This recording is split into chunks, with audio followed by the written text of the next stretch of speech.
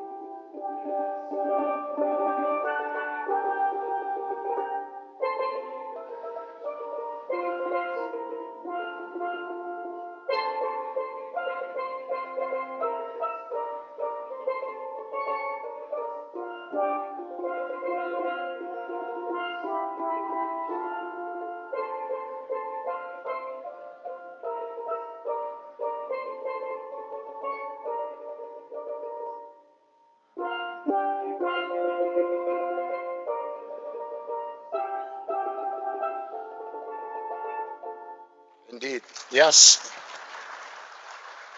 Yes. Thank you, Neela. We could, of course, take to our seats. And I guess in that regard, together we aspire, together we achieve. We were able to all come and lend a hand. I recognize we have some beautiful voices here this morning, so we give thanks. We give thanks. Thank you so much, Neela. Let's acknowledge the presence this morning before we get officially started and get into the formalities. We acknowledge the presence of all dignitaries in our presence. The Honorable Lisa Morris Julian, Minister in the Ministry of Education, here with us this morning. His Excellency Didier Chabert, Ambassador of the French Republic. Ms. Sandra Fraser, Ministry of Energy and Energy Industries, Permanent Secretary. Members of the Hydrogen Research Collaborative, Dr. Bisham Ramlal, Dean, Faculty of Engineering here at UWI. Mr. Philip Julian, Chairman, Kenneth J. Green Limited. Professor Prakash Prasad, President of UTT. Sponsor heads, of course, all companies, all those who made today possible, we thank you for your collaboration. Distinguished speakers present and those who will join us online, specially invited guests, students, and online attendees, members of the media. On behalf of the Hydrogen Research Collaborative, a research and development consortium focused on developing new hydrogen opportunities. We would like to welcome you to the inaugural Hydrogen Symposium, ladies and gentlemen. Now, the symposium will focus on bringing together academia and industry towards realizing the shared objective and addressing the challenges and opportunities associated with the global energy transition, and by extension, the key role that new hydrogen plays in this transition, both in the local and regional economies. Locally, addressing the challenges to meet natural gas demand through alternative sources of hydrogen. Regionally, increasing the availability of renewable energy at scale as a generator of new hydrogen. And globally, addressing the rapidly developing standards for carbon-intensive products and reduction of emissions linked to climate change. This event is being brought to you through the collaborative efforts of KNSJ Green Limited, the University of the West Indies, and the University of Trinidad and Tobago. Now, for further context, I want to again truly elaborate the importance of everyone's presence, especially the next generation, the future, the young people here in the audience. We acknowledge your involvement. We trust that you will continue to pass the baton on. Well, we'll pass the baton to you for you to continue the great work. And in that regard, let me establish that under the UN, I did some research on this. Youth is described, or at least put into context, persons, let's say 15 to 24, thereabout. So for those of you in that bracket, listen up, be empowered after today. Anybody outside of that bracket, that 15 to 24, we are considered in local terms hardback, man and woman. All right, so it's for us to pass the baton to you, to the youngsters in the audience, and by all means, when it's time for questions and answers, and we want you to get involved, ask questions, and talk to all these industry professionals here with us this morning. To give us some context and to give us some welcome remarks and put things in perspective, let me welcome for the opening remarks the Dean in the Faculty of Engineering here at UE. Let's give a warm welcome to Dr. Bisham Ramlal.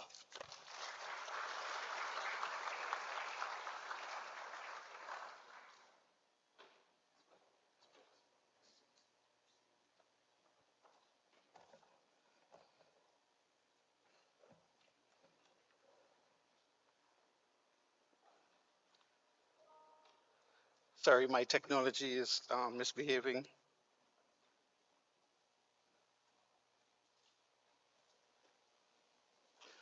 Good morning, everyone.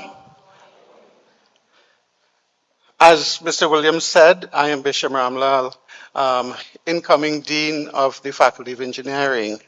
And although we have established protocol, I still feel we need to recognize a few other people. So, Honorable Minister Lisa Morris-Julian, Minister in the Ministry of Education, Professor Kenneth Julian, who is with us and who is going to receive a special honor this afternoon. Emeritus Professor, one of our original deans in the Faculty of Engineering. It's good to see you and good to meet you after so many years again. Permanent secretaries, deputy permanent secretaries, Professor Clement Imbe, who is chair of the University of Trinidad and Tobago and also chair of the Hydrogen Research Collaborative, Professor Prakash Prasad, one of our colleagues, I know him for quite a while, President of UTT, our many expert speakers, Mr. Philip Julian, KNSJ Green Limited, Dr. Devon Gardner, Head of Technical Programs, CCREE, sponsors, colleagues, students, members of the Diplomatic Corps, members of the media, distinguished ladies and gentlemen. On behalf of Campus Principal and Pro-Vice Chancellor, Professor Rosemary Bell Antoine, I'd like to welcome you to the University of the West Indies, St. Augustine, and especially to the Faculty of Engineering. I am very pleased to see all of you here uh, because for me, after 5 weeks of assuming office, I see this as the things that we really need to focus on. I believe in research clusters. I believe in collaboration. So I am exceedingly happy to see all of you here. I wish to congratulate all of you for agreeing to participate in this truly wonderful initiative. I think it's historic that we can work on something that involves youth, academia, and towards energy integration across the Caribbean region. Let's face it that climate change is impacting all of us. We are experiencing the extreme heat. We are experiencing the intense rainfall that often leads to flooding that we are all impacted by. We are we should be concerned with the coastal inundation and the saltwater intrusion that is taking place as a result of climate change. We are seeing the more intense storms and hurricanes that are impacting all of us in the region. While the Caribbean may not have contributed as significantly as some other jurisdictions, we cannot sit by and say, well, it's not our problem. We didn't create it. We need to think about what we can do to address these many challenges that are before us. One of the things we must also recognize, we are a little more than halfway through the 2030 agenda. And the United Nations over the last weekend admitted that we have only achieved 15% of the objectives of the SDGs. 15%. That means that we have a lot of work to do. And therefore, it is incumbent on us as a people, as a region, to do things to address many of those issues. That means that we need to collaborate. We need to leverage the resources that we do have to make sure that we can work together to address these issues. And I'm very pleased that we can work across institutions, work across sectors, work across countries, and most importantly, to work across generations to make sure that we can address the many challenges that we have. I had a look at today's agenda, and I'm very excited. To me, it's something that we can really grow from. This is the start of a journey, and every journey starts with the first step. And this to me is a really wonderful first step. I'm happy to see the kinds of sponsorship, the support that we're getting from across the region and across sectors. So I look forward to the deliberations today. I look forward to the learning, because for me, I come from geomatics engineering, and this is something that is a little bit different from me. So I look forward to the learning, and I want again to welcome you to UE and to the Faculty of Engineering, and to wish you every success, and I look forward to the results. If I want to commit the Faculty of Engineering, certainly as Dean, I would like to commit the Faculty of Engineering to this initiative and to say that whatever we can do to support our colleagues and support this effort, I am happy and prepared to do what I can to support. So thanks again, welcome, and every success.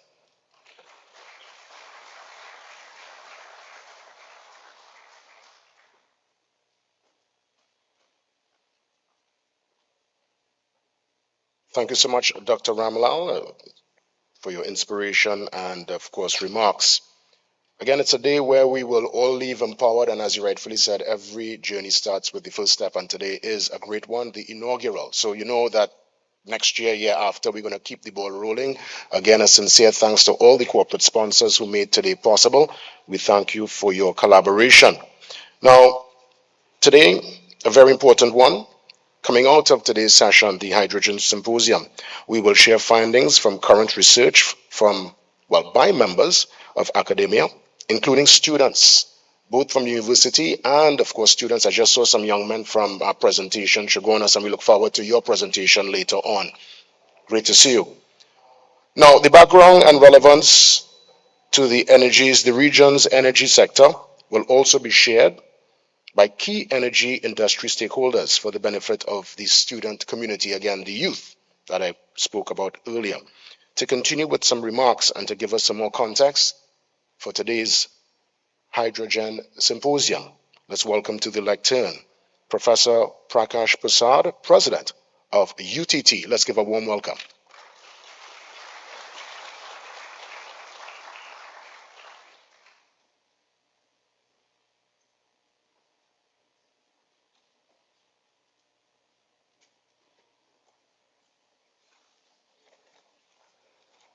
Let me extend salutations to this distinguished, august, and powerful audience here. Salutations to all.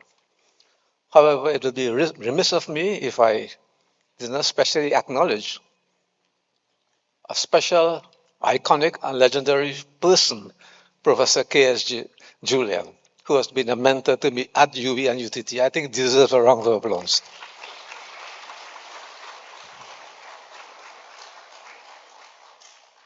At the outset, let me offer sincere congratulations to the chairman of this symposium, Professor Clement Ombier, and his organizing committee.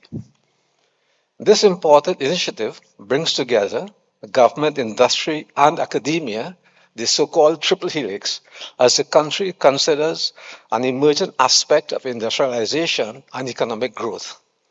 It is especially pleasing to see the close collaboration between UTT and UE.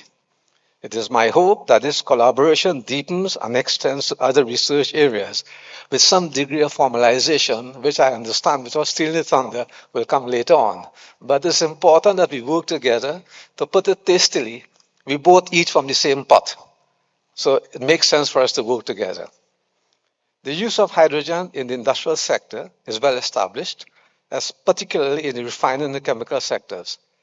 But in response to the need to reduce the carbon footprint, GHG emissions, to mitigate climate change, the production and uses of hydrogen are being revisited, with hydrogen being produced, being classified and differentiated by different names. And this comes about by looking at the feedstock, the energy sources, and the production technologies. This has resulted in the colorless gas being categorized by colors. So now we have white hydrogen, brown hydrogen, black hydrogen, yellow hydrogen, turquoise hydrogen, pink, red, purple hydrogen, in addition to the more well-known green, blue, and gray hydrogen. Who says engineers don't have a sense of humor? Here in Trinidad and Tobago, we can produce gray, blue, and green hydrogen. The first two can leverage existing technologies and infrastructure together with emergent ones in carbon capture and storage. The production of green hydrogen utilizing renewable technologies may be technically feasible in Trinidad and Tobago and indeed in the Caribbean, as we possess adequate solar resources in addition to good potential in wave and wind energy. And what is less known, wind is more popular. Wave is actually concentrated wind energy, and it has been classified as a medium source, energy source in the Caribbean. It would be prudent to examine critically the costs associated with the production of each type of hydrogen, inclusive of the impact on the environment, matching it with the usage in mind, whilst evaluating the potential economic growth and job creation in each case. Thus, a multidisciplinary team to conduct the necessary studies will be essential so that we can optimize and maximize the potential gains of invested in this emerging field. The world has begun the transition to one of mixed energy sources, and it is good that we have begun the process here to ensure that we are not left behind.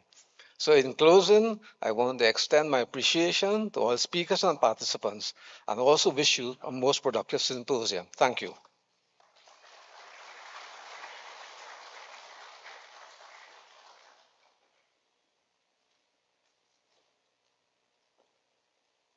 short and impactful remarks from Professor Posada. Thank you so much. Now, yesterday on the Morning Brew, I had two amazing guests. That was Professor Imbert and, of course, the gentleman we're going to hear from next. And they spoke with passion, and that passion will turn into purpose once we all take heed. And let's, of course, embrace what's about to happen on stage as we get the remarks concerning the context. We're going to set the context at this point in time. It's the call to arms, environmental and economical imperative. We welcome the chairman of Kenneth J. Green Limited. Let's give a warm welcome to the lectern to Mr. Philip Julian.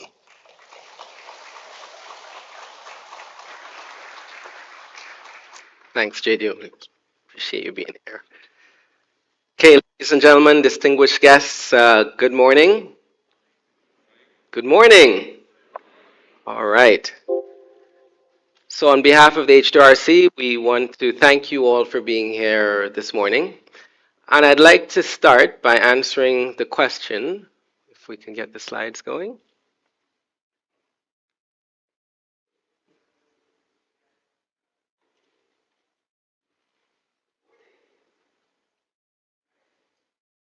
I'm pretty sure this one isn't. There we go. Excellent. So I'm here to set the context for today. And starting with the most important question that is on probably the students' minds that are here today. And the answer is yes, there is free lunch being provided. Just don't lose your lunch if I don't have this. All right. But seriously, folks, let's take a moment to thank all of the amazing sponsors who made your free lunch possible and today your free event. Let's give them a round of applause, shall we? Thank you very much, guys. So let's get on to why we're really here and what a mix today. What is here today? Is it the hype around hydrogen? Is it, people interested to find out what is this symposium? But really, why are you here? And more importantly, why should you care? I think we can all agree that the fundamental reason why we all should care is that the world is in a global environmental crisis. You just have to take a walk outside, either here or other parts of the world, to recognize that we are in crisis. Regionally, the sad is one of the major culprits for the environmental crisis, which is greenhouse gases, comes from the utilization of fossil fuels. And the irony is, with largely the exception of Trinidad, many of our Caribbean islands are dependent on the import of that very same fossil fuel that we are the most vulnerable to with regard to the climate changes that it contributes to.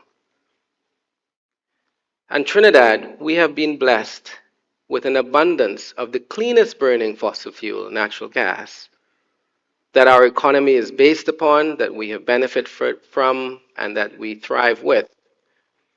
But the reality is, Trinidad and Tobago in particular is facing what's known as a perfect storm. Our abundant natural gas reserves are not as abundant as they once were. Those of us in the industry who know the numbers are alarmed. There's a lot of work being done by the government to try and replenish, but the reality is they are dwindling. When you couple that with the government's commitment, their righteous commitment to contribute to countering the global environmental crisis through the Paris Accord, ironically, that also calls for less utilization of that same fossil fuel that we thrive on as a nation.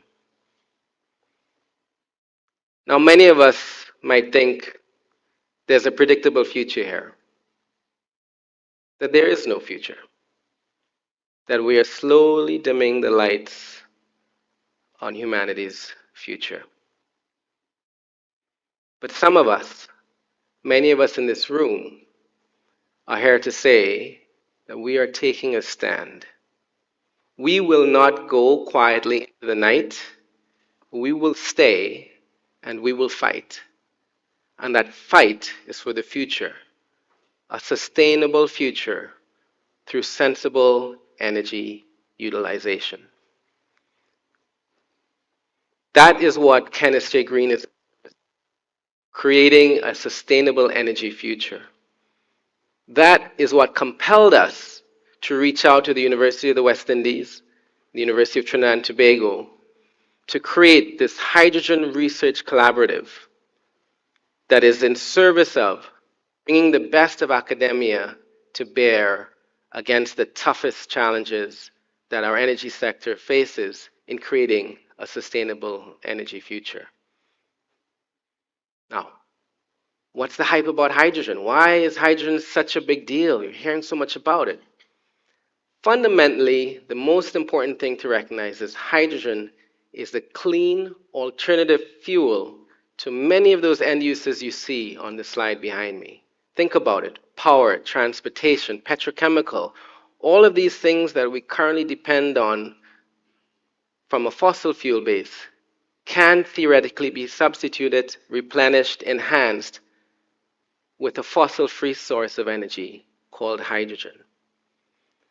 And what makes the different colors hydrogen, or what makes hydrogen so special, even more special, and I'll pick on one color so we don't get too confused. Let's call it green hydrogen.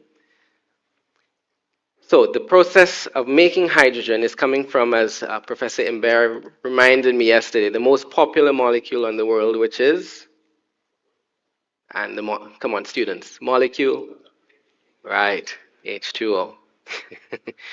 If you pass a stream of electricity through H2O, it breaks down into its two components, hydrogen, which is fossil fuel saving, and oxygen, which is life-giving. And if that stream of electricity that you use to create that hydrogen and oxygen comes from a fossil-free source, such as solar, wind, energy-efficient heat, geothermal, hydro, then you've created a fossil-free way of creating a fossil-free fuel. And that's the magic of what we're talking about here today. And before I go on, I want to take a moment to hail out the students from Presentation College, Chaguanas. Are you here? Can you stand for me? All right, take a look at these guys, folks. Now, they are our specially invited guests because they took it upon themselves as part of a global robotics challenge to answer the call to humanity as how you could improve humanity by having them create this electrolysis process. And you all will have the benefit of seeing their work on the exhibit floor during the break. So again, well done, guys. So, globally, the world is caught on. There's a growing and massive demand for this green hydrogen, multicolored hydrogen. The demand is through the roof. Regionally, what this opens up for countries like Dominica and Nevis, for example, sitting on significant geothermal reserves, they're sitting on a surplus of renewable energy that can now be converted into an internationally sought after commodity known as green hydrogen, that not only improves their own economies, but improves their self-reliance on energy. And locally, ladies and gentlemen, what it creates for us as a country is an additional alternative feedstock to our natural gas that can be used to bolster the diminished supplies of natural gas to our much needed ammonia and methanol sectors. That business opportunity, that economic opportunity, is what drove Kenneth J. Green to conceptualize the NewGen project, which stands to be one of the first and the largest low-carbon hydrogen-producing facilities in the world.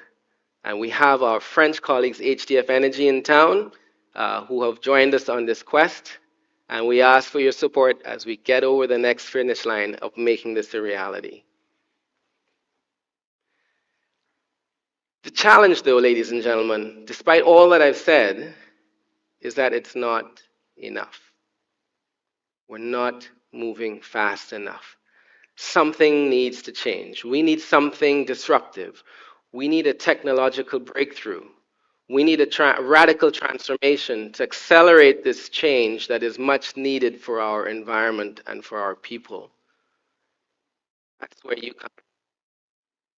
The blending of the academic intellectual prowess into solving the energy challenge of how do we make more hydrogen faster is where the H2RC lives.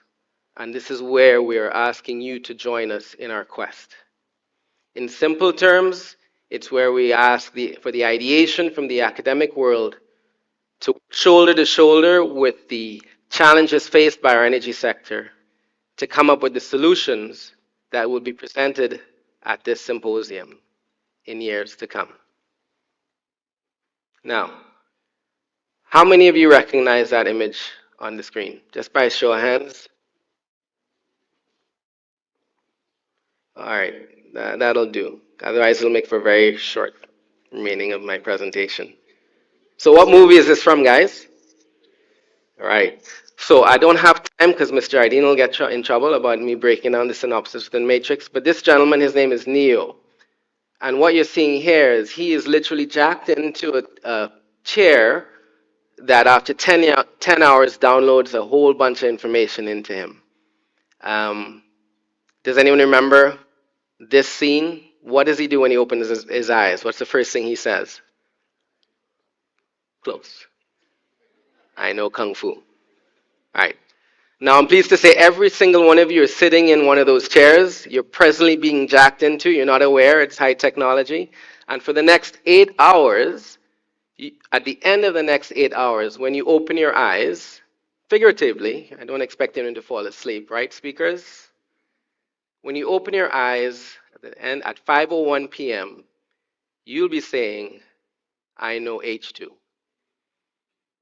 The next 8 is your opportunity to become masters of all things hydrogen, because we at the H2RC are looking for hydrogen warriors. We are looking for people to join us in this journey as we defy the odds and create possibility out of the impossible. Now, why am I so comfortable about this? Again, this terminology is, Neo is faced with a choice. I am asking people to choose the red pill, which means you join us shoulder to shoulder. The other pillar for people who are saying, well, it's somebody else's problem.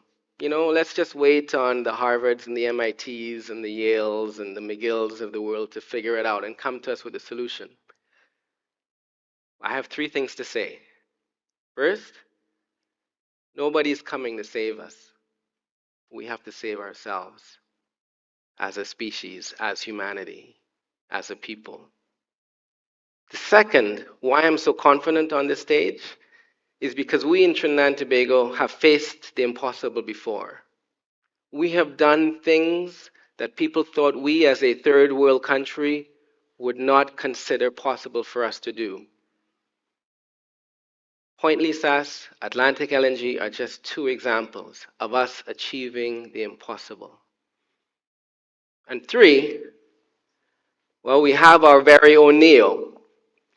For those of you who don't know Professor Julian, who is my father, so I am slightly biased, but I'm the second or third name to mention it, so that's okay. He was the Neo of our energy sector. He was the one. He was the one that people look to make things happen. And for those of you who may not know the Matrix, but may know Marvel Comics, he is the Stan Lee of the energy sector. And these are the superheroes he helped create. And just like Stan Lee, he is making a cameo appearance today. And again, on behalf of everyone in the audience, Professor Julian, we wish to thank you for all that you have done for our country. Thank you.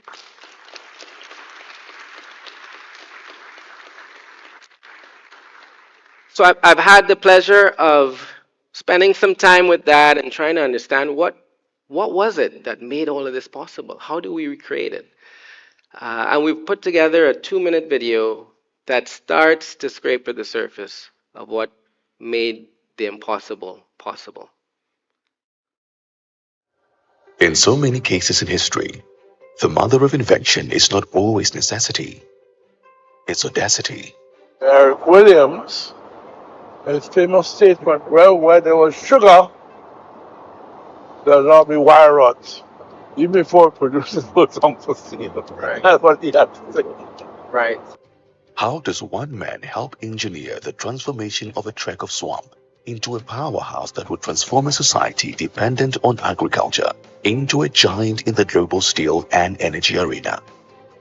In September of 2022, almost 56 years to the day, after the Point Lisa's Industrial Port Development Corporation was incorporated, we return to the estate with one of its pioneering figures and visionaries. Ingenuity.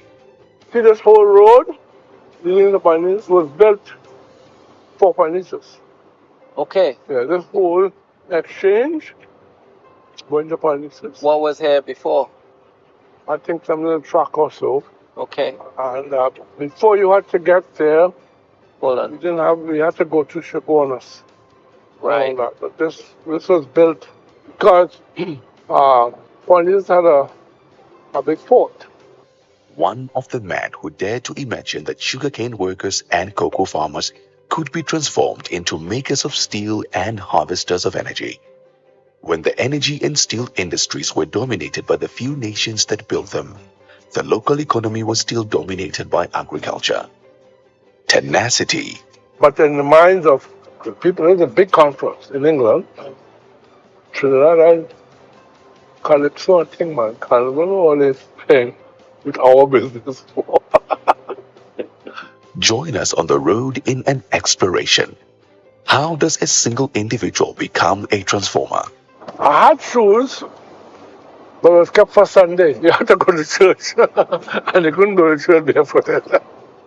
Professor Ken Julian, educator, electrical engineer, visionary, a change maker. Identity. We have something that a lot of countries do not have. How we got it, I don't know, but we have something here that is very precious, not fully utilized, but very precious. Part of the challenge of motivating young people is for some of these stories to be told. Transformer. Engineering the future of a nation.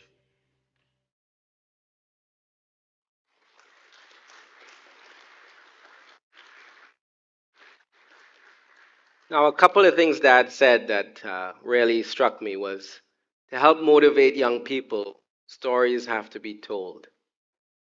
And I'm pleased to say that today, every single one of you should have received a gift courtesy of the Hero and the Proman of a comic book that is essentially the origin story of Professor Julian. I encourage you all to read it. And, well, I'll just say that Professor Julian is here, and we do have a Sharpie, but I'm going to get in trouble for saying that. He's 91 years young, folks, so please take it gentle on him. A couple weeks ago. So, if I had to say there was one thing that Dad has said over the years that struck me as the one thing that made him help lead the impossibility into reality.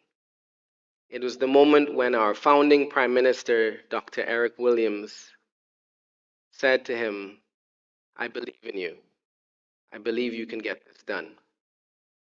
And he took that belief and he shared with his countrymen, and they created the possible out of the impossible. And today, on behalf of the H2RC, I am here to say that we believe in you. We believe, like in the past, our country, our region can make a profound difference to the challenges that we face. And the process for the engineers in the world is very simple. Energy sector comes to H2RC with challenges. Academia comes to HRC with ideas. Together, we co-create solutions, and they're presented right here on this stage every year for us all to determine whether it's to be implemented by the energy sector or whether it's to be modified. It's kind of like a hydrogen shark tank. So that's the way to think of the symposium. But in closing, everyone likes to say, and I agree, that hydrogen is the game changer for the Caribbean region. What I prefer to say is that the Caribbean region is the game changer for hydrogen. That we can show the rest of the world what we have in the past when we come together in service of a common cause of creating a sustainable energy future for all. Because one of you might not only change the world, you might just save it too. Ladies and gentlemen, I thank you very much.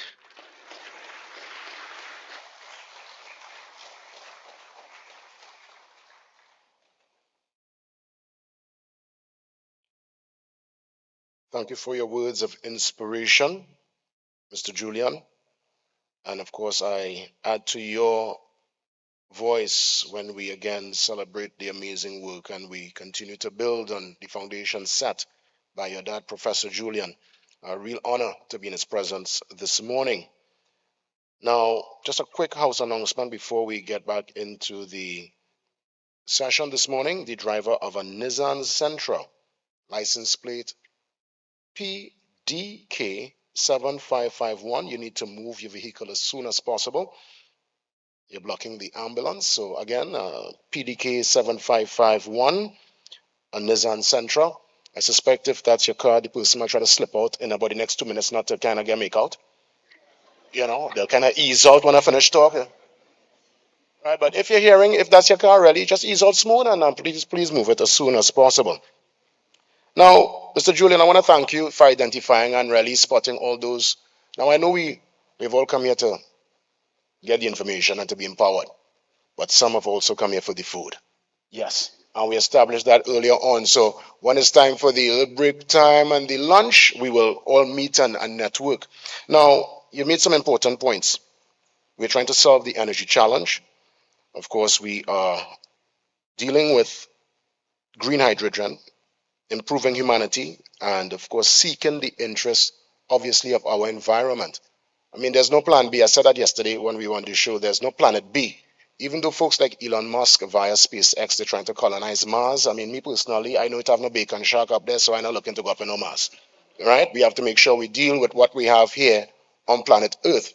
So, in that regard, we want to continue with the great conversations, and let's welcome to give some more perspective this morning, to give the keynote address, and the theme is emerging regional green hydrogen.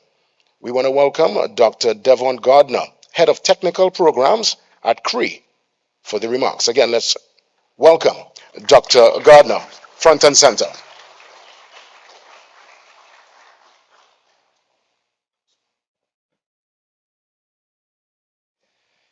Thank you very much, Mr. Moderator. All protocols observed. Ladies and gentlemen, good morning.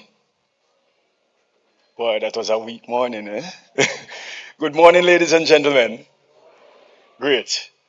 Let me start by congratulating the collaborative H2RC for this event. The fact is that this event is consistent with one of the goals that we sought to establish in 2017 when I was at the CARICOM Secretariat and as part of the what we call Regional Universities Network for Sustainable Energy within the Caribbean. In fact, both UTT and the University of the West Indies, UWI, are members of that network. And that network is a loose functional cooperation mechanism that was developed to enhance cooperation and collaboration around those issues that were considered to be central to the energy transition within the CARICOM region. And that network constitutes universities from as far as the Bahamas in the north to Suriname in the south to Belize in the west, and of course the UWI campus in Keyville in the east. All the national universities as well as UWI are members of this network and have been cooperating around things like,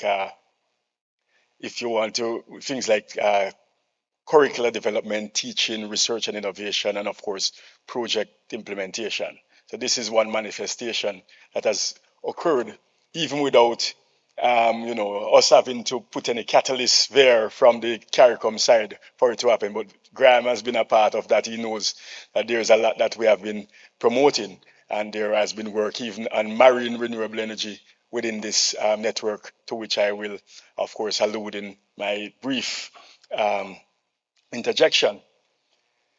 The fact is that, and Philip alluded to it earlier, the Caribbean countries, CARICOM countries, with the exception of Trinidad and Tobago, have paid dearly for their energy security.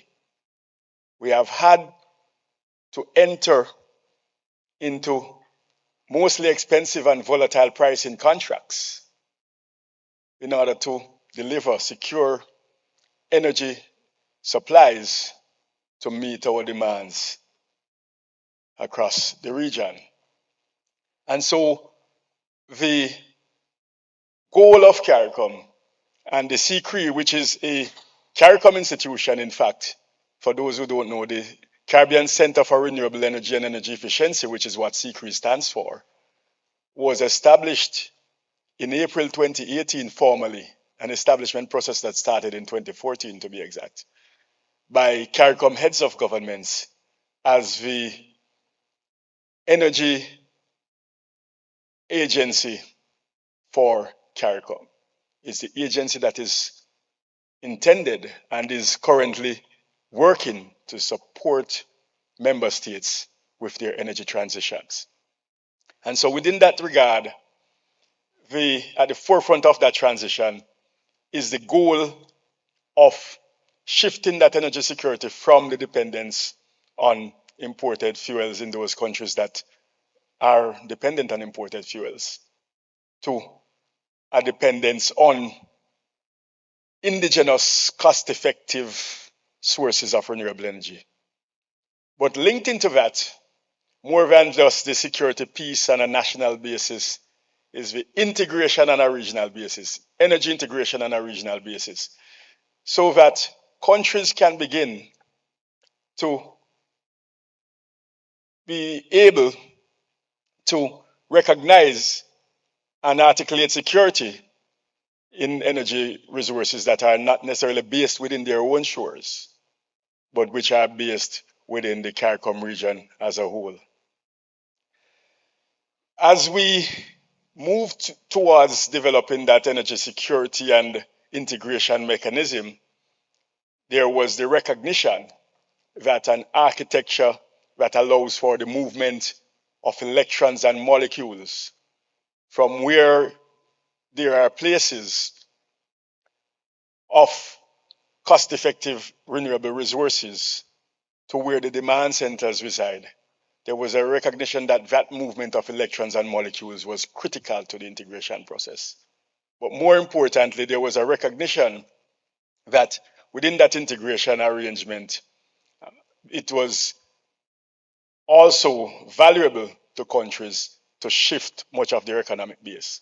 So if we go back to the slides where I will pretty much just show you the approach that we have been taking as we build out much of this energy integration process, it's really about figuring out to a large extent how to mix and match the existing renewable resources with the demand centers, firstly, to ensure that the Caribbean region as a whole is capable of meeting its own needs, but more critically, to look at an energy export trajectory where countries may not necessarily only supply themselves and the region, but rather supply global demand in energy intensive commodities as well as energy carriers themselves like hydrogen, as Philip spoke about.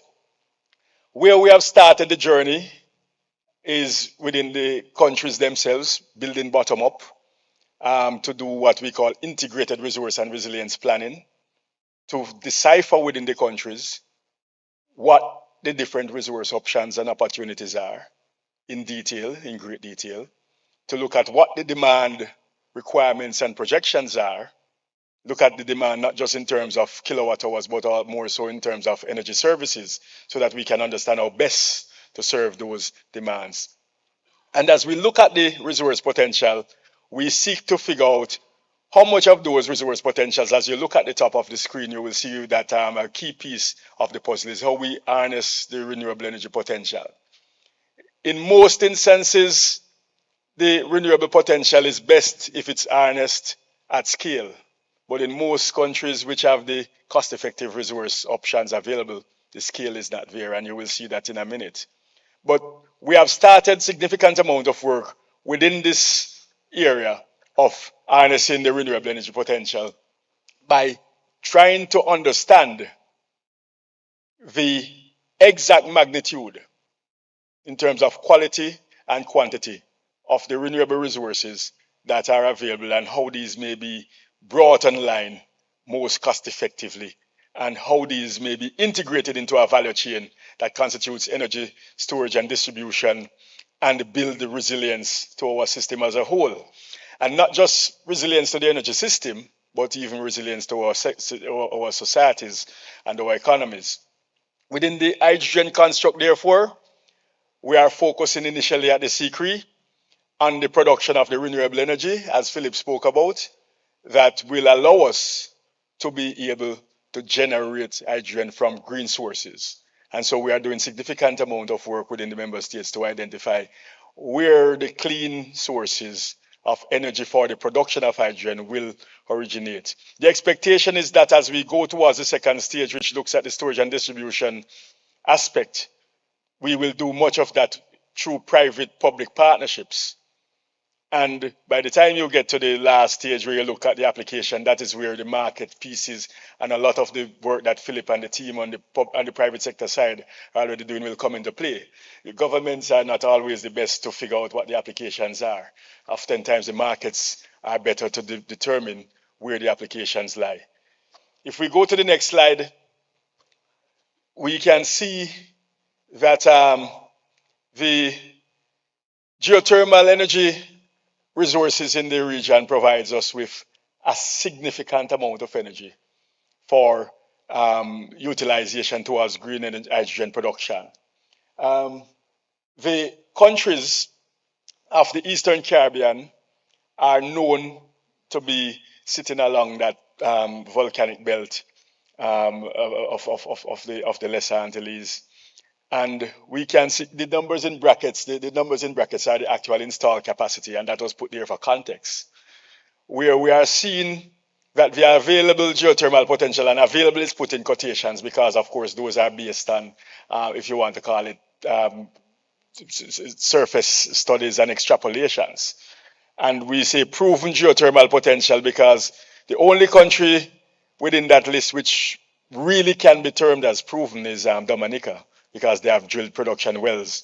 Others are called proven, but of course these are from, if you want to call it, exploratory wells, which you know can change at any point in time. But so Dominica and St. Vincent and the Grenadines, St. Vincent did drill a production well that proved 2 megawatts of capacity, but of course it's not significant.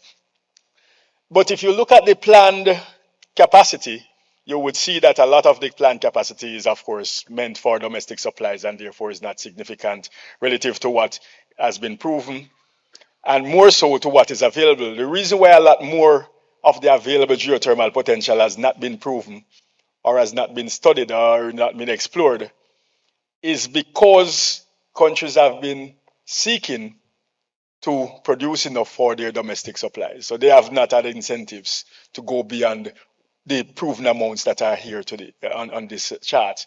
But if there is the opportunity for energy integration and the movement of either electrons or molecules, especially within the context of hydrogen, green molecules, hydrogen and hydrogen-based fuels, then that available geothermal potential will quickly start shifting over in many instances to proven geothermal potential, as there would be incentives to prove what we believe to be available. If we go to the next slide, we see the offshore wind situation, which is another of the areas that we are focusing on, because we recognize that many of the countries are able to produce their domestic supplies of renewables from onshore resources such as solar and onshore wind, and in some instances hydro. Certainly the geothermal countries will include geothermal in their mix. But we recognize that the countries sit on an enormous amount of wind resources in their exclusive economic zones. And with the types of progress that we have seen in offshore wind over the last 10 years, we believe the Caribbean is ripe for the taking as far as the exploration and exploitation of offshore wind is concerned. And this shows what we believe some of those available potentials could look like, gigawatts scale, as you would notice, and these are for fixed offshore wind. We're not even talking about deep sea floating and even shallow floating turbines. We're talking about fixed turbines in this case. If you start talking about floating turbines, then you may increase that potential by an order of magnitude. And we see that Trinidad and Tobago numbers among the countries that are most, that have significant potential, that is most potential rich. So too, countries like the Bahamas, Antigua and Barbuda, where available potential is concerned. And we have looked at identifying what the developable potential is by doing some levels of pre-screening, if you want to call it that, trying to take away the shipping lanes and some of the areas that are being used for other purposes like recreation and tourism and oil explorations and so on to see. And when we filter out those areas that are unavailable because of other uses, we end up with around 16.6 gigawatts of developable potential. And when we start to think about what is planned, there's not much. And as a result of that, this is an area where we are doing a lot of focus. We are actually building, as we speak, an offshore wind strategy for the region. We are doing a significant amount of studies, working also with Trinidad and Tobago, which is doing its own work around offshore wind potential assessments. The intention is that by 2030, we would have at least one flagship project, and we are working very closely with a number of partners, including the UK FCDO and the IDB, the CDB, and and among others, the Carbon Trust, Aquaterra, and a number of our development partners. And there is a consensus among the development partners and ourselves that by 2030 we would have at least two what we refer to as flagship projects. We would have two flagship projects by 2030. One of those flagship projects we expect to be in Antigua and Barbuda, and one we expect to be in Nevis, in and around St. Kitts and Nevis. Potentially, there is also opportunity to discuss the as flagship project also emerging in Trinidad and Tobago, because we'd be keen to also look to see whether or not we could include Trinidad and Tobago in that flagship program. And if you go to the last slide, we will see that one of these flagships are what we call the Lighthouse Project of Antigua and Barbuda, for instance. If we are looking at something where we are, I think the numbers have jumped off there, but we are looking at a development of around of around, let's say, about 100 megawatts. We are looking at about 100 megawatts of offshore wind in Antigua. That 100 megawatts of wind in Antigua would produce around 46 cubic meters. So that 1755 is an error. It should be 100 megawatts. Would produce around 46.3 cubic meters of hydrogen. And that would come at, of course, at costs of $1.2 billion, both in respect to electricity that would be produced. We would be producing from that 100 megawatts of electricity plus 46.3 cubic meters per hour of hydrogen. And that is what we are targeting as a flagship project. We have done some amount of pre-feasibility in that work already, and we are currently developing detailed assessments over the next couple of years. The key, ladies and gentlemen, in terms of the approach that we are taking is really to see how best we can utilize the resources, the renewable resource opportunities that the countries have to transform their economies, not just to produce energy for domestic use, but to transform their economies. As we speak about climate change, the countries are dependent on the most climate sensitive economic activities: agriculture, fisheries, tourism. If it's too hot, those economic activities suffer. If it's a drought, they suffer. Hotel and tourism doesn't work when you have droughts because you need water for the hotels to function effectively. When you have heat waves, tourism is not conducive to good tourism. Tourists are not happy to come into a country and go out and enjoy and explore the country when there are heat waves. And when there are drought, agriculture suffers. We know what's happening with fisheries as it regards sea level temperature increases. So we live in countries that are based on economies that are very climate sensitive. We believe that by transitioning these countries towards these kinds of economic progress projects, we will be able to diversify to less climate dependent economies, and that is where the future of the Caribbean lies.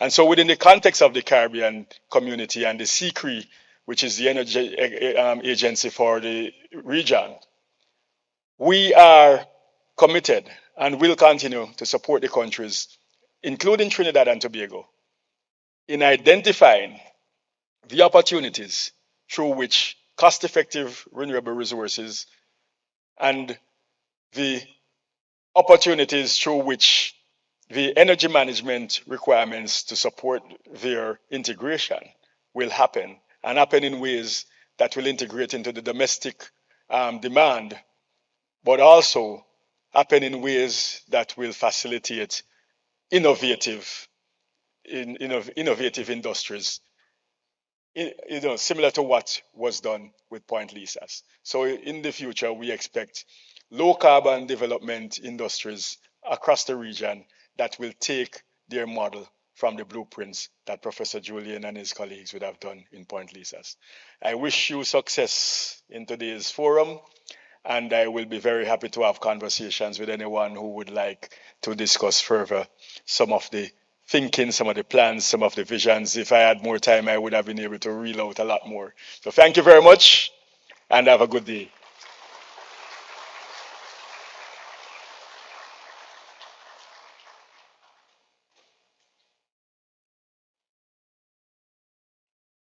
Thank you again for the words and the expertise. A message there from CCRE. Thank you very much to Dr. Gardner. We're getting ready for the feature address, and at this point in time, we call on the minister in the Ministry of Education, and the theme for the feature address is Trinidad and Tobago's historical pioneering leadership in energy and education. It's in your DNA. Let's give a warm welcome this morning to Lisa Morris Julian.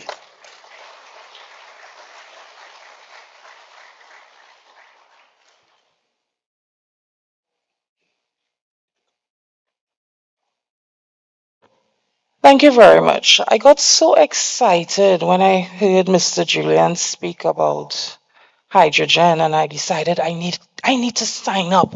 I have to be part of this revolution. Then I remembered I had an English degree. But don't worry. I'm sure you need a copywriter or two somewhere along the line. So let me acknowledge my parliamentary colleague, Mr. Rushton Parry, that I saw in the audience from the lovely constituency of Mayaro. And I must acknowledge Professor Julian, and I think we need to give him a round of applause because this gentleman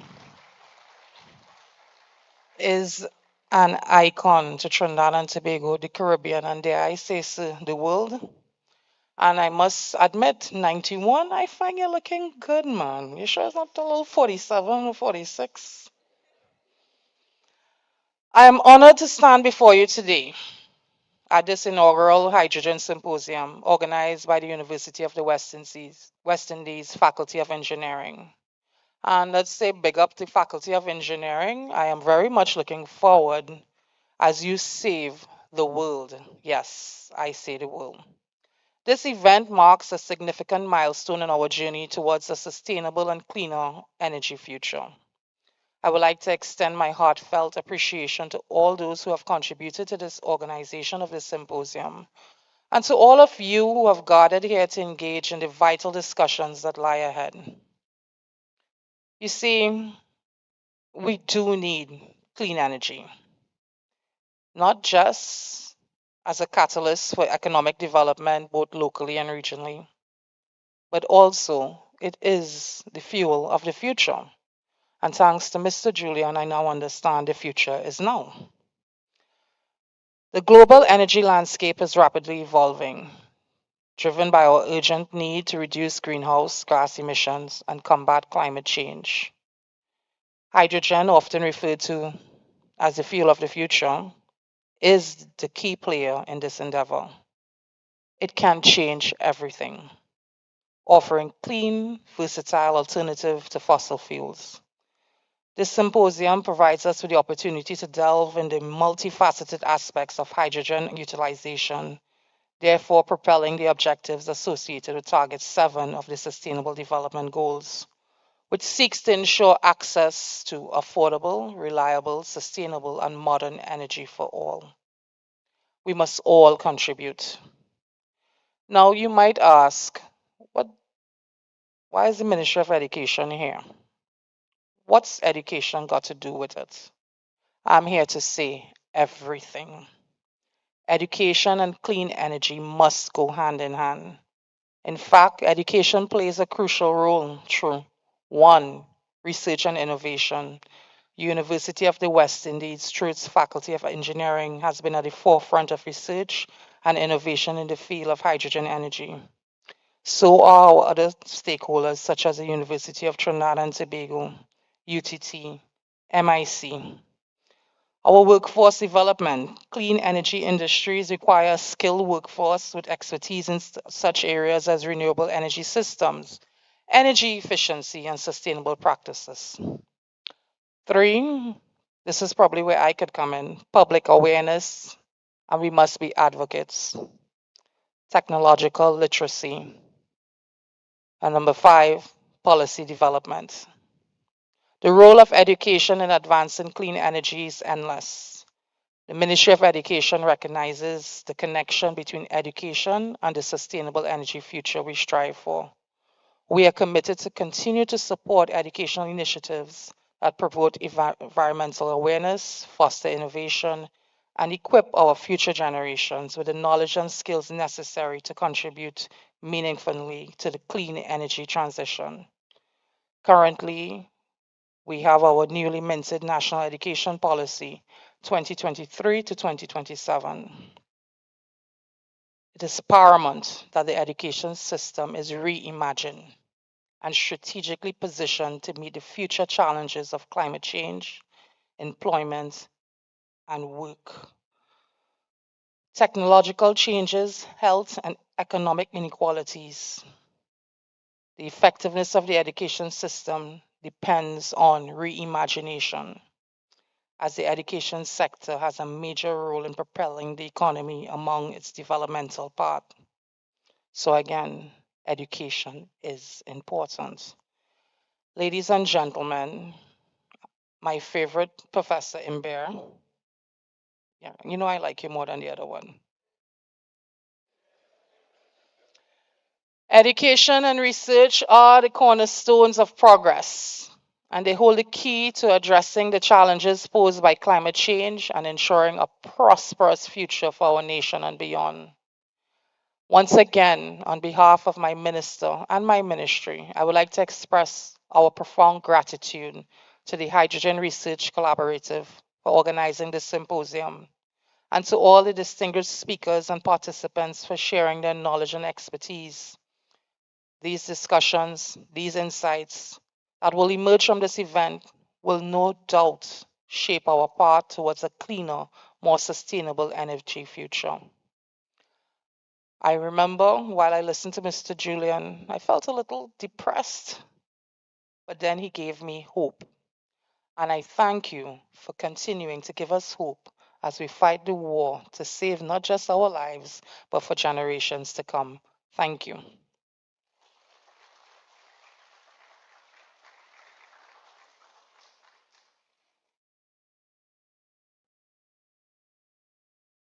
Minister in the Ministry of Education, the Honorable Lisa Morris Julian, with the feature address.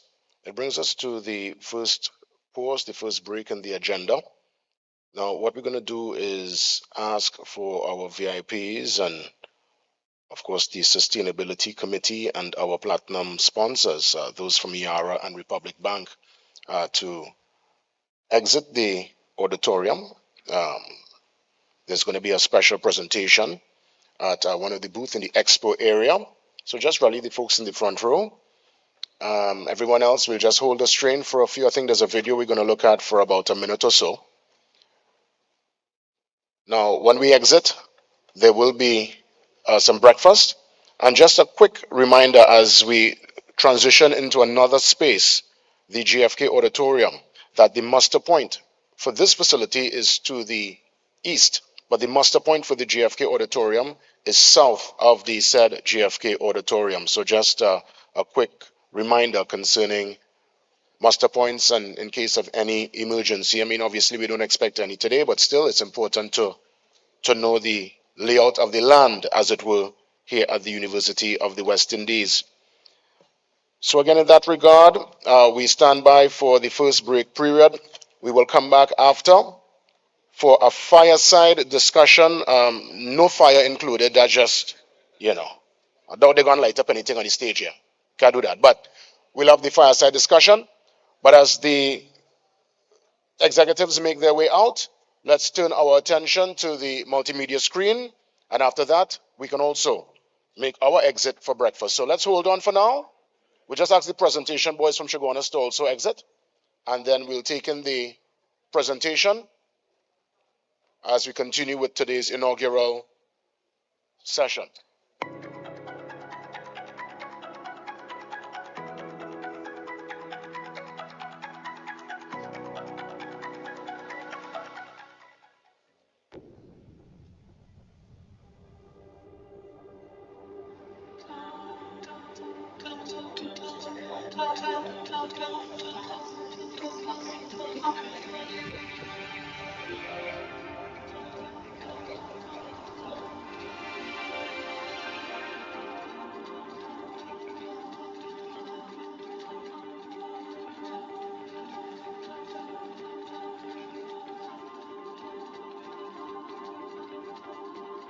Did you know that Earth has a pulse?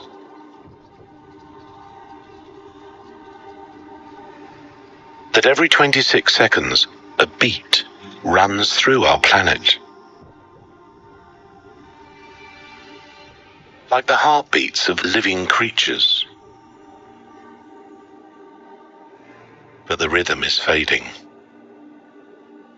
Species are disappearing.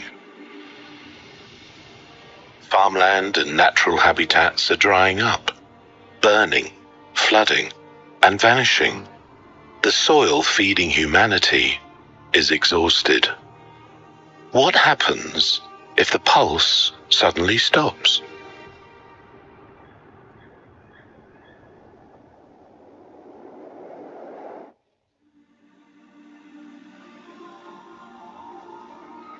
We must challenge the habits of how we grow and bring food to the table.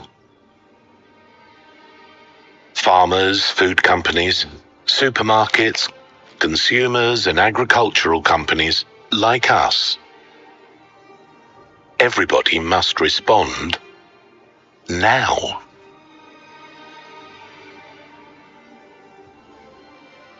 At Yarrow, we know we have a responsibility to lead this change.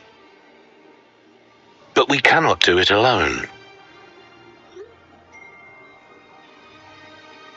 Together, we can find the courage to grow a nature-positive food future.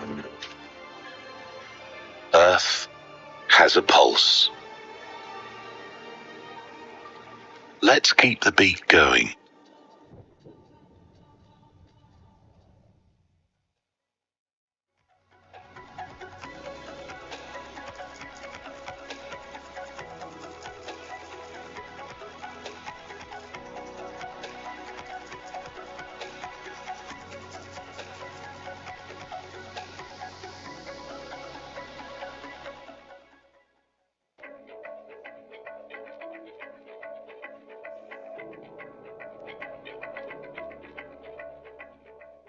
We all have a role to play in ensuring that as the world goes forward, that it goes forward in the most equitable manner possible, and that it goes forward in the most sustainable manner possible.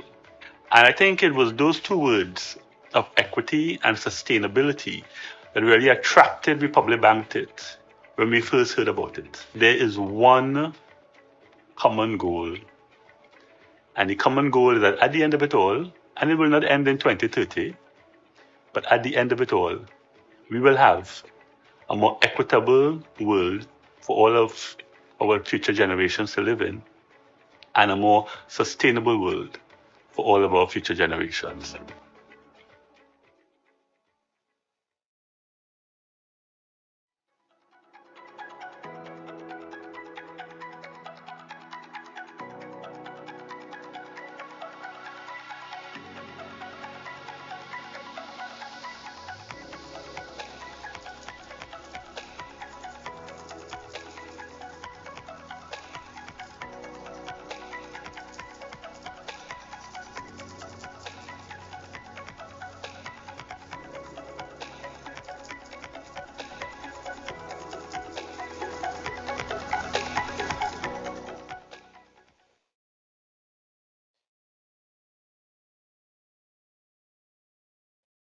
So again, word from all our sponsors. We thank you so much for your collaboration. Thank you again for your patience. Now we could go now for the breakfast. Of course, those with the chits, feel free. Just look for the sign that says food.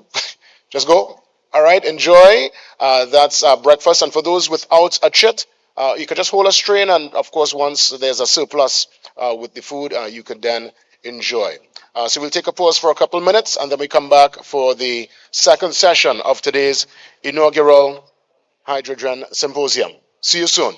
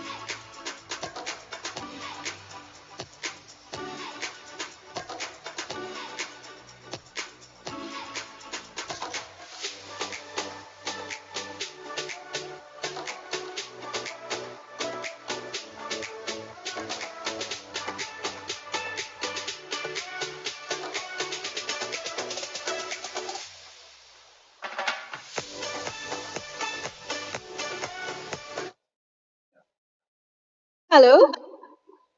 Hi. Good.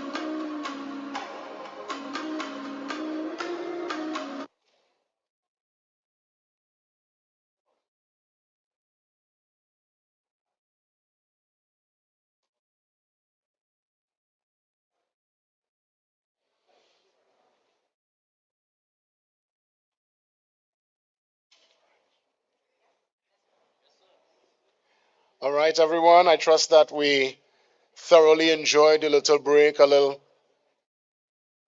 ease in the early morning momentum.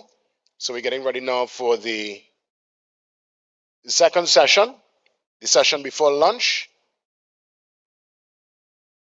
We'll start things off with the fireside discussion, as I said earlier, minus the actual fire. So we look forward to impactful discussions, rapid discussions, as we welcome two major players. And their theme this morning would be the hydrogen demand of today. A very important discussion indeed. And we welcome to lead us in that regard. Let's give a warm welcome to the Technical Director of KNSJ Green Limited, Mr. Anthony Holder, and the President of Yara Trinidad, one of our major sponsors making this possible today. And we say many, many thanks. We give a warm welcome to Mr. Trevano Mowasi. Mr. Mowasi and Mr. Holder, welcome. Fireside discussion minus the fire.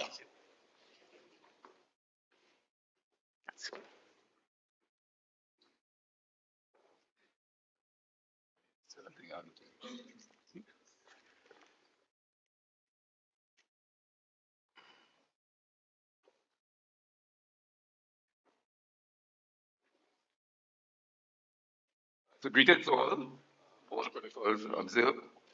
As mentioned, Anthony Holder, Technical Director, KNSJ Green Limited. I'm a chemical engineer by profession with 40 years in the energy sector, covering petroleum refining, production, engineering delivery, and spanning roles in technical operations, plant management, executive leadership. KNSJ Green, as Philip mentioned, is in the business of in the Caribbean's energy transition through development of a pipeline of viable decarbonizing and green project opportunities.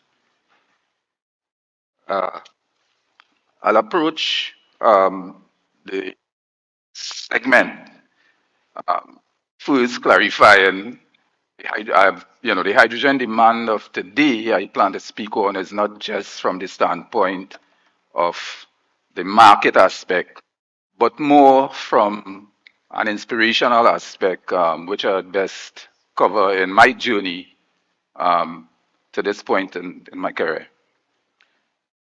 Former student of presentation, college Chagonas, that because I know we have some students here in display of the robotics. I would have studied at UE right here between the period 1976 and 1979.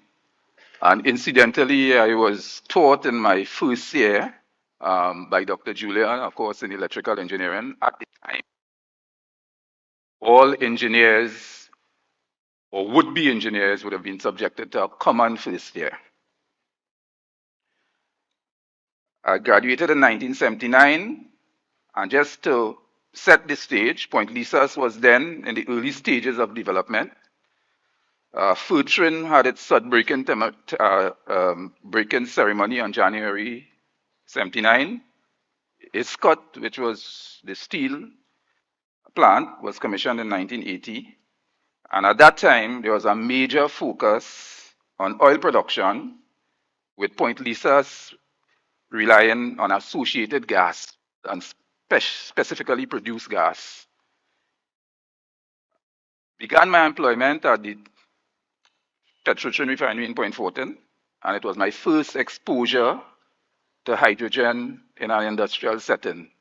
The two specific processes involved were naphtha catalytic reforming and kerosene hydrogenation, which used hydrogen in circulation as part of the reactions. It was Trintup became Petrotrin, and in the period 1992 to 1996, I was involved in a refinery upgrade project, which involved the construction of a hydrogen plant. That plant required to supply to a converted gas oil hydrotreater which was made into a mild hydrocracking unit, and previously had its supply of hydrogen out of FedChem, but that was no longer available then. In 1997, moved on to what was then PCS Nitrogen, and got involved in the engineering side of ammonia manufacture. At that time, the S04 plant was in construction, and it came on stream in 1998. And that very year, so coming on stream was what was the farmland project now known as PLNL. In 2001, I moved on to IPSL, which is now Proman. And at that time, again, there was a large-scale ammonia plant being constructed, the CNC plant, and that was followed 2 years later in 2004 with the N2000 plant coming on stream. Lisa, at this time, was a hub of petrochemical plants with more projects in development, and this was supported by offshore gas production with the economy transition from oil-based to gas-based and relying largely on ammonia, methanol, and LNG exports. The hydrogen connection.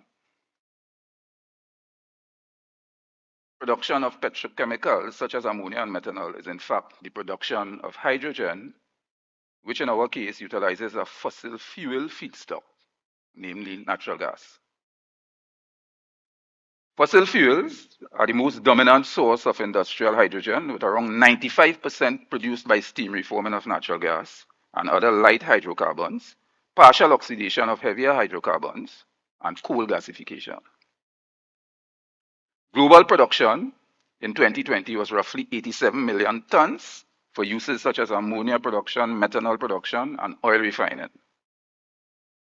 Global hydrogen generation market is valued at about 155 billion US in 2022, and it's expected to grow at a compound annual growth rate of about 9.3% between 2023 and 2030. New markets include metals refining and synthetic fuels production in the industrial sector, backup power, and also as a fuel for mobility. Locally, our decline in production and natural gas shortfall to the petrochemical sector provides an opportunity for renewable and low-carbon hydrogen to start filling the void and trigger the launch of the energy transition with decarbonization of petrochemicals output from ammonia and methanol plants, and for a similar approach in DRI, steel, and cement manufacturing. The natural gas shortfall equates to a hydrogen shortfall exceeding 400,000 metric tons per year, which represents a potential for additional ammonia and methanol production. Assuming ammonia production alone, this would be equivalent to over 2.2 million tons per year. Of course, that would require the installation of additional assets, but in the interim, these plants, which are operating in a curtailed natural gas supply environment, can be brought back up to full capacity, while at the same time, consideration could be given to new construction, which is, of course, based on renewable energy, and therefore achieves not only filling the void in production, but also aids in the transition to a low-carbon economy. Thank you. That's my talk, and I now move on.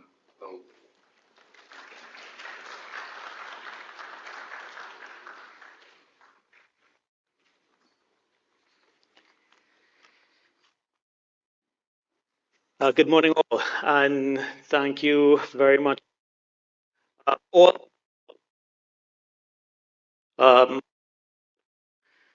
Start off first of all by saying what a really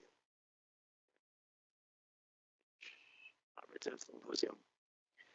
I am really honored to be here with all of you to share some perspectives from Yara Trinidad Limited and Trinidad Nitrogen Company Limited, Tringen, on this critical and increasingly sensitive.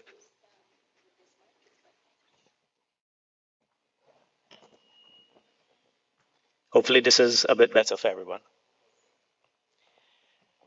Yeah, I would really like to share the perspectives a bit from Yara Trinidad Limited and Trinidad Nitrogen Company Limited, Tringen, on this critical and increasingly time-sensitive topic.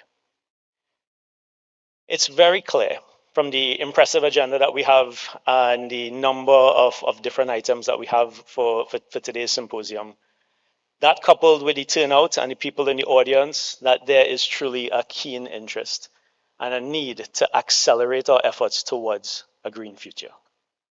There's no other industry that shares this urgency in the transition more so than fertilizer, agriculture, and sustainable food production.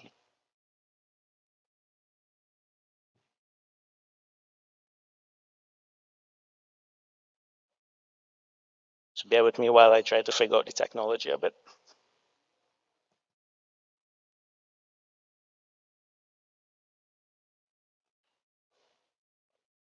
Thank you.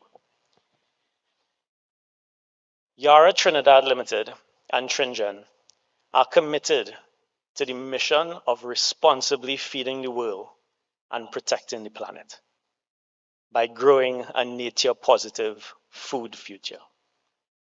And there's been quite a lot that's been said already around the imminency of this conversation relative to climate. But equally as critical is the conversation around food security. We believe in creating a positive impact across the entire food value chain. Yara International was founded in 1905 to respond to a then emerging food crisis.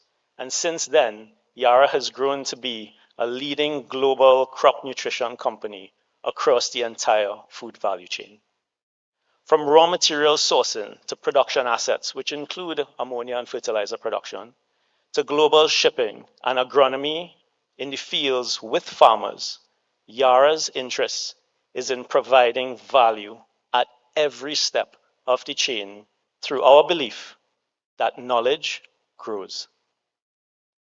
With a global presence in 140 countries, 26 production plants, 12 dedicated ammonia ships, we are the largest trader of ammonia in the world, with sales to 20 million farmers worldwide and agronomists to support farmers globally. And our operation in Trinidad is key to the overall success of the value chain. We manage and operate 2 ammonia plants in the Point Lisas Industrial Estate with our majority joint venture partner Tringen, and our local presence is deeply rooted through this joint venture since 1974. And we've had a history of producing ammonia in Trinidad since 1959. So we've been here for quite some time. We've seen the evolution of the industry, and we have quite a lot of history and knowledge in that journey. With this background, history, global footprint, and our mindset of being industry leaders, we recognize the importance of this topic and the urgent need for the transition towards a green hydrogen-based economy. This is a prerequisite towards creating a nature-positive food future. If Philip would allow me to borrow his analogy a bit from earlier, when Neo downloaded the information, he then had to use it. And he had to use it in a meaningful way that created and impacted change. Food security is as important as the crisis that we face with climate. So, one of the next important questions in food production becomes, can green ammonia equal green food? Let's take a look into that question from a macro view first and have an understanding of the value chain associated with the production of green food. The value chain can be looked at in 3 main areas. Firstly, there is ammonia and fertilizer production. Then comes the supply chain network, and to get the ammonia and finished fertilizers to the farmers, followed by farming practices associated with sustainable farming and the farm to fork steps. The journey does not stop with production of ammonia and fertilizer. So the ambition to have green food requires attention and decarbonization of each step in this value chain. That's why we believe to grow a nature positive food future, we must be involved in the decarbonization efforts across the entire value chain. 50% of food produced globally requires mineral fertilizer. If you let that settle and sink in for a moment, it really is a sobering fact that half of the world's food security depends on fertilizer production. And the demand for food is not slowing down. By 2050, projections indicate that we will need to produce 60% more food than we produce today to feed 10 billion people on the planet. So the need for food security is clear. The challenge we face now is how to keep up with the pace required to find environmentally sustainable means for fertilizer production, delivery, and farming techniques. The question as a society becomes, what do we need to do to accelerate the green agenda to overcome this growing demand for food? When it comes to ammonia production, the entire production process is based on having access really to two compounds, hydrogen and nitrogen. About 80% of the energy that goes into the production of ammonia is expended to liberate hydrogen from natural gas. The challenge with natural gas as a hydrogen and energy carrier is that the energy is bound to carbon. And in accessing the hydrogen and energy, we're left with quite a lot of carbon on our hands in the form of carbon dioxide. But that does not have to be the case for the future. Hydrogen production from the electrolysis of water would produce oxygen as a byproduct rather than CO2. And this is already proven technology, but it requires electricity. The key in this case is that the electricity also needs to be carbon-free. Therefore, it is without doubt that the most important enabler for green transition is access to clean energy. By these actions, green ammonia and green fertilizer can cut the carbon footprint of crops by 30%. The end result, however, isn't expected immediately. And therefore, there's a transition pathway that's going to need to be created, which would include other steps associated with sequestration, especially in the local environment. But without green ammonia and fertilizer, we cannot decarbonize the food value chain. Then there's the other aspects. Let's talk about one other quickly, the aspect of transportation, which is another carbon-intensive area in the food value chain. We believe that there's a solution to this as well. Ammonia as a hydrogen carrier for fuel is not only technically feasible, but it's already been proven. It's possible to decarbonize the maritime industry by using ammonia as a fuel. And there isn't any carbon in ammonia. So green ammonia provides a pathway to decarbonize the maritime industry. The transport and storage of ammonia is already a very mature and well-known area. Then there's the aspect and the area of sustainable farming practices and the overall impact of this on carbon footprint to the entire value chain. Educating farmers in sustainable agriculture is an area where Yara is focused to improve farming productivity and nutrient use efficiency. So overall, the topic of green food runs deeper than looking at green ammonia production. Having said that, there is no green food future without starting at the beginning of the value chain and producing green ammonia. Collaboration across the entire chain is the only way to ensure end-to-end climate neutral food. Yara remains focused on our mission to responsibly feed the world and protect the planet by impacting the full value chain and growing a nature-positive food future with our joint venture partner, Trinidad, making a true, tangible impact to Trinidad and Tobago. And we're proud to be part of this symposium, which brings industry and academia together towards this vital objective. We need the best minds working together to achieve a collaborative society, a world without hunger, and a planet respected. Thank you.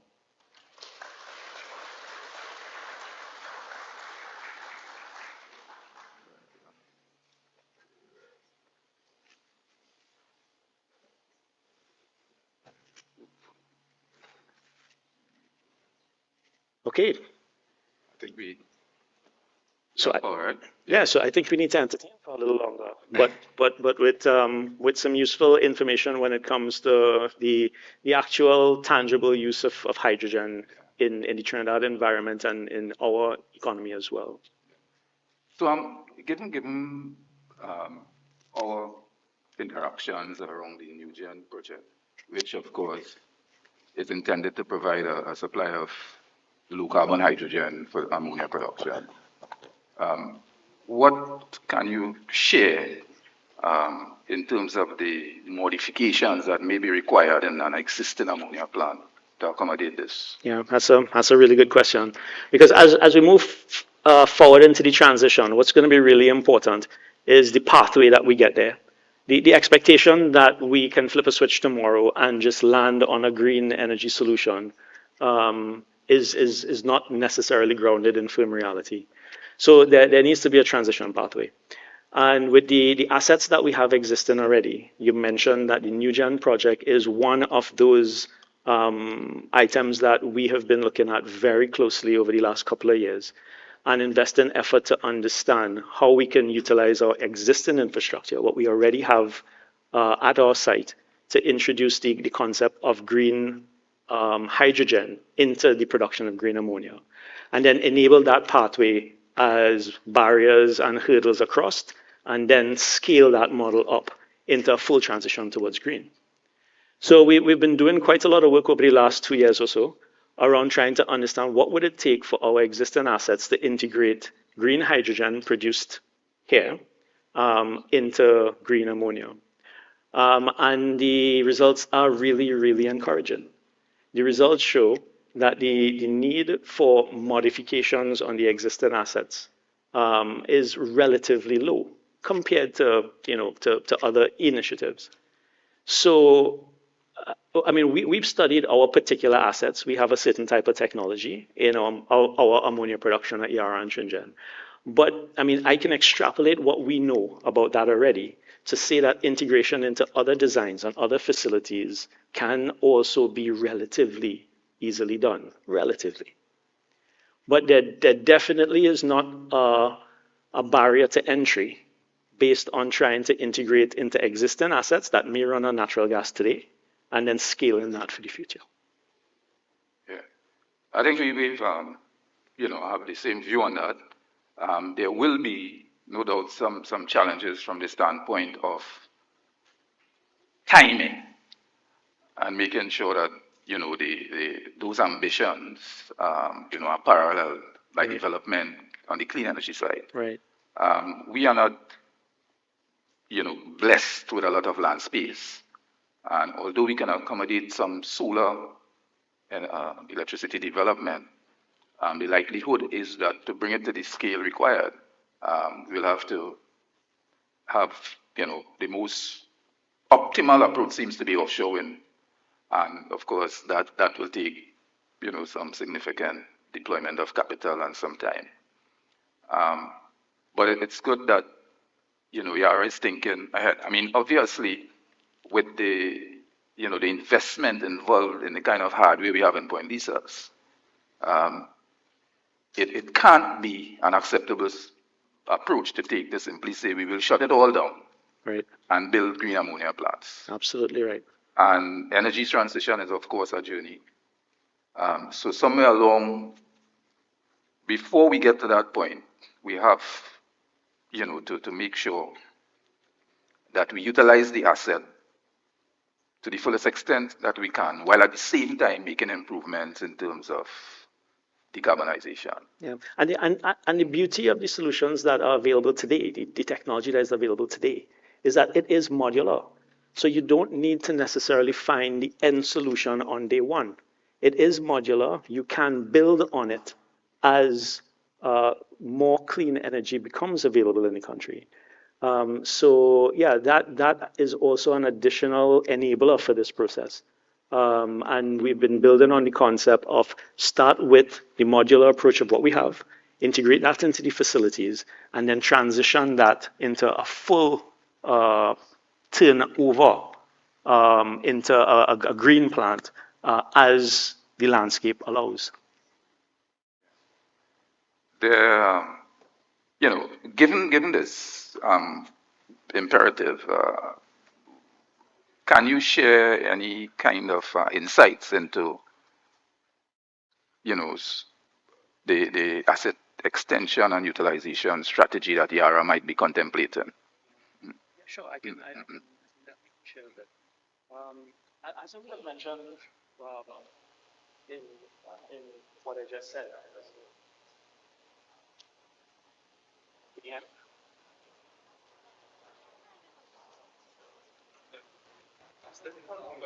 I heard you.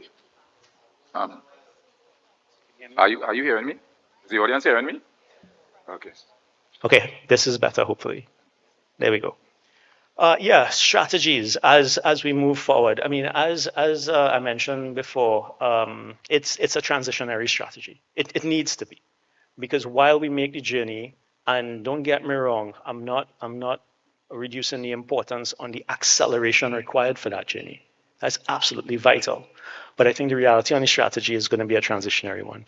And there's going to be phases where we will need to go through to make the end result a reality. So we have actually, over the last few years, invested quite heavily on energy optimization projects within our existing facility and our existing assets.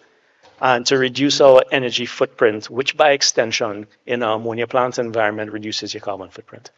So that has already started, I would say, in a very intentional way, almost a decade ago, in anticipation for where we are now, which is the stage where we need to really push forward and accelerate this path further. And I think the understanding and the awareness of this type of symposium to really truly share and learn on what is available, what is required, but what is absolutely necessary, hopefully would encourage the pace of this to move a bit forward.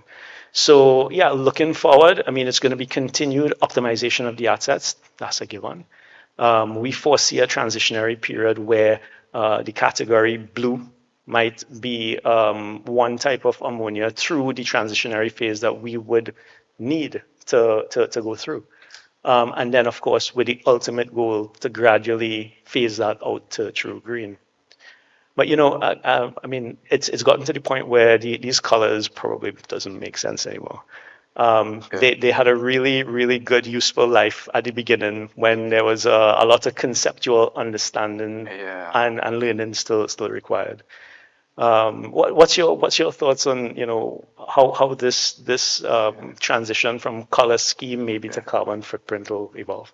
I think the reality, in getting to the end game of lowering carbon and progressing, to eventually attain the target, is one that is not, a step change process. And speaking about hydrogen and colors, kind of puts it in that kind of box. It's either green, or it's blue, or it's gray, turquoise, or brown. And those things refer more to how it is produced rather than, the main feature we want to highlight, which is, how much carbon is involved in producing the hydrogen. And I think, there seems to be an acceptance in some quarters, and particularly in Europe, that perhaps might be a better frame than the colors. What's your take? Yeah, I think I totally agree. Looking at it from a food standpoint as well, I mean, if you look at the nutritional value content on food packaging and food labeling now, that has become standard. It has become part of our expectation when we take something off the shelf, that there's the nutritional content on it. And we make informed decisions and we make choices based on that. And that's become part of the normal expectation today.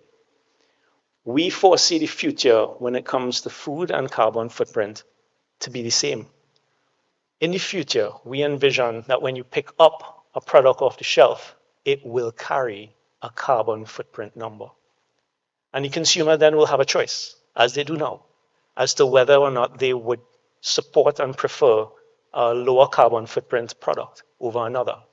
That is where we see this discussion around categorization going. It will ultimately culminate into a choice for the consumer on a product carbon footprint number associated with the production of that process. So the color schemes are useful, especially now when we're still in the learning phase around the differences and the different techniques and the different categories. But we see that all becoming one in the end into a value-driven choice via a carbon footprint number. Right. So just one other area I'd like to briefly touch on before we close.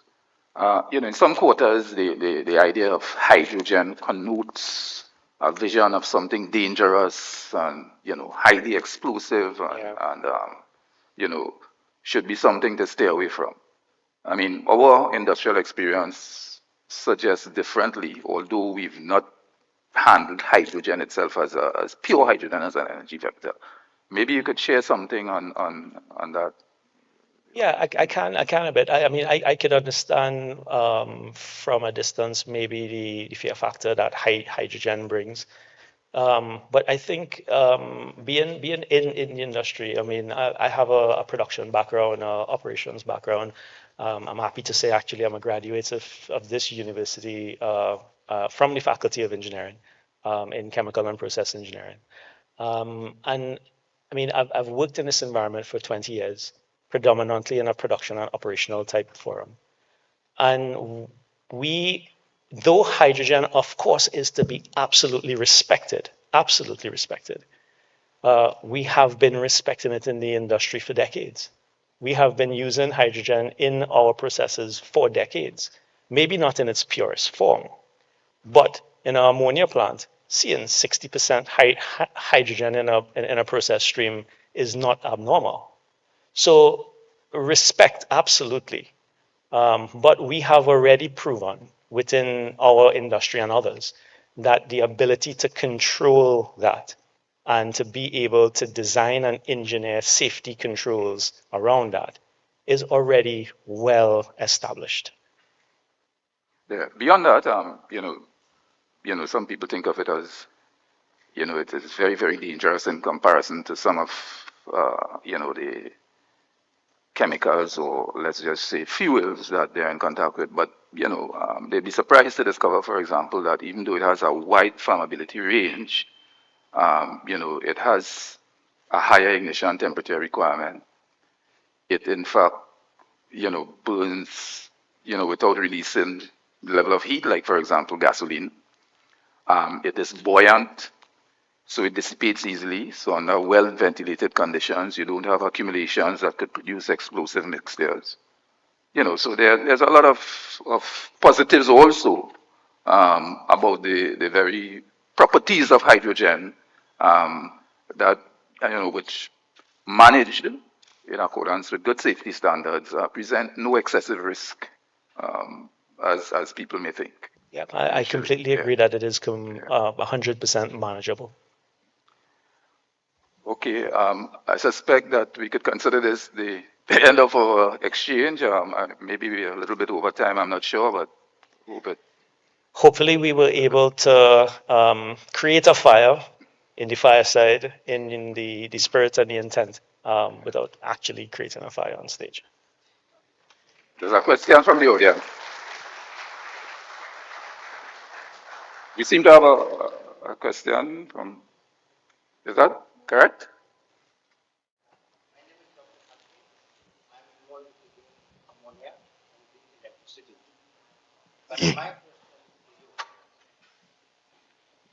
Where are we now with the green hydrogen commitment taken by KNSJ?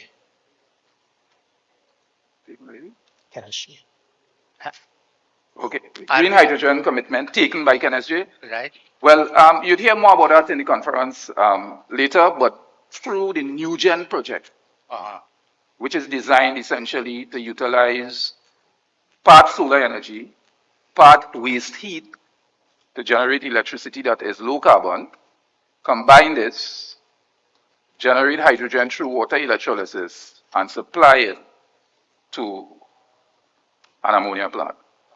The green energy we are using in that project When you say, from solar okay, or in terms of power, the ratio, power yeah. electricity. Yeah. So it's about 30 megawatts of 30 solar megawatts. power and 100 megawatts of electricity generated. So we are still in the carbon. We are not no carbon. Yeah, Still in but the okay, carbon. there's some nuances there where we've actually had this project certified as low carbon, less than 1 kilogram of CO2 per kilogram of carbon dioxide. But my question is Kilogram of that how long it per will megawatt, take kilowatt, sorry. before we go to no carbon?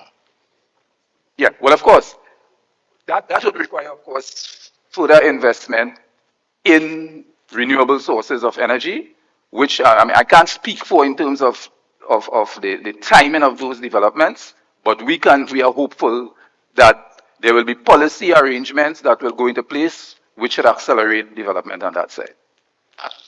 What is the investment we're talking about with the 30 megawatts solar energy? Well, the overall New Gen project. No, the 30 megawatts solar energy. What is the total investment? That project is outside of our remit. It's by Lightsource BP. I don't know if anybody in the audience might be able to share what that is. But it will be. Later presentations will address that. Okay, all right. Okay, all right. Thank you. All right. Yeah, if I could just add one thing, and it comes back to what we said about footprint. The Dugen concept, I mean, as said by Anthony, we've had independent reviews on it. And we see potential and actually expectation, it's not potential, of reducing the footprint of that section of the ammonia production by more than 90% of the conventional plant. Okay.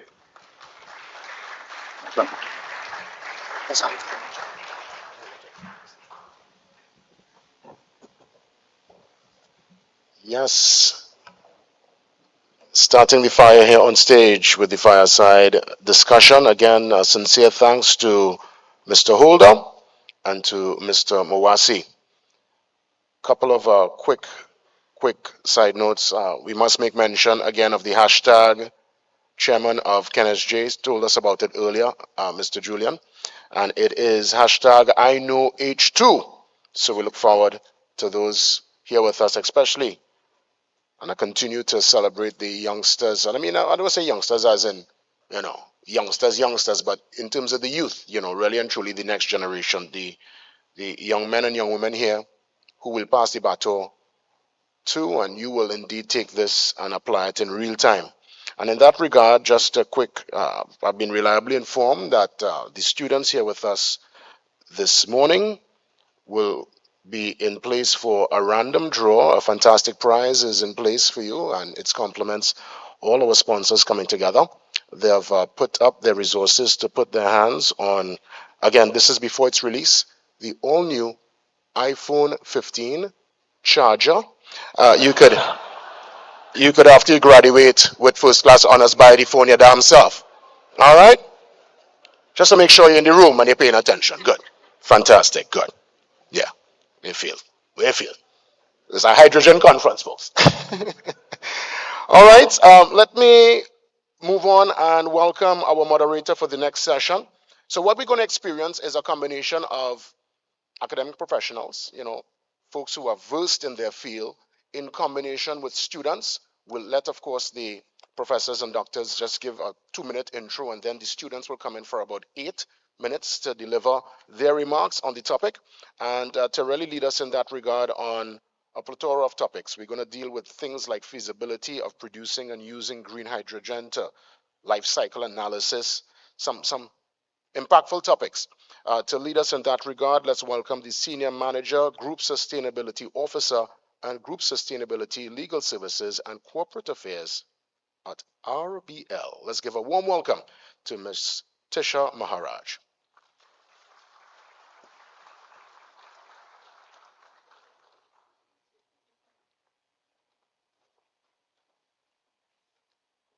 Thank you, Chair, for that welcome. Of course, all protocols respected and observed. And I just want to introduce myself a little bit. I have a few minutes before I introduce my panel. I am not a banker, although I am with RBL, and I am not an engineer either. But I used to be young, like many of you students here today. And I think I understood from early on that, you know, what Philip was saying, that really no one is coming to save us. And I have been in this field for about 25 years, in the field of sustainability and so on. So it's really heartening for me to now see this discussion reaching this far, and of course permeating within our tertiary education units now. So really congratulations to UE and of course to Philip for all the work that's been done there. And I've also seen the matrix like 200 times as well, so I can get all the nuances. So just a bit about Republic Bank, and all of us may know the name, but you know, we operate in many of the countries that we are speaking about here this morning. We operate in the Caribbean, of course, stretching from Guyana, Suriname, Barbados, Trinidad, all through the Eastern Caribbean. We're in the Cayman Islands. We're in Ghana, in Western Africa. Not many people know that as well. So we are very keen on, you know, being a part of the sustainability thrust of the region. And I think for the main reasons, and is that I think we recognize as a bank that, you know, there are critical issues facing us as a region. Yes, we need to develop, and of course we need to play on that developing in a world that's developing rapidly, but we also understand that we exist in a region that is highly susceptible to climate change and you know, issues relating to diversification and access to financing with regards to climate technology and new types of technology. So, you know, we are really hoping to be a bank that bridges that gap. And, you know, we've done so in many ways. We've signed on to several international agreements with United Nations, including the Principles for Responsible Banking and Net Zero Banking Alliance. So net zero is of critical importance to us because we want as a bank to also achieve net zero by 2050. We are very, very keen on working within the Sustainable Development Goals. And of course, that's why we are here today. We really want to support and, you know, get the, you know, somebody spoke before about how very low we are in meeting the SDGs. And I think, of course, as we all know in this room, those of us who are involved in this space, that SDG 17, which is partnerships for the goals, play a critical role. So I think, you know, this is where we really want to make that impact, you know, supporting what is existing and, of course, bringing forward and having access to responsible and real financing in the area. So I know we're kind of short for time too, but I would like to, before I introduce my panel, I would also like to remind them about the time limits as well too. I know it's very hard putting your years of research into 3 minutes, but you all are engineers and you can do this. And of course, I will be taking questions at the end. For those, if there's I think we are using technology to do this. If not, if it doesn't work, we can also ask the questions, but there's also questions that will be taken at the Answer Macal booth in the pavilion area, where they have generously donated their area for the panels to go to answer these questions. So without further ado, I'd like to introduce our first speaker. And this person is going to talk about the feasibility of producing and using green hydrogen as a feedstock in Trinidad and Tobago. And the people who are going to be doing this is Dr. David Alexander, who's the Associate Professor for Energy Systems at UTT. And the presentation is actually going to be done by Ms. Rointra Hossain, who is a graduate in the MSc of Engineering at UTT as well. So I will take my seat and I will introduce these two speakers to the stage.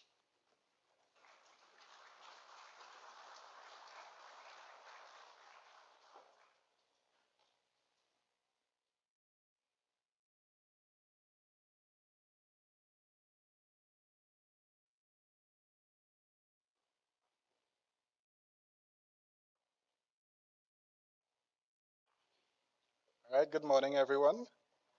Our next speaker, Ms. Rointra Hussein, is a distinguished professional with robust educational background. She holds multiple degrees, including a Master of Science degree in Energy Engineering with a specialization in renewable energy. Ms. Hussein has over 13 years' experience in the oil and gas industry, specializing in HSE, and she's a recipient of numerous scholarships and has co-authored publications recognized by prestigious organizations like the Society of Petroleum Engineers. Beyond her academic and professional achievements, Ms. Hussein has made substantial contributions to committees and working groups such as sustainable land management, carbon capture and sequestration, amongst others, highlighting her commitment to shaping policies and practices that addresses critical challenges in the energy sector. Ms. Hussein is now leveraging her extensive knowledge and experience into the world of renewable energy. Her impressive journey from oil and gas to renewable energy reflects her adaptability and unwavering dedication to sustainable energy solutions, making her a promising leader in the evolving energy landscape. Over to you, Ms. Hussein.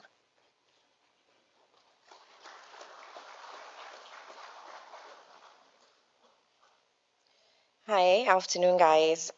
So today I'll be presenting on the feasibility of producing and utilizing green hydrogen as a feedstock in Trinidad and Tobago.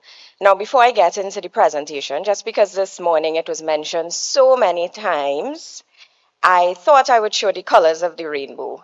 And, as we would have heard this morning, there are many categories of hydrogen.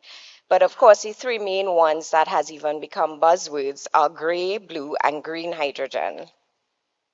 Looking at hydrogen demand from a global and local perspective, in 2020, hydrogen demand globally was approximately 900 million metric tons. And most of this was actually produced from fossil fuels, and it resulted in approximately 900 million tons of CO2 emissions per year. It is expected that total hydrogen demand from industry will expand by 44% by 2030. Now, should Trinidad and Tobago produce green hydrogen in the nearer future, hopefully, it can be sold as green ammonia as the energy carrier to international markets. And this is suitable also because ammonia can be shipped under milder conditions, which can result in lower transportation cost. Now, this map, it illustrates the global demand and supply of hydrogen in the form of ammonia. And as seen on the map, there are countries such as North America, Europe, Asia, India that actually consume more than is being produced. What this really goes to say is that there is a gap to be filled. Just bringing it down locally and looking at demand locally, this table actually gives a good indicator that supply is currently not meeting demand in Trinidad and Tobago, and it results in a deficit of approximately 400,000 tons per year.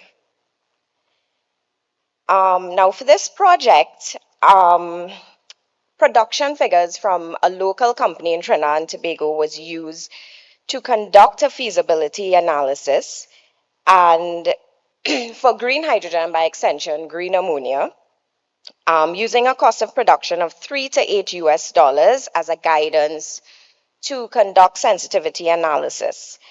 What was also done was using the average price of ammonia from 2021 to 2023.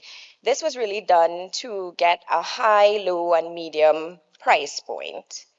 This is the results from the sensitivity analysis, using the cost of production of $3 to $8 and the varying prices of ammonia from 2021 to 2023.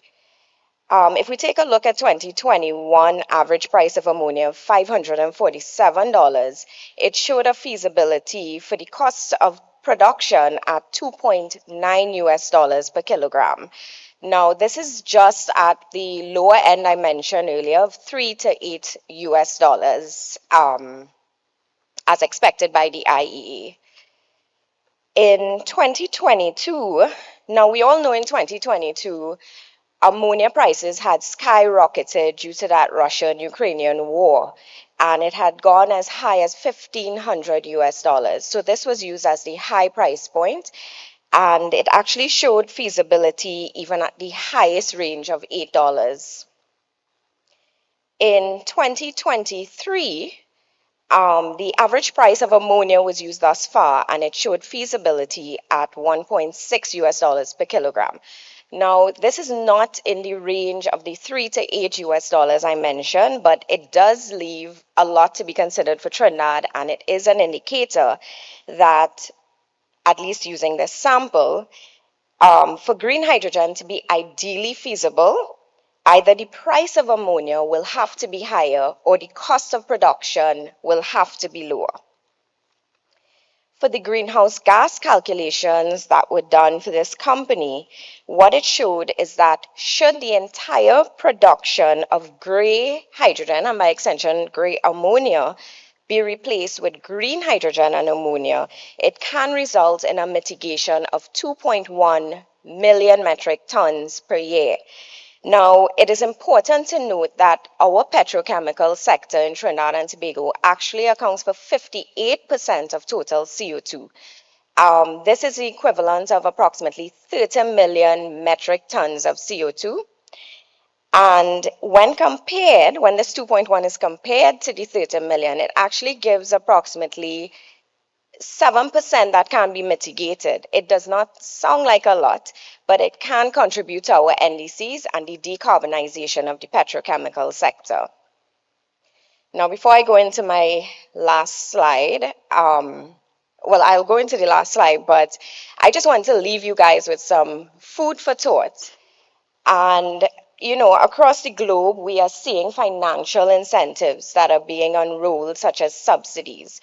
For example, in the US, many of us may have heard the chatter around the Inflation Reduction Act, which really provides a 4-tier system with a subsidy for up to $3 per kilogram.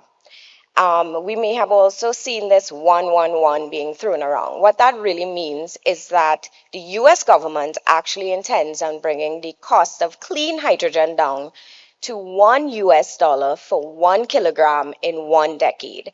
And we're seeing this pattern in other countries across the globe, such as Europe and Australia.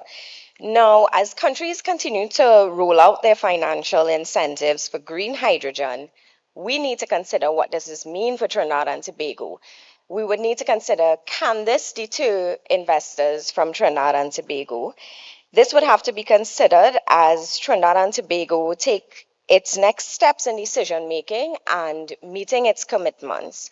Something else that needs to be considered is the market price of green ammonia. Trinidad and Tobago can be pioneers of the industry for green ammonia. We are already one of the world's largest exporter of ammonia. Currently, green ammonia will be sold for the price of gray ammonia. However, according to IRENA, it is expected that a separate market will be developed for green ammonia. Should this happen, we would need to consider if contracts can be made or mechanisms be put in place for countries like Trinidad and Tobago to benefit from selling green ammonia at a premium. We also need to consider CBAM, which can significantly affect Trinidad and Tobago's gray hydrogen and ammonia market with the taxing of imported goods based on its carbon content. This can result in our gray hydrogen and ammonia being more expensive, less competitive, which can also lower the demand for such on the EU's markets. We need to give this consideration as it can affect trade and revenue for gray hydrogen and ammonia. And can this be a motivator for many countries like Trinidad and Tobago to invest in green hydrogen and ammonia and possibly level the playing field? And finally, carbon credits. Now, this does not only offset greenhouse gases, but it also earns a way for Trinidad and Tobago to earn revenue by selling excess carbon credits to nations that may not have met their emission targets. So just to conclude, and considering all of this, and also given that Trinidad and Tobago's commitments to greenhouse gases under the Paris Agreement, and also considering our fall in natural gas reserves and production, it may be a race against time to invest in such areas such as green hydrogen and renewable energy. And of course, implement the legislation that can accommodate all of this. However, we can capitalize on our country's potential to be used as a driving force for further development of the hydrogen economy. This brings me to the end of my presentation, and I thank you.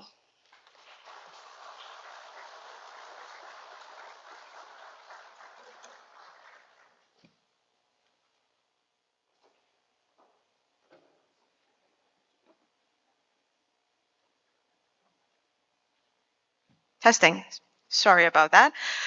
So thank you very much, Rointra, for that really, really interesting and very succinct summary of your presentation. I think it's really important too that we understand the feasibility studies before we even start, because these are things that, you know, banks and financing agencies and multilateral banks and so on will ask for, you know, before we even get all excited about producing. So this is really great studies. I'm glad you also mentioned the CBAM, because that is really, really important, because as you said, we are large exporters of chemicals into the European market, and the European market has the highest level of sustainability regulations and ESG type requirements. So that needs to be critical as well when we do start to look at these viable options in terms of how we export into these markets, because the carbon tax is a real thing as well. So thank you very much for that. Okay, so our next presentation is going to be on the life cycle analysis of green ammonia. To do the introduction for this is Dr. Jeffrey Smith, and he's a lecturer here at the Chemical Engineering Department in UE. And the presentation will be done by Mrs. Danuska Mago. Sorry if I mispronounce your name. And she's a graduate chemical and processing engineering student here at UE. So let me invite Dr. Smith.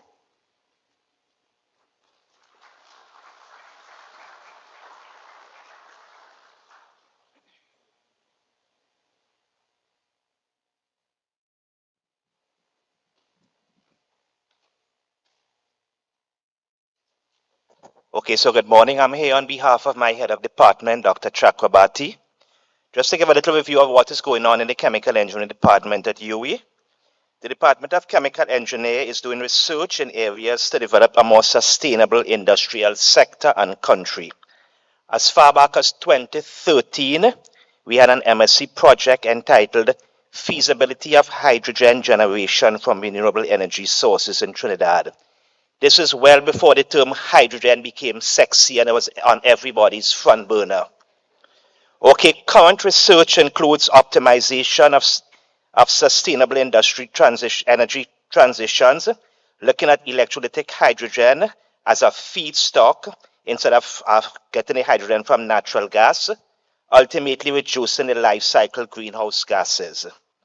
Okay, sustainable development of petrochemical industries, ammonia and methanol in particular, finding ways to reduce emissions, including replacement of hydrogen from the steam reforming of natural gas,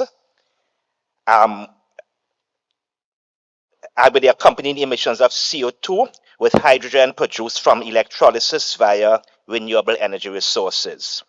We're also looking at developing more industrial symbiotic linkages among companies in the Point Lisas industrial estate, looking towards its development as an eco-industrial park. We're looking at using waste to develop useful products, potentially leading towards a circular economy. Among some of the works that we've done is conversion of seaweed, this some seaweed, into bioplastics. And we're looking at ion exchange compounds. And we're looking at producing activated carbon from bioresources with applications for carbon capture. Okay, as well as life cycle analysis of many industrial processes and using renewable energy sources to reduce greenhouse gas emissions. We've also done some implementation of changes in our curriculum as far as our final year design project is concerned, where we add sustainability and looking at green production methods. So this morning presentation will be based on a final year research project on the life cycle analysis of green ammonia production by Ms. Danushka Margot. Danushka graduated from our department with a BSc Honors in Chemical Engineering in 2023. I'll pass you on to Danushka.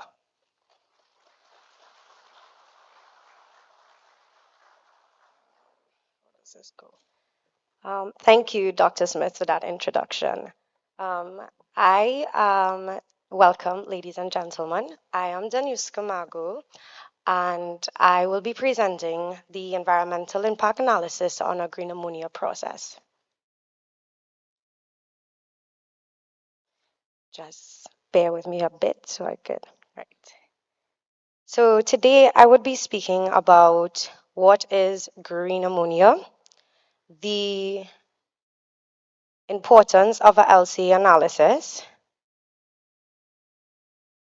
what is the procedure to conduct a LCA analysis, the key environmental impacts, and the pros and cons of green ammonia. So green ammonia can become a climate neutral transportation fuel in the future. This uses renewable energy such as solar, wind, or hydroelectric power. The raw materials would be hydrogen and nitrogen from the air. And green ammonia is important primarily because it is used as a source of energy for hydrogen. It is carbon neutrality. It serves as a transportation fuel, and it can potentially decarbonize the food industry. To give a little brief introduction to the process, the plant uses solar energy, and the two main inputs are salt water and air. Firstly, the salt water is desalinated, and the components are then sent to the electrolysis where the hydrogen and oxygen molecules are split. Then the hydrogen gas is then mixed with the nitrogen through pressure swing absorption, and then they are sent to a reactor where the Haber batch process occurs. The outlet gas then is cooled and separated to obtain the green ammonia. The life cycle analysis is important as you can identify areas for improvement, ensures regulatory compliances, and it promotes sustainability initiatives across the various industries and sectors.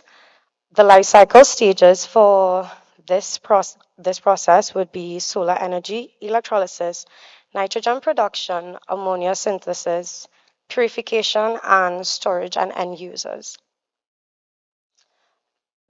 In order to conduct an LC analysis, you need to undergo these 5 variant steps. The first one being the goal and scope, second one, the life cycle inventory, third, impact assessment, fourth, interpretation, and fifth, the improvements. Now, the goal and scope of this process, the objective is to identify the main inputs and outputs and the system boundaries and see how their chemical components affect the environment. The production is based on 1 metric ton of ammonia per hour, and an alkaline electrolysis is used.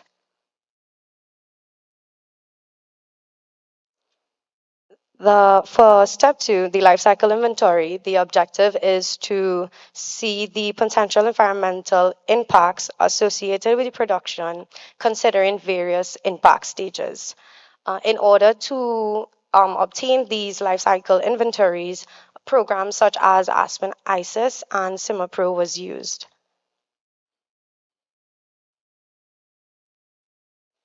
For our third step, the impact assessment, this is used to quantify the potential environmental impacts of the process and see how it affects the various impact categories, the main ones being global warming, abiotic depletion, and ozone layer depletion. After the results and the findings were generated, it was seen that even though green ammonia can reduce carbon emissions, the conventional ammonia process is preferred, and this is due to the upstream effects. Now, from the picture seen below, it is seen that the green ammonia process has a very high impact on the environment. This means that the solar panels are made out of fossil fuels, which have a negative impact on the human health and ecosystems. A next major impact of green ammonia is water consumption.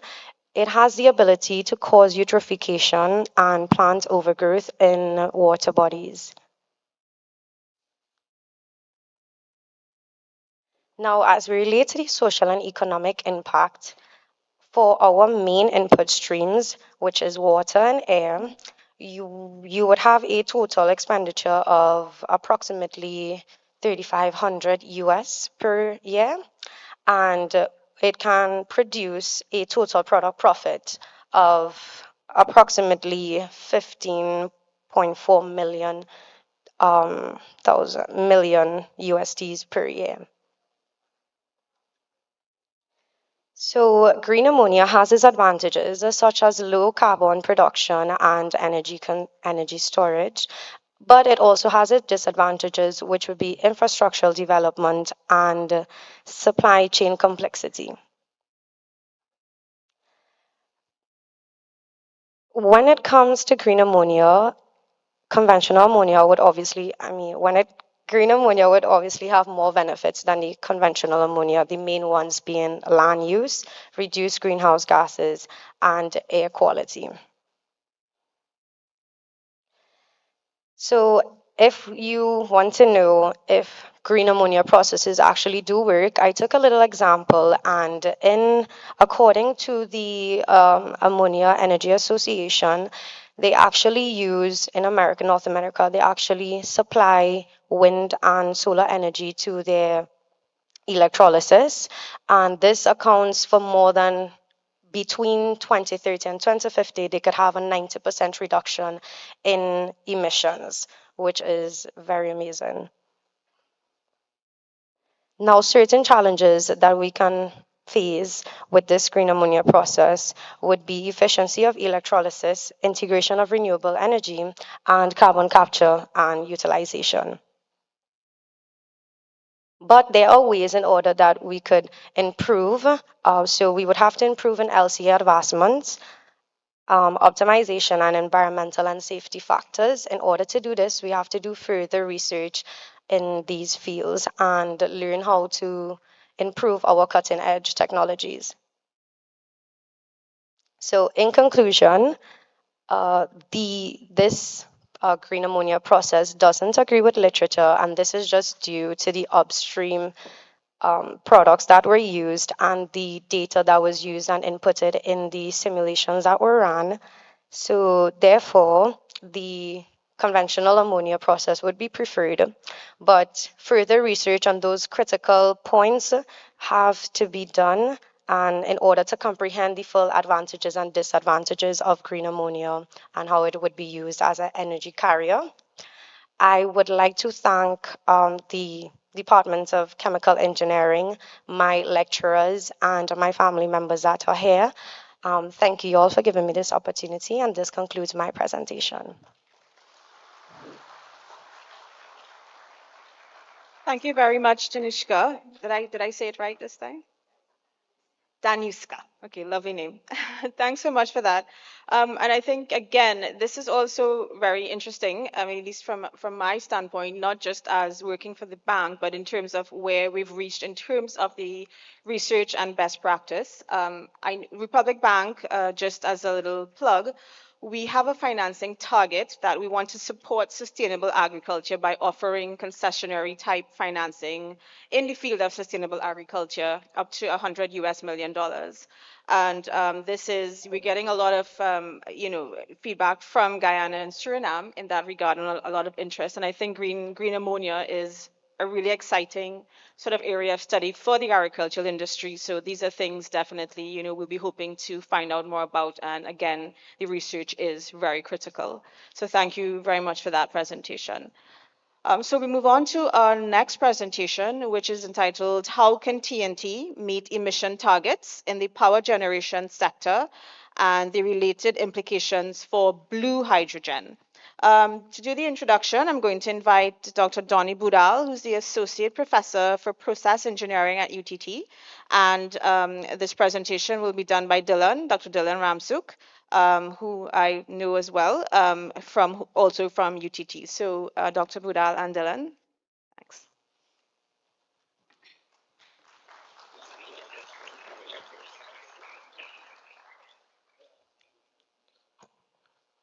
Pleasant good afternoon to everyone. Yes, it's that time of the day. We're speaking about our future. And while we may be speaking about a hydrogen-powered future, what we're really invoking is a cleaner way to do things. So you'd have heard many associated terms: low carbon, net zero, carbon neutrality. Philip spoke about fossil-free energy. But essentially, it's about doing things in a cleaner way. And we must do so because we're in the middle of an environmental crisis. But as we address that crisis, we must also be cognizant of the other issue of energy security. So a hydrogen-powered future can be the answer, but there's a transition. So what can we do in the period of transition? We, Trinidad and Tobago in particular. So at UTT, we have been focusing on this in particular, answering this question. We have a keen eye on our national developmental goals, our NDCs in terms of the distribution and the determined contributions. And across all the sectors, we have been conducting research to see what can be done for Trinidad and Tobago to meet these international commitments and targets. So amongst us in the room is a student who is working on the industrial sector, Ms. Rihanna Ali. And to my immediate left is our student who worked on the power generation sector. So it's my pleasure to introduce him. Dylan has navigated a decade-long academic voyage at UTT, culminating in his 2022 PhD in process engineering, focusing on clean production for Trinidad and Tobago. Alongside his academic pursuits, he ventured into numerous professional roles, gaining valuable experience in process improvement, operations, and sustainability. Today, he serves as a manager at PricewaterhouseCoopers Advisory Consulting Department, where he adeptly addresses intricate challenges in sustainability, strategy, and ESG across diverse sectors. I've had the privilege of witnessing Dylan's transition from the classroom to the boardroom, and it has been quite a journey. I give you Dr. Ramsuk.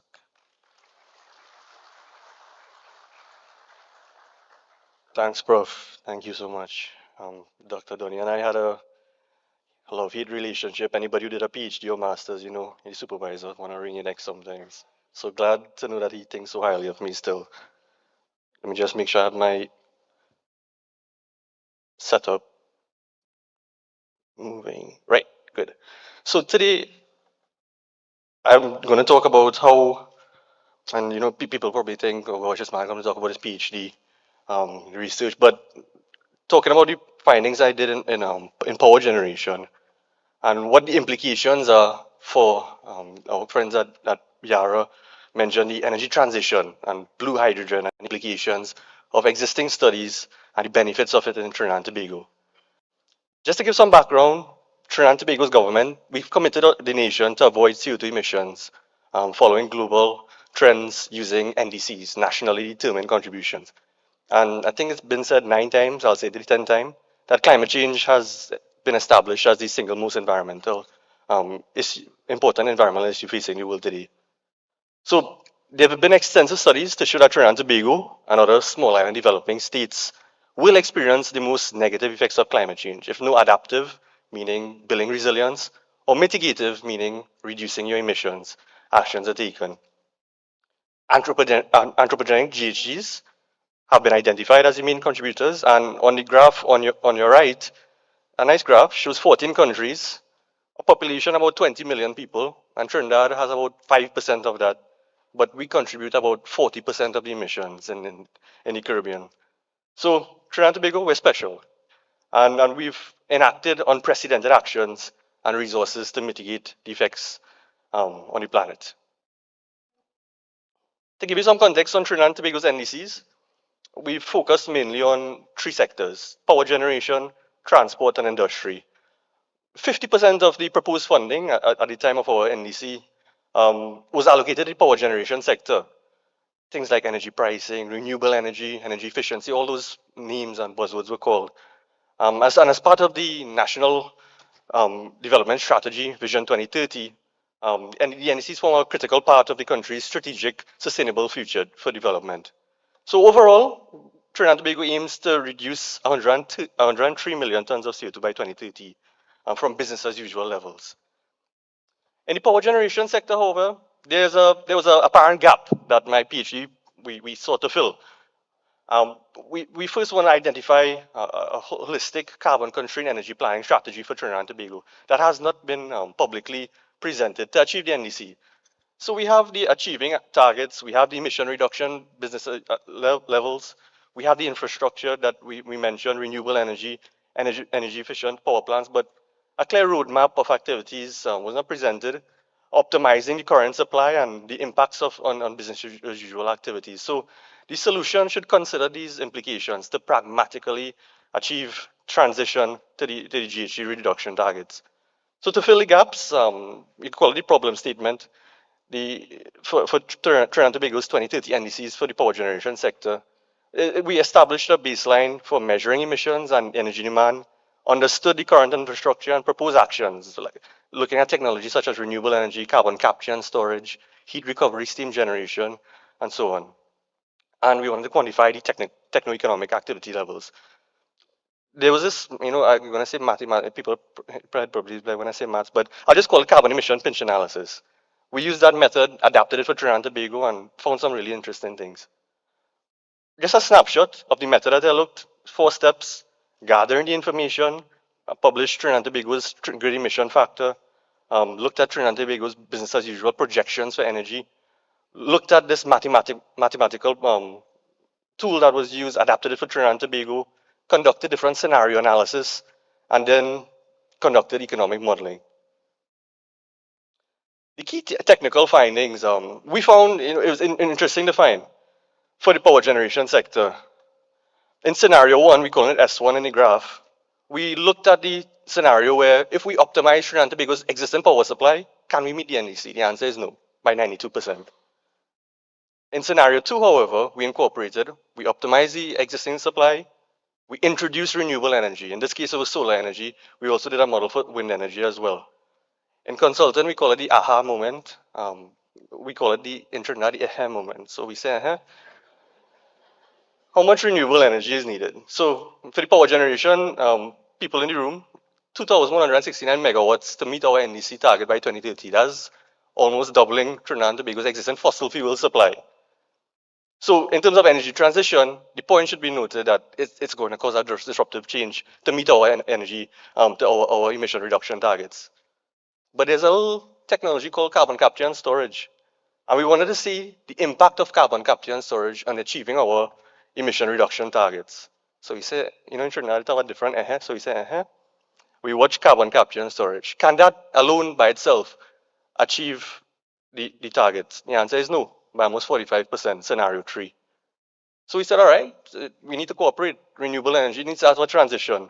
How much renewable energy? Scenario 4 shows about 868 megawatts of renewable energy is needed, along with this carbon capture and storage retrofit at a large power generation plant in Trinidad and Tobago. So that's scenario 4. Acknowledging that there are some dated power plants as well in Trinidad and Tobago, looking at the literature, we looked at how we could optimize the current power generation plants by incorporating and upgrading some of these through heat recovery steam generation? And the answer is heat recovery steam generation and carbon capture and storage alone can't. We need additional renewable energy. So renewable energy is a necessary part for us to achieve these emission reduction targets in the future. And that's proven in scenario 7. And scenario 8 was a optimized state economically. So we found alone renewable energy is, in terms of looking economically, to be the most economically feasible scenario for Trinidad to achieve its 2030 NDC. However, noting the implication of the disruptive change that renewable energy could incur based on the sheer capacity that is needed to meet emission targets alone, along with energy demands, we recognize that, rightfully said before, an energy transition is needed. And we looked at the solution of carbon capture and introducing carbon capture and storage to enhance the pragmatic transition for energy in Trinidad and Tobago and ease the transition to the large renewable energy capacity that is needed. So this is where it ties into blue hydrogen now. And we found that CCS, being that transitionary technology, could form part of that transition to green hydrogen. And the use of CCS in Trinidad and Tobago's energy sectors, particularly the ammonia and methanol production, could facilitate the creation of this blue hydrogen. CCS simply means it removes the CO2 at the point source of the steam methane reforming the ammonia production process and sends it to be permanently stored in a sink. And it optimizes current technologies and helps smoothen transition to renewable energy in alignment with the country's 2030 NDC. So just the diagram just briefly shows the gray hydrogen, where we are right now, the transition to blue hydrogen, potentially installation of the CCS in Trinidad and Tobago, and then finally moving that transition to the green hydrogen as the final step. So you might say, Dylan, well, good. Any work done yet so far? Well, yeah, the University of Trinidad and Tobago, Dr. Ryan Maraj, Dr. Alexander, Dr. Budlal, myself, we conducted some work on what amount of CCS, or what CCS would look like in Trinidad and Tobago. And we found that about 60% of local emissions, rightfully said before, comes from the petrochemical industry. And about 80% of that 60% comes from ammonia and methanol plants. So there's existing infrastructure, steam methane reforming that produce gray hydrogen, and CCS can be an add-on, a retrofit to this production process. And we found some key findings for the value chain of CCS. And we looked at the capture part of it being in ammonia plants. We have 97% concentration, and only capital costs needed were that of cleaning and conditioning for the capture phase. Transport, we looked at different flow rates for transporting the CO2 to the sink sources. We found that trucking and pipeline could be economical as well. And we not that far away from our CO2 sinks in Trinidad and Tobago, that being saline aquifers and mature oil wells. And in terms of storage, right now there's I might be corrected on this, a potential of almost 17.2 million tons of CO2 over a 10-year period that could be stored. And it's also possible to make money from this through enhanced oil recovery. So blue hydrogen transitionary technology can also add this added revenue to the Trinidad and Tobago's value chain. So finally, as a transitionary technology, blue hydrogen, it has a wide range of benefits for Trinidad and Tobago's industrial sector. And it provides that transitionary step to green hydrogen. It helps us solve the problem of reaching our NDC targets for emissions. I'm just talking on the main points, helping on the energy reliability issues with renewable energy, providing that enhanced capacity factor. It helps the job retention and transition, and provides this policy and regulatory support that is needed and assessed in Trinidad and Tobago to help this transition to green hydrogen. So I hope I didn't go over the time, but in a nutshell, this is what some of the key findings and the implications of carbon capture and storage and what it means for the transition to green hydrogen and taking these steps for blue hydrogen. So thank you. Thank you very much, Dylan. Again, thank you so much for your presentation. Everybody is staying in their time slot so far, so that's very excellent. I know we are still running behind a bit in time. And, it's important that we understand that, sometimes we think when we're doing research and the government has their job to do and the banks have their jobs to do, but we still, at the end of the day, we have signed on to the Paris Agreement. We have these NDCs that we do have to meet. We are woefully far behind, and I think this type of research is critical because for these things to change and for power generation to be a sector in which we can reduce our greenhouse gas emissions, we have to look at legislative changes, for example, because currently our TNTEC legislation obviously needs to be amended to buy feedstock from green sources. So I think this type of research is critical, and to get it from that research stage into the policy and legislative changes is where I think, people like banks and the private sector and so on can really play a solid role. So thank you for that research as well, Dylan. So we move on to our next presentation. We have about three more. The other two are straightforward presentations, which are not done by students, but this is the last one from our students. This is entitled Biorenewable Hydrogen as Feedstock for TNT Catalytic Conversion Systems, and this will be done by Ms. Frida Kaufman and Mr. Ahmad Mohammed. And to do the introduction is Dr. Michael Ford, who is a senior lecturer here in chemistry, and he will do the introduction for these two students. So Dr. Ford, you can come up to do the presentation, and of course they're coming down here. Thanks.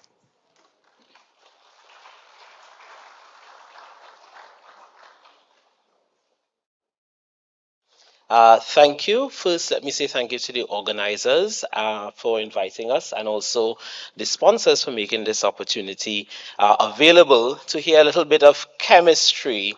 And I heard about engineering just now, and we are in the area of biorenewable hydrogen, in that we are trying to utilize and make hydrogen from biorenewable materials, aka we're using plant material to do this. Now, we've heard about the climate crisis, and everybody has that information in their heads. But what we have been considering is about the materials crisis. When we solve the energy problem with the blue hydrogen, etc., what happens to the materials, the clothes we wear, what happens to our plastics that we need to use? We actually do need some carbon materials. And so, let's go.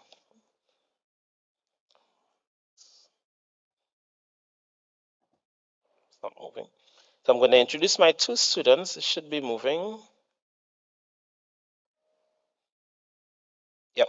So we are into the biorefinery concept, which means that in a traditional refinery, we make lots of materials, and we can actually produce most of those materials from existing biomass. So that's your grass outside, your sugar cane stuff you throw away, the corn you throw away, etc.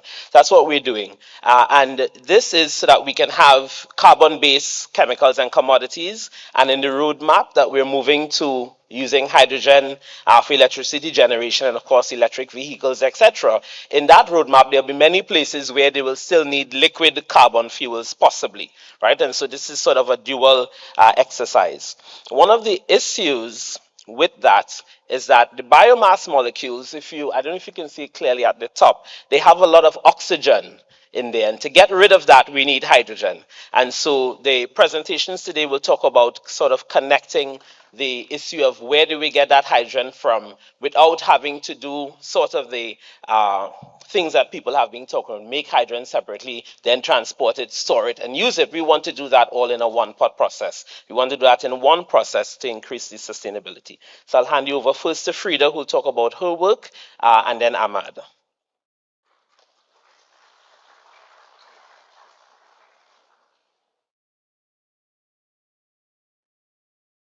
Hello, everyone. My name is Frida, and one of the major focuses of my work is using thermal energy and catalysis to convert biomass-derived or waste-derived molecules into valuable chemicals and fuel precursors. One of these important molecules that I'm focusing on is glycerol, which is a byproduct of the biodiesel industry, and it's actually 10% of the total output of the biodiesel industry. However, the glycerol that we obtain is unwanted and unused. So our focus is to take this glycerol and to do different types of chemistries on it to make value-added products. My specific focus is on doing aqueous phase reforming on glycerol to produce hydrogen and carbon dioxide, which is a major point of the symposium.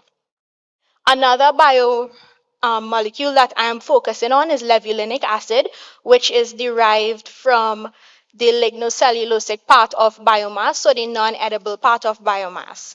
And levulinic acid can also be converted to value-added products using different types of chemistry, such as oxidation and hydrogenation. My focus is on the hydrogenation of levulinic acid to produce gamma-valeriolactone, which is a green fuel blender, and green solvent, and it's also a very safe chemical to handle and store and transport. We can actually couple these two processes, so the aqueous phase reforming or APR of glycerol with the hydrogenation of levulinic acid to use the hydrogen produced in situ. And this actually eliminates problems associated with the transportation and storage of the hydrogen that is being produced. Our goals is to do this in a one-pot process with low metal loaded catalysts and small amounts of catalysts. And our target is to use green solvents such as water.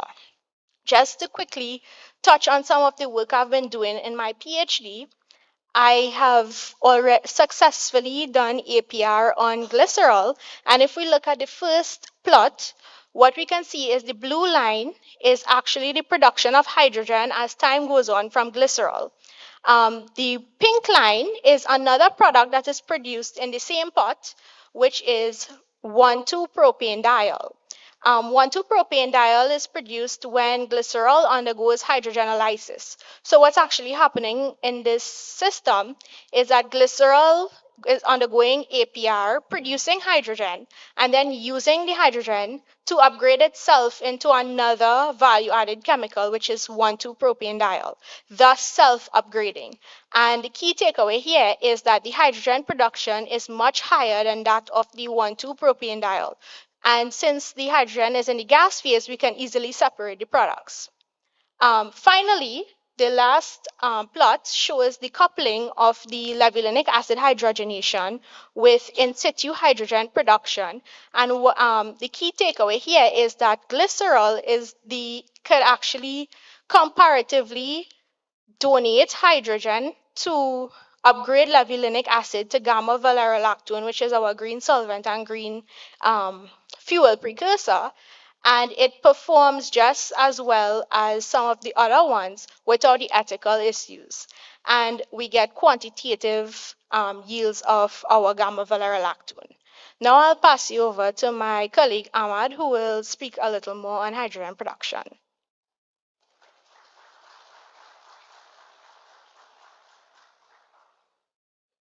Right. Hi. Good day. Right. So my research is in pollution remediation with hydrogen production using light. Right. So we will be removing a pollutant from, in this case, water, using light via photocatalyst. So a photocatalyst is a catalyst that utilizes light to perform catalytic reactions. So as you can see in the diagram, to my right, your left, right, when the light hits the catalyst, right, it forms something called an electron hole pair, where the electrons from the valence band is promoted to the conductance band, right? So the oxidation of water in the system takes place to form a hydroxyl radical, and the oxygen in the air is reduced to form superoxide. Now, these two reactive oxidizing species degrades the organic pollutant. So if you look on this side here to my left, right, you will see methyl orange, which is our model dye, model pollutant, so it's a dye. And we use the catalyst to remove the dye, and you would see here the gray solution. That is the catalyst suspended in the solution. So after the dye is removed, so once the catalyst is filtered out, it will be clear and colorless. So just to touch a bit on the results. So I forgot to mention that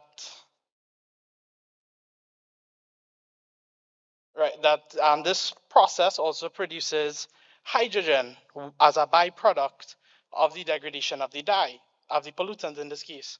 So you can see here on the graphs to my left, you would see that the blue line, which is the hydrogen that is being formed, the orange line is the hydrogen that is being formed, increases, while the blue line, which is the dye being degraded, is decreasing. So as the dye is decreased, the hydrogen is increasing, and as the dye has finished degraded, the hydrogen drops off. Now we wanted to see what is the importance of these reactive oxygen species in the degradation. So we performed the same degradation in an inert environment, which is nitrogen, and we saw a drop in the degradation of the dye, and we also saw a drop in the amount of hydrogen being produced in this reaction. Now, the hydrogen being produced in the nitrogen reaction is pretty much what we expect to see, right? However, in air, we are seeing a higher concentration of hydrogen being produced. Now, this is not reported on before, and more investigation needs to be done as to why we are producing more hydrogen, right? So it could be an alternative mechanism taking place as to what I had mentioned beforehand, right? So the importance of this is if we are able to remediate wastewater and produce hydrogen at the same time, that is a vital technology for our future, right? I would like to thank you for listening to my short presentation, right? Any questions, concerns, and queries, you can ask us in Q&A session after. Thank you very much. Thank you very much, Frida and Ahmad. Again, another great presentation. You know, people always ask me all throughout my career, you know, like, what can we do to solve climate change? You know, there's nothing we can do. And I always say, this is the 21st century.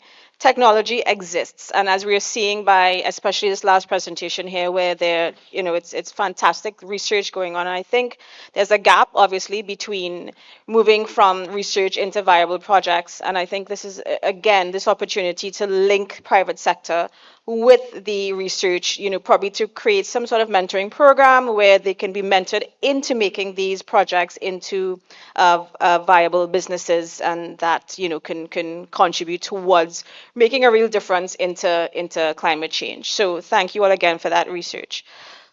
So brings us down to the last two presentations. Amanda, am I right? Are they going to be joined together or the same presentation? Perfect. So we have the two last presentations. One is going to be on an update on the carbon storage atlas, which is going to be done by Dr. David Alexander, who's an associate professor of energy systems at UTT. And the second one is going to be blending CO2 and green hydrogen considerations. And this is going to be done by Professor Rafi Hussain from UE in petroleum engineering. So I will invite Dr. Alexander and Professor Hussain. I guess they're going to come up one by one to do it. Thank you.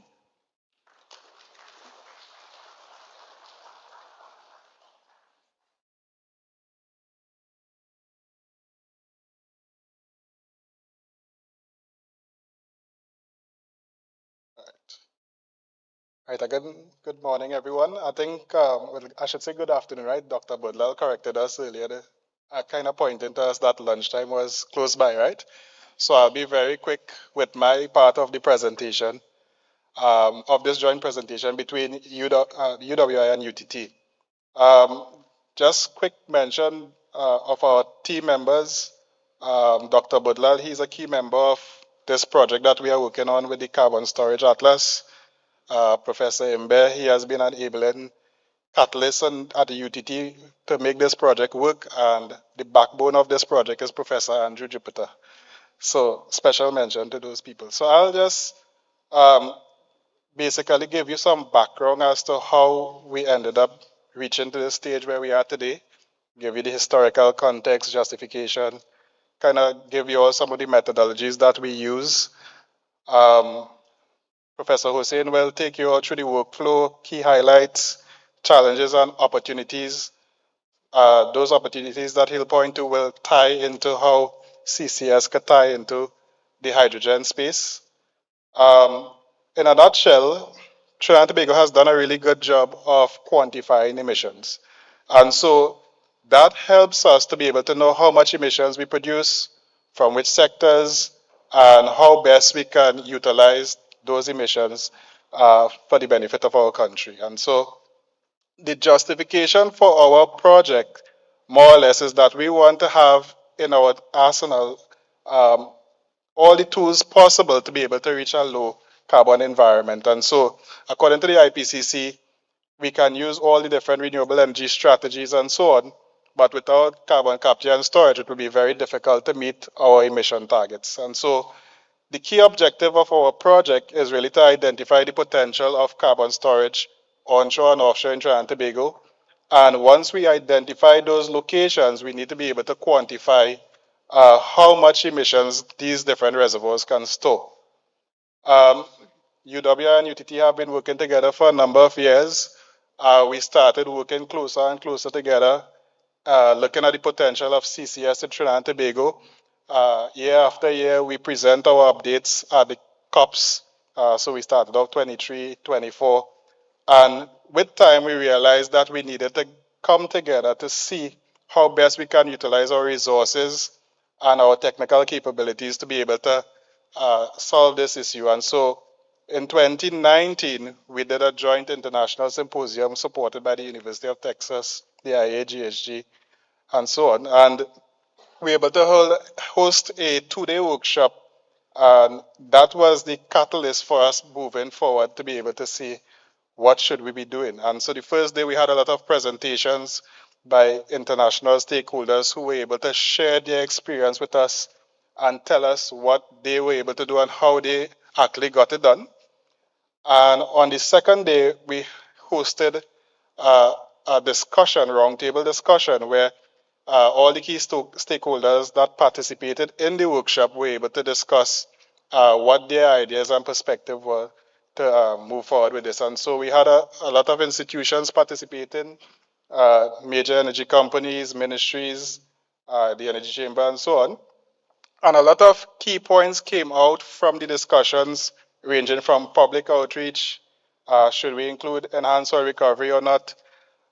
Should we look at carbon capture in a bigger way? What sort of infrastructure do we have in place? What incentives should the private industry have or get so that they will be part of the solution? But what we realize is that if we don't have a geologic storage atlas, then we won't be able to do these projects. And so we move forward in trying to get that project going. So we formalized industry partnerships with academia. We started signing MOUs between UWI and UTT and other institutions like the University of Texas. We got other international players on board with us, and we started seeking funding to be able to get the project going. And so we sent letters to the World Bank, Ministry of Planning. One of our key target areas is the Green Climate Fund, and all in an effort to be able to get this carbon atlas going for Trinidad and Tobago. One of our first supporters is the Ministry of Energy and Energy Industries. Our first proposal led to the establishment of a carbon capture and carbon dioxide enhanced or recovery steering committee that was established in 2021. And the key thing there is that committee has 5 working groups, a CO2 EOR working group, so mainly CCUS, and then there's the Carbon Storage Atlas working group led by UWI and UTT. There's a greenhouse gas emission working group focusing on methane. Then there's another looking at policy, legal, legislation, and accounting. And then there's a funding group, all towards getting a low carbon environment for Trinidad and Tobago. And so for us, because we have expertise in oil and gas, we started focusing on those reservoirs that are onshore and offshore Trinidad and Tobago. So UTT is responsible for looking at 3 fields onshore, 5 fields offshore in the southern basin, and 5 fields in the Columbus Basin. And we also have some support from BPTT to get this project going. And the methodology that we currently use is more of a theoretical approach, using basic reservoir engineering calculations and estimations. We want to move forward pretty soon on the effective storage capacity estimations and being more practical in terms of what those estimations would look like. But just quickly, the calculator that we currently use uses a sort of material balance type approach, taking into consideration the impacts of temperature and pressure on the density of carbon dioxide as you go down into different reservoirs. And so we use the South African model to be able to develop this calculator. We tested it with their data. We also use local data to be able to validate that the model works for us, and then we move forward with that. So I'll now pass you over to Professor Hussein, who will take you through the rest of the presentation.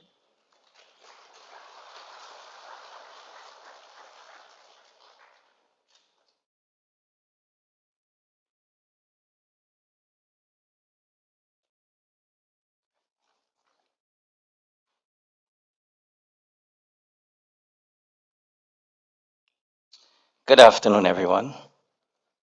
So I would like to thank Dr. Alexander for presenting the UTT part of the study, and I will now present the part that was conducted by the UWI.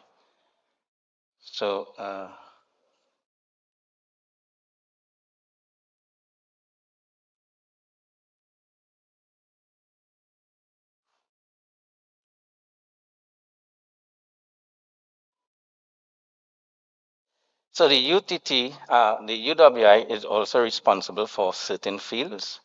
In the Southern Basin, onshore 2 fields, offshore 3 blocks, and the Columbus Basin 4 fields. The UTT developed the calculator for doing the volumetric calculation, and we developed the workflow for determining the parameters that are required for the calculator. So we use students and graduates were contracted to work on the Storage Atlas project so as to build local capacity. More data is needed to estimate full storage potential of the reservoirs. Shell has partnered with us since 2022 and has provided funding support. Woodside Energy is expected to come on board soon.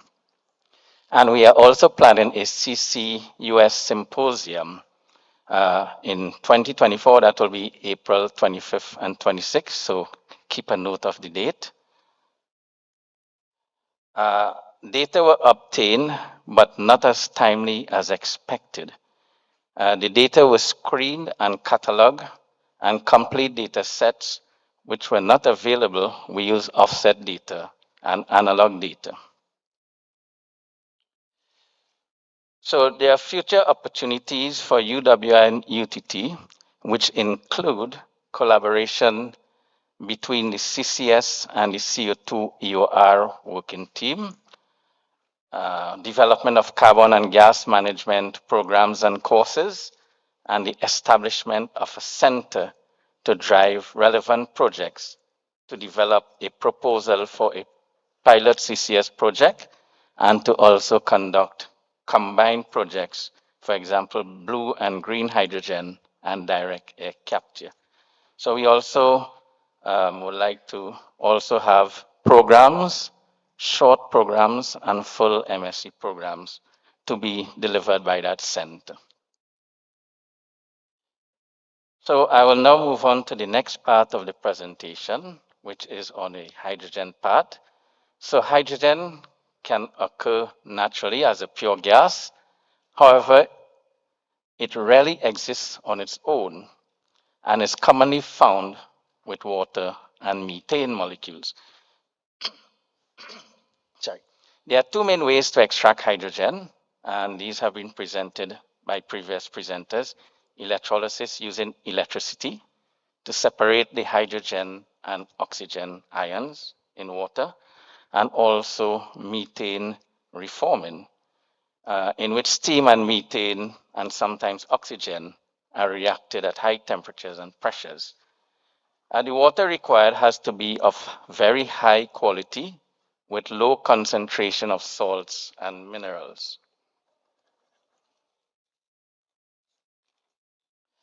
The water must also be equivalent to or lower than potable water, and such high quality water is scarce and has increasing demand for domestic needs. And this data was also presented by one of the students. The demand for hydrogen was estimated about 90 million metric tons in 2020, and the amount of CO2 released was about 900 million tons of CO2. This CO2 can be captured and stored. Now, gray hydrogen can be transformed into low carbon blue hydrogen by capturing and storing the CO2. In Trinidad and Tobago, methanol and ammonia are produced by the steam methane reforming process. Now, we have seen green hydrogen and blue hydrogen, how it is produced by the steam reforming process. And green hydrogen can be produced from wind or solar energy, which provides the electricity for the electrolysis process. Now, alkaline water electrolysis have some advantages over proton exchange membrane electrolysis. So from studies conducted by the department, we have showed that wind energy to be the most favorable form of renewable energy to provide electricity for green hydrogen generation by alkaline water electrolysis for Trinidad and Tobago.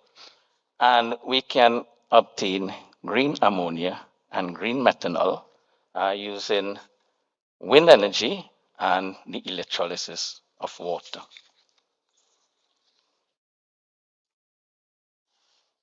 So looking at this slide, Proman North Sea Methanol Project is the first large-scale renewable hydrogen to methanol complex of the North CCU hub, and this has been established in Belgium. And we also see that green ammonia facilities have been developed in South Australia, the United Arab Emirates, and South Africa. Now we have seen that water is essential for hydrogen production, and over 2 billion people live in water-stressed countries, which is expected to be exacerbated in some regions as a result of climate change and population growth. Globally, at least 2 billion people use a drinking water source, which is contaminated. Hydrogen project developers and the water sector must consider sustainable water sources such as desalinated, recycled water, and storm water to offset the demand for fresh water and to avoid exacerbating water stress. Irrespective of the source, the feed water must be cleaned and deionized, taking into account water losses due to evaporation and leaks. The water ratio can range between 18 kilogram and 24 kilogram of water required to produce 1 kilogram of hydrogen. The public water system in Trinidad and Tobago are supplied by surface water from rivers, dams, and rivers, about 60%, groundwater from wells, about 23%, and desalinated water, about 17%. In Trinidad and Tobago, we do not have a regular supply of water for domestic use. We have 3 municipal wastewater treatment facilities for water reuse. These treatment plants are located in the north, south, and east, Port of Spain, San Fernando, and Malabar Arima area.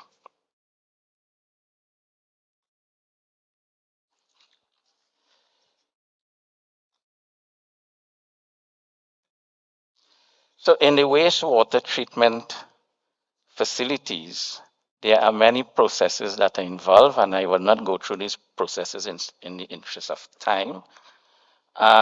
From the south plant, we did do an analysis of the water content, the pH content, sorry, the total organic carbon content, the chloride, ion, and fecal coliform count were measured, and they were found to exceed the ASTM specification of D1193-06 type 1 grade for reagent water. And what we looked at is an advanced treatment of the tertiary effluent, and that is recommended to produce the water required for the use in the electrolyzer. Preliminary cost estimated were prepared for the required advanced treatment, and the total is about 85.6 million US dollars. Two water rate scenarios were considered for hydrogen production. The current is TT $3.50 per meter cube, which is industrial rate, and a higher rate of TT $5.50 per meter cube to achieve capital cost recovery within 10 years from the start of producing high purity water. The cash flow projection for the advanced treatment commence in 2024, which with the capital cost for design and construction evenly distributed over a 6-year period. The start of high purity water production coincide with the projected start of the hydrogen production, which is in 2030. And from then on, the cash flow projections span 30 years from 2030 to 2060, which is considered a reasonable life expectancy for an advanced wastewater treatment plant. And with the current industrial water rate of $3.50 TT, positive cumulative cash flows is expected from 2051, reaching US $38.5 million by the end of 2060, with a payback period of 28 years and an internal rate of return of 2.22%. At the high water rate of TT $5.50 per meter cube, and to recover capital costs within 10 years, will lead to a positive cash flow from 2039 with a shorter payback period of 16 years and a higher IRR of 7.9%. And by the end of 2060, the cumulative cash flow will reach US $186.6 million. Further analysis has shown that purchasing desalinated water was not viable due to the negative NPVs and no IRR at both water rates. So this is the end of my presentation, and I would like to acknowledge the Ministry of Energy and Energy Industries, Heritage Petroleum Company Limited, De Novo Energy, BPTT, Shell, for the funding support and data that has been provided for conducting this project, and also Ms. Amanda Hendy, who was an MSc student in the Department Petroleum Studies Unit, for the study she conducted on the hydrogen part of this presentation. Thank you very much. Thank you very much to Dr. Alexander and, of course, Professor Hussein for their presentation. And it's great to see that there has been collaboration between the educational institutions of UTT and UE, and hopefully funding and financing exists for further collaborations, because, you know, that carbon storage atlas, I think, is of critical importance for when we need data, when we start to offset, for example, and to meet our net zero targets. So thank you all so much, and for also looking at the challenges faced in utilizing water and the costs and so on in Trinidad and Tobago and the options that are available to us. But I still think, you know, as as Philip said in the beginning, Trinidad is very fortunate in terms of the resources that we do have to transition into a more renewable economy. It's just that, of course, it takes a lot of will from all sides, and I think this is critical. So before I continue, just to let you know that we don't have time for questions, but the panelists will be at the Answer Makal section in the where lunch is provided, and they will be there to answer all your questions rather than taking them one-on-one here. You can meet with them in person. Again, I would like to ask everyone to give a round of applause to our students today for their valuable research in the area, and to also say that as a bank, before I close again, we do have another financing target of 200 US million that we would like to finance towards climate related type projects. We're looking at these projects under different credit profiles, different risk profiles for concessions. So, I would invite you all, if you do have projects and viable projects and businesses that you would like to start up, to talk to us as well, because we do have financing available as well.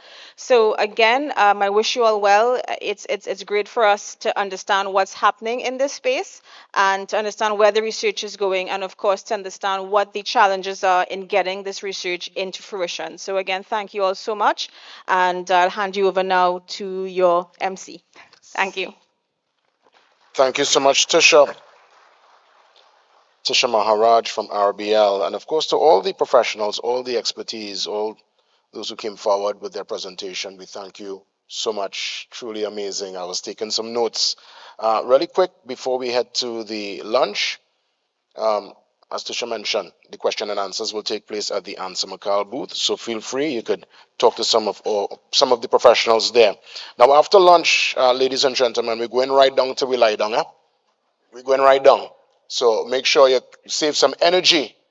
So after lunch, we could continue with the great conversations. In that regard, let me tell the speakers and sponsors, if you could again exit front row 1 and 2, and you're going to head across when you head to the auditorium to tables 19 to 23. Tables 19 to 23, so you could exit immediately.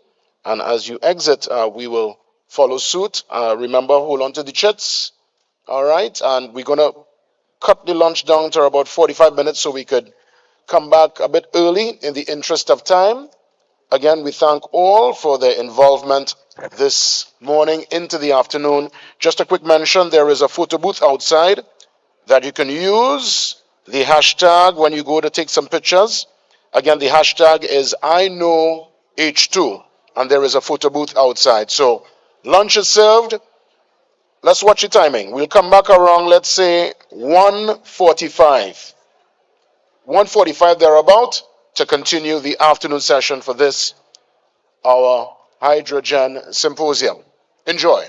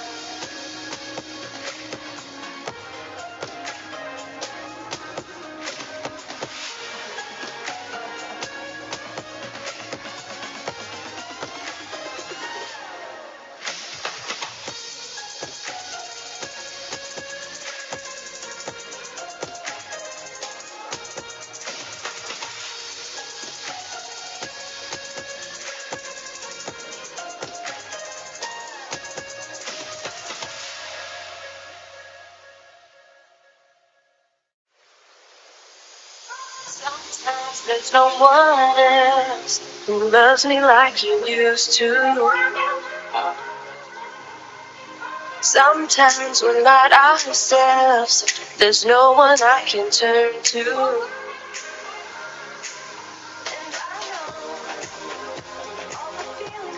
Shared out in the past.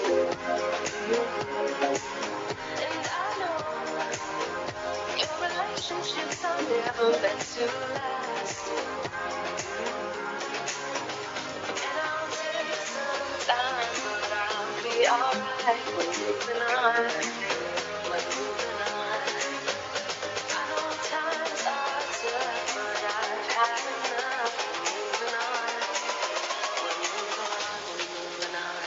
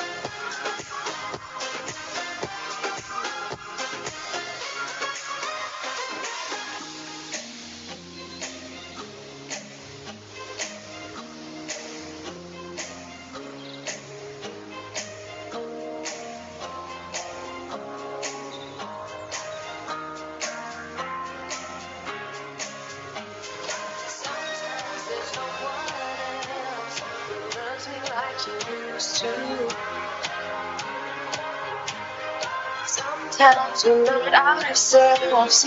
There's no one I can turn to. Time, but I'll be alright. We're moving on. We're moving on. I know times are tough, but I've had enough. We're moving on. We're moving on. We're moving on.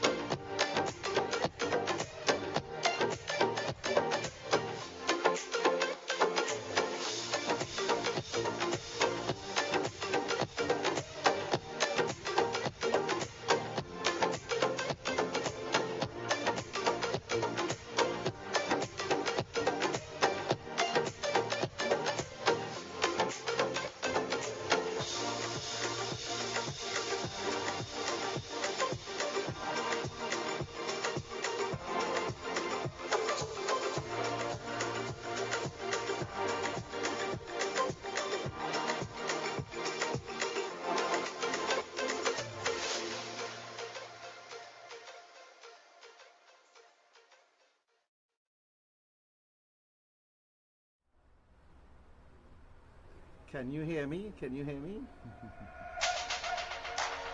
Yes. I'm the technical guy. They're now coming back from lunch. But what I wanted you to do is to unmute your mic so you can just make sure I'm hearing you.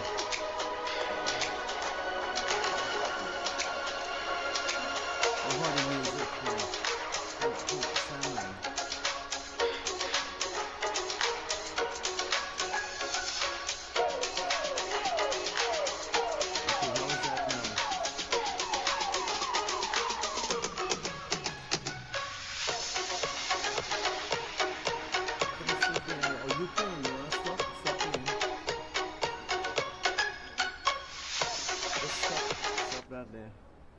Right.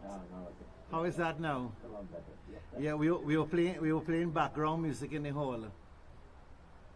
Okay, well I just wanted to make sure I was hearing you because we're streaming to YouTube as well. So you can go ahead and mute for now, and I'm going to mute my mic, put back on the music, and we will chat later. Well, go ahead. How long will it take? Because I'm at another event and I just skipped it, and I know that we're going to be listening to lead. You are in the first panel to start back. You are in that panel, and they have you down. Your video is playing. We have a video to play for you. You will play. Huh? So do I play the video for you, or you want to come on live? No. First you play the video. Right. And then I will join you for the video. Okay, no problem. Well, you are the third speaker, so you'll see the video playing, and you'll know that you're coming up. Yeah, well, I will be able to. Okay, great. All right, well, good. We'll talk in a while. Okay, so one more thing perhaps. Sure. As I can see it now, I see two screens. So. That's because that's because. That's all right. That's because I'm sending out a broadcast signal to the stream on one of the laptops to the Zoom. So the Zoom you may see it twice. No, I only see myself when I see the other screen. So, but okay, but I'll close my camera as well now, and then I'll see when the camera is fine. Okay. Can we what? On what? On chat? Yes. Maybe we'll try and turn on a chat and send you a message 5 minutes before, but what is going to happen is these slides that you see moving, that's going to be a live camera, so you're going to see what's going on. Okay. And you'll be hearing the conference as well. Okay? So how long will it take? When are you supposed to start? They're saying, well, they're now trying to get them back from lunch. And then there's a 5, 7, that's 12 and 7, 20. I would say maybe in about 20 to 25 minutes. I hope that the battery of my computer will last. Because I don't have any power supply.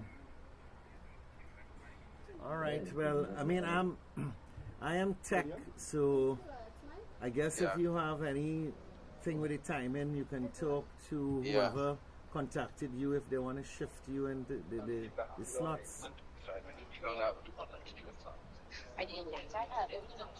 Yeah.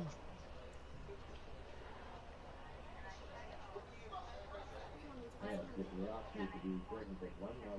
don't hear them at all. Next one is on. I don't hear him. I don't get that much time. The next one is on. I am not hearing him properly. It's too soft. Well, I don't. So you want? Well, they have your contact number to call you, or? Yeah, they can call me. All right, because none of the coordinators are here in the tech room with us, so I think maybe they should. I'll reach out to. Yeah, please, because I'm that's above my pay grade. Hello. All right. Okay, cool. Well, you can mute your mic for now. I'm gonna mute my mic and put back on music. No, I am sending this out on YouTube. Huh?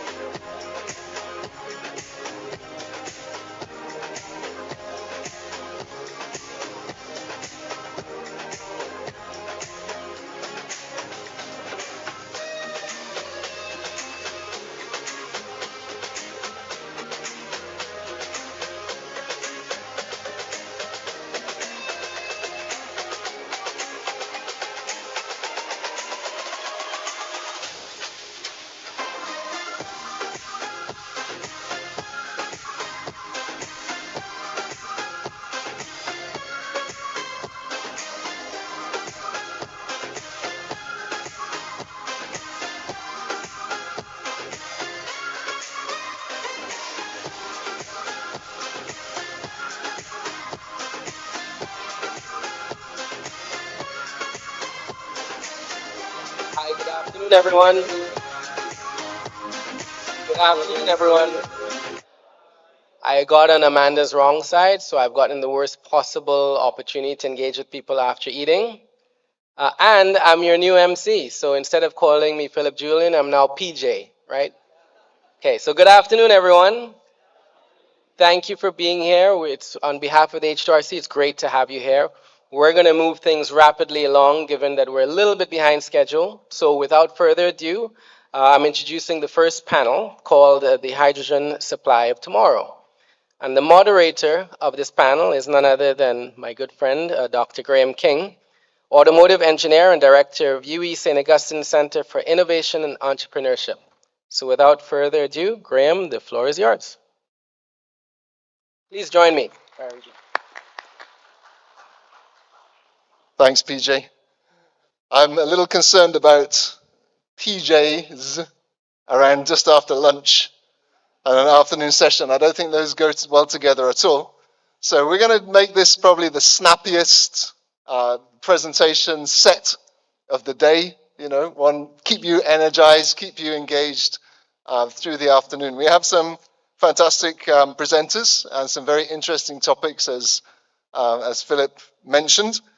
But before we get onto that, I mean, I have a few notes, a few thoughts I was going to share, many of which I think have already been spoken. So we could say this is a little bit of a review, an overview of some of the things we heard this morning and leading into this afternoon's sessions. So obviously hydrogen is the hot topic that we're dealing with today, but also a hot topic or one of the major hot topics of the energy transition. And there's a lot of debate around hydrogen and its role in the transition. I think generally it's accepted that it's going to be a core part of our future, a core part of what it means to transition to a net zero world. I think there's a lot of discussion around some of the functionalities that hydrogen can have, and there's a bit of debate and discourse around how useful it is for some of its proposed purposes. So, for instance, I'm an automotive engineer, so I have an active interest in the evolution of all things transportation. And transportation is definitely one of the areas of application for hydrogen. But of course, in transportation, there's been efforts over many years. In fact, I worked with BMW back in around the year 2000, 2001, and BMW at that point was advocating hydrogen as a future automotive fuel. And we're putting a lot of time and energy into developing hydrogen vehicles. That was internal combustion hydrogen, not fuel cell hydrogen. But that's, these days there's no real talk in BMW of hydrogen as a vehicle fuel. Toyota has been advocating, and Japan generally has been advocating hydrogen for partly for transportation. But again, it hasn't got the traction, especially when, that's a pun, by the way, hasn't got the traction, right? But especially when you compare it to the way in which electric vehicles are evolving. So there's question marks around hydrogen for transportation fuel. But having said that, applications like marine, that's going to be potentially a key application for hydrogen. There's the potential of its application in larger vehicles, especially for longer range freight and those kind of opportunities. So there's a growing demand for hydrogen for transportation. And there are some manufacturers, sort of heavy duty vehicles, who have started to now implement fuel cell long range heavy duty trucks that have definite benefits compared to sort of maybe electric vehicles for that application. We're talking about another area of application, not so relevant for our tropical climate, but in the cooler climes where natural gas is an important part of heating and keeping your homes and keeping buildings warm. Hydrogen to substitute for natural gas in that context could become very important as we go forward. Again, there's a competition at play, because what's happening in the temperate climates now is there's a lot of advocacy for other forms of heating, which are electricity based. So coming to sort of things like, well, you know, we have air conditioning units which can also, in many instances, be used to heat your home using the same cycle reversed. So instead of cooling, it heats. So heat exchangers, a great approach to an efficient approach to building heating. So it depends. It still remains to be seen whether hydrogen is going to win out and be part of the solution for heating homes without carbon. You've got, of course, the issue of power generation and storage for power generation. And I think we're going to hear a presentation a bit later on today as well about power generation. And for power generation, the use of hydrogen, I think, is really that it becomes a storage mechanism. So when you produce excess renewables that you're not using at the time of production, you could use production of hydrogen and then using that hydrogen in a fuel cell to produce electricity when you need it. So it becomes a stabilizer or effectively a kind of battery system. So that's definitely, I suspect, going to be part of the future of our power grids and our power generation. But we also have electric batteries. And as we're seeing a massive growth in, say, electric vehicles now, when those electric vehicles come to the end of their life, there is going to be a substantial industry in recycling and repurposing batteries that come out of electric vehicles. One of the main applications of those batteries is going to be for grid storage. So there are opportunities there, and there's definitely going to be a tussle in the hydrogen sector, but also really between hydrogen as a storage for power generation and batteries, lithium and other chemistries of batteries for storage on the power grid. So in all the areas we've spoken about so far, there's definitely a battle, and it's not a negative battle, it's a positive battle as solutions are derived and innovation brings new ideas and new opportunities between other forms of electrification and hydrogen. However, in industry and hydrogen as a feedstock, that one is, if you survey the experts around the world, there's very little contention in academic and expert circles that hydrogen as a feedstock to substitute or partially substitute for natural gas in industry is a winner and is a really very, very important part of the landscape. So from that point of view, we're in a great position in Trinidad and Tobago because we can implement that almost immediately. When we say immediately, you know, it takes a few years for a project to be brought to into full execution and full commissioning, but relatively immediately. And I think we heard from our presenter this morning that it's actually relatively straightforward to convert a natural gas-based ammonia production process or methanol production process to run on hydrogen. So we've got a great opportunity, a wonderful opportunity in Trinidad and Tobago to really use hydrogen as part of our economy. And that's a competitive edge for us in Trinidad. The other thing that I want to pick up on from this morning, which I think ties into our discussion this afternoon, is the issue of how we actually produce our hydrogen and the Caribbean-wide landscape. We're in Trinidad. We tend to focus on Trinidad and Tobago issues when we're talking anything energy. But I think the paradigm for energy in the Caribbean in the future has to shift. And we have to start to think about the Caribbean-wide energy system, not just because of Guyana, but because of the reality that renewable sources or sources of renewable energy are going to be widely available from across the Caribbean. We saw this morning that Trinidad offers potential benefits in terms of wind, but we also have geothermal assets in the region, which we need to somehow tie into an integrated solution for the region. So there's a lot of exciting developments, and it does allow us as a Caribbean region to shift off the kind of imbalance between an energy superpower or an energy heavy hitter and the rest of the region, which is struggling in surviving in terms of its energy needs. So I've tried to sort of weave in my opening remarks some of the considerations that are going to be brought to the fore in by our presenters in this session.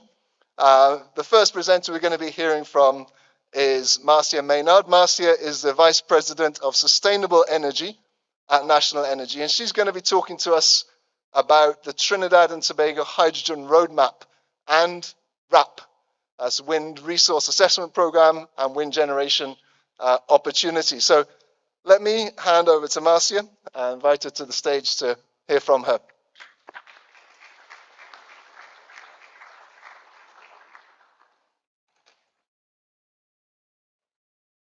Okay, so good afternoon, everyone. All right. You guys can hear me?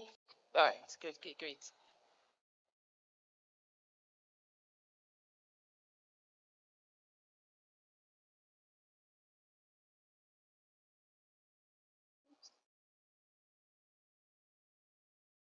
Okay, so I'm just going to kick off just a bit of a disclaimer here.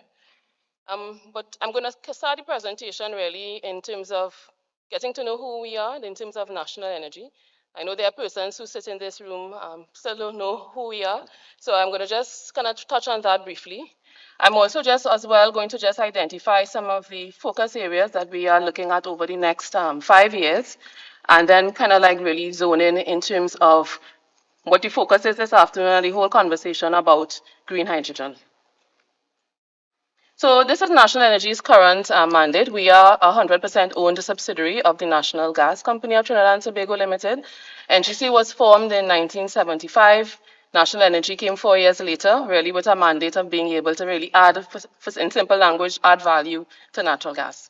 So we would have laid the foundation to what you see in terms of the Point Lisas Industrial Estate through our business development activities.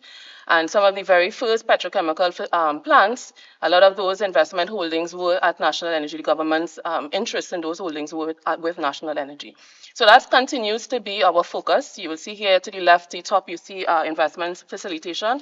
Again, our main mandate. But as part of our other part of the business is also in terms of the provision of infrastructure and logistics services to support the export of those petrochemical plants.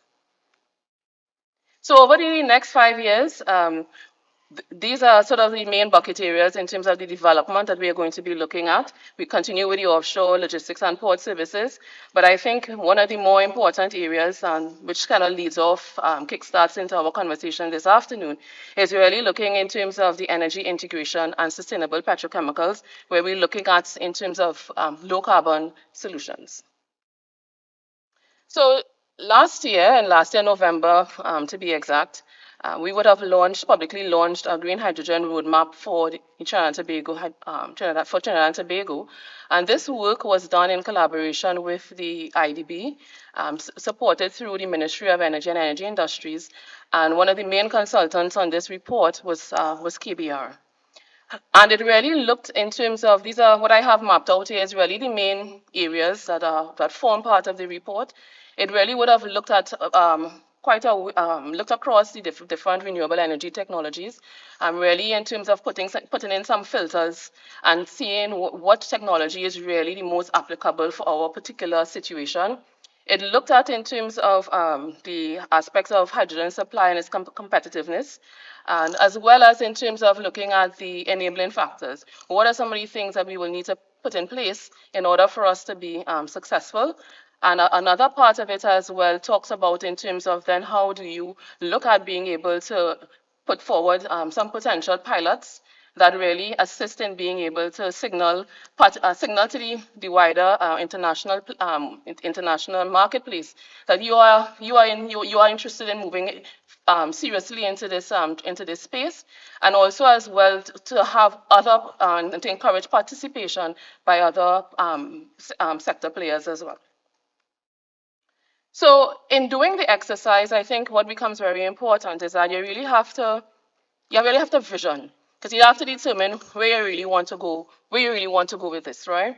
So it really looks at being able to kind of position us really in terms of being a green hydrogen hub by leveraging what our current strengths are. So when you see on the chart, when we talk about on the left, moving from this, you see here, this is really where our existing trade relations are, just the traditional parts that from our existing petrochemical industries. What we say when we say moving to this is that in there you now see some green outflows, And those green outflows is really in terms of trying to be reflective of the fact that you're now looking at the export markets for green petrochemicals, and in terms of even looking at new entry markets for market players who would also want to pay a premium for your particular product. So the roadmap is structured across over three horizons: Horizon 1, Horizon 2, Horizon 1, 2, Horizon 1, Horizon 2, and Horizon 3. The first horizon really is in terms of looks at the foundation and really building the foundation in order for you to look at being able to build beyond into 2 and into 3. In the Horizon 1, when we talk about, and I will show the specific activities in the next slide in Horizon 1, it would have identified throughout the study, and it is really through mainly in terms of desktop exercises, identified offshore wind as the main applicable technology. It looked at the potential of about 57 gigawatts of offshore wind, really in terms of being able to utilize what, both in terms of both the fixed as well as the floating technologies, in order for us to really decarbonize an entire sector. So currently, the current petrochemical sector uses about 1.7 MTPA, and we are looking at if we are to go at the full potential in terms of the production, you have the opportunity to decarbonize the full sector, and even having some residuals, even consider some aspects of export. But the idea behind it is that you really, in Horizon 1, you lay that foundation, and then it sort of sets the stage for your success in Horizon 2, where you really want to start in the large-scale RE investments, and then it moves further into the Horizon 3. So what the government has approved thus far is that they have approved for the IDB to really design a program for Horizon 1, right? And this represents, in terms of the Horizon 1, the main activities under Horizon 1. Based on the design of the program, of course, the government has to approve. It is a $50 million program, and the government therefore has to, based on this program that is designed here, they have to make the decision whether or not they want to move in this particular direction. But these are going to be some of the main activities in the Horizon 1. Again, it speaks to the environment in terms of making sure that you put in all the enabling factors, the incentives and everything like that, to make sure that when you go out, and even if you're going out there to do your RAP studies, to do those types of studies, that they are in fact successful. Right? You want to also make sure that in terms of being able to put in all the different, look at your infrastructure, look at everything that you will need to do to be able then to build out and be successful going into the other two horizons. So this is just in terms of looking at when we talk about the foundation for the future.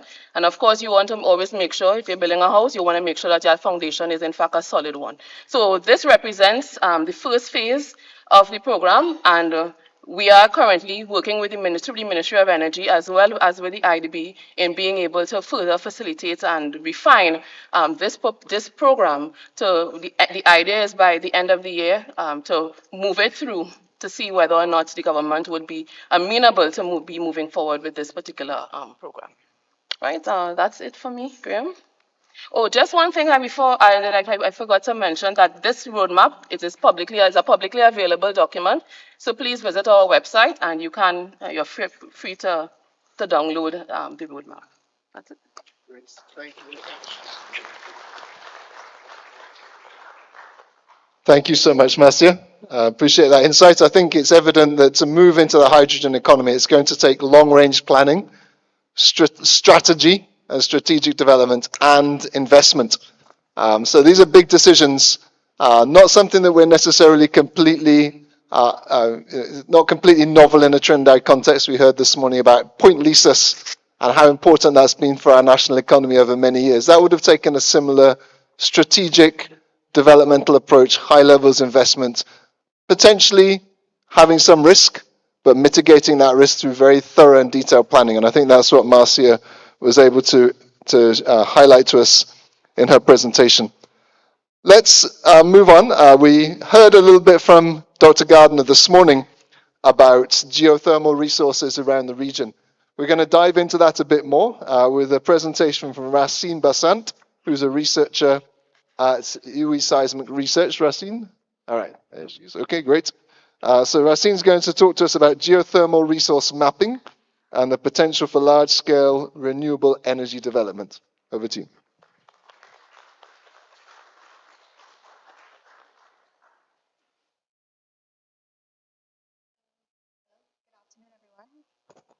Good afternoon, everyone. Today I'm here to present on geothermal resource mapping, the potential for large-scale renewable energy development in the Caribbean. So my presentation will highlight ideally what is geothermal energy, how can we harness it, what are some of the geothermal developments in the Caribbean, and how does it fit into the context of hydrogen.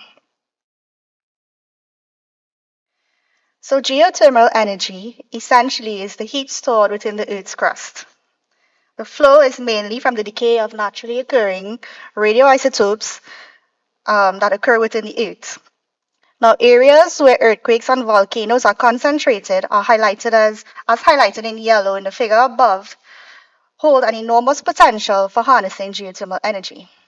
The Lesser Antilles Arc, which is a host of 21 potential live volcanoes across 11 islands, is one such region. These islands were formed mainly from the subduction of the North American plate beneath the Caribbean plate.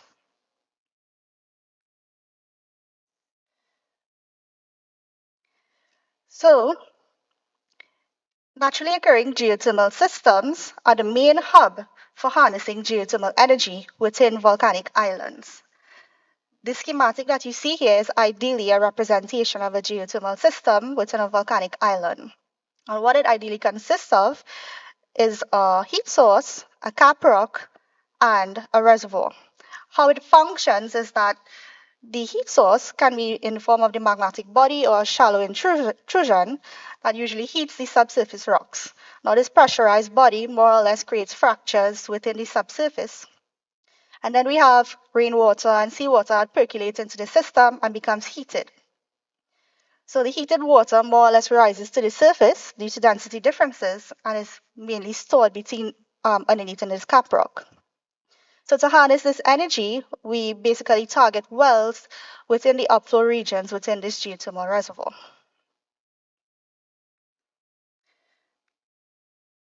So to the right is a map of the Lesser Antilles Arc, which highlights the volcanic regions. And you would see here the 21 potentially live volcanoes spread across these islands. So the U.S. Department of Energy completed a study of the geothermal potential for all of these islands. So the following slides I'll briefly describe what are some of the developments in each of these islands. So Guadeloupe is the only island within the Caribbean with an operational geothermal power plant. The field is actually located in the western part in the proximity of the Soufrière volcano.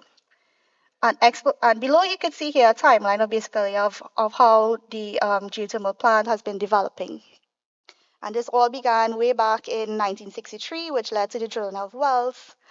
And then in 1986 became the Bouillante 1 with a capacity of 4.5 megawatts.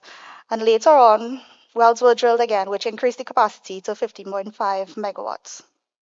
There has been ongoing developments to again understand more about the geothermal resource in the area, and you would see a map here on the right, which kind of maps faults and the wells that were drilled within the region to kind of characterize and understand more about the geothermal system in order to increase the capacity.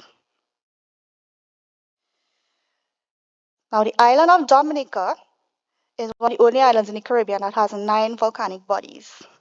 And the Watton Waven area, located in the southern part of the island, was explored as a potential area for harnessing geothermal energy. And this is mainly due to the presence of the boiling lake, which we know has a history of refilling and emptying of hot fluids. Now, subsequent to exploration studies in 2012, 3 successful exploration wells were drilled. Those are the Watton Waven 1, Watton Waven 2, and Watton Waven 3, as shown in the red dots. An assessment of the flow rates of the wells suggested that a geothermal resource of 65 megawatts at a 90% probability exists. At the moment, the construction of a 10 megawatt power plant is underway. So to the rest for other prospects within this island, the geophysics team at the Seismic Research Center actually conducted an exploration survey earlier this year. Montserrat is also an island that has made some headway in terms of geothermal development. The geothermal field is located in the southwest of the island near the Sulphur Hills Volcanic Center. Now, the geothermal field was reassessed in 2009 due to in order to basically assess the impact of the 1995 volcanic eruption. So to the right, you would see a geophysical model of studies that were conducted within the region to determine what were some of the best regions to target drilling geothermal wells.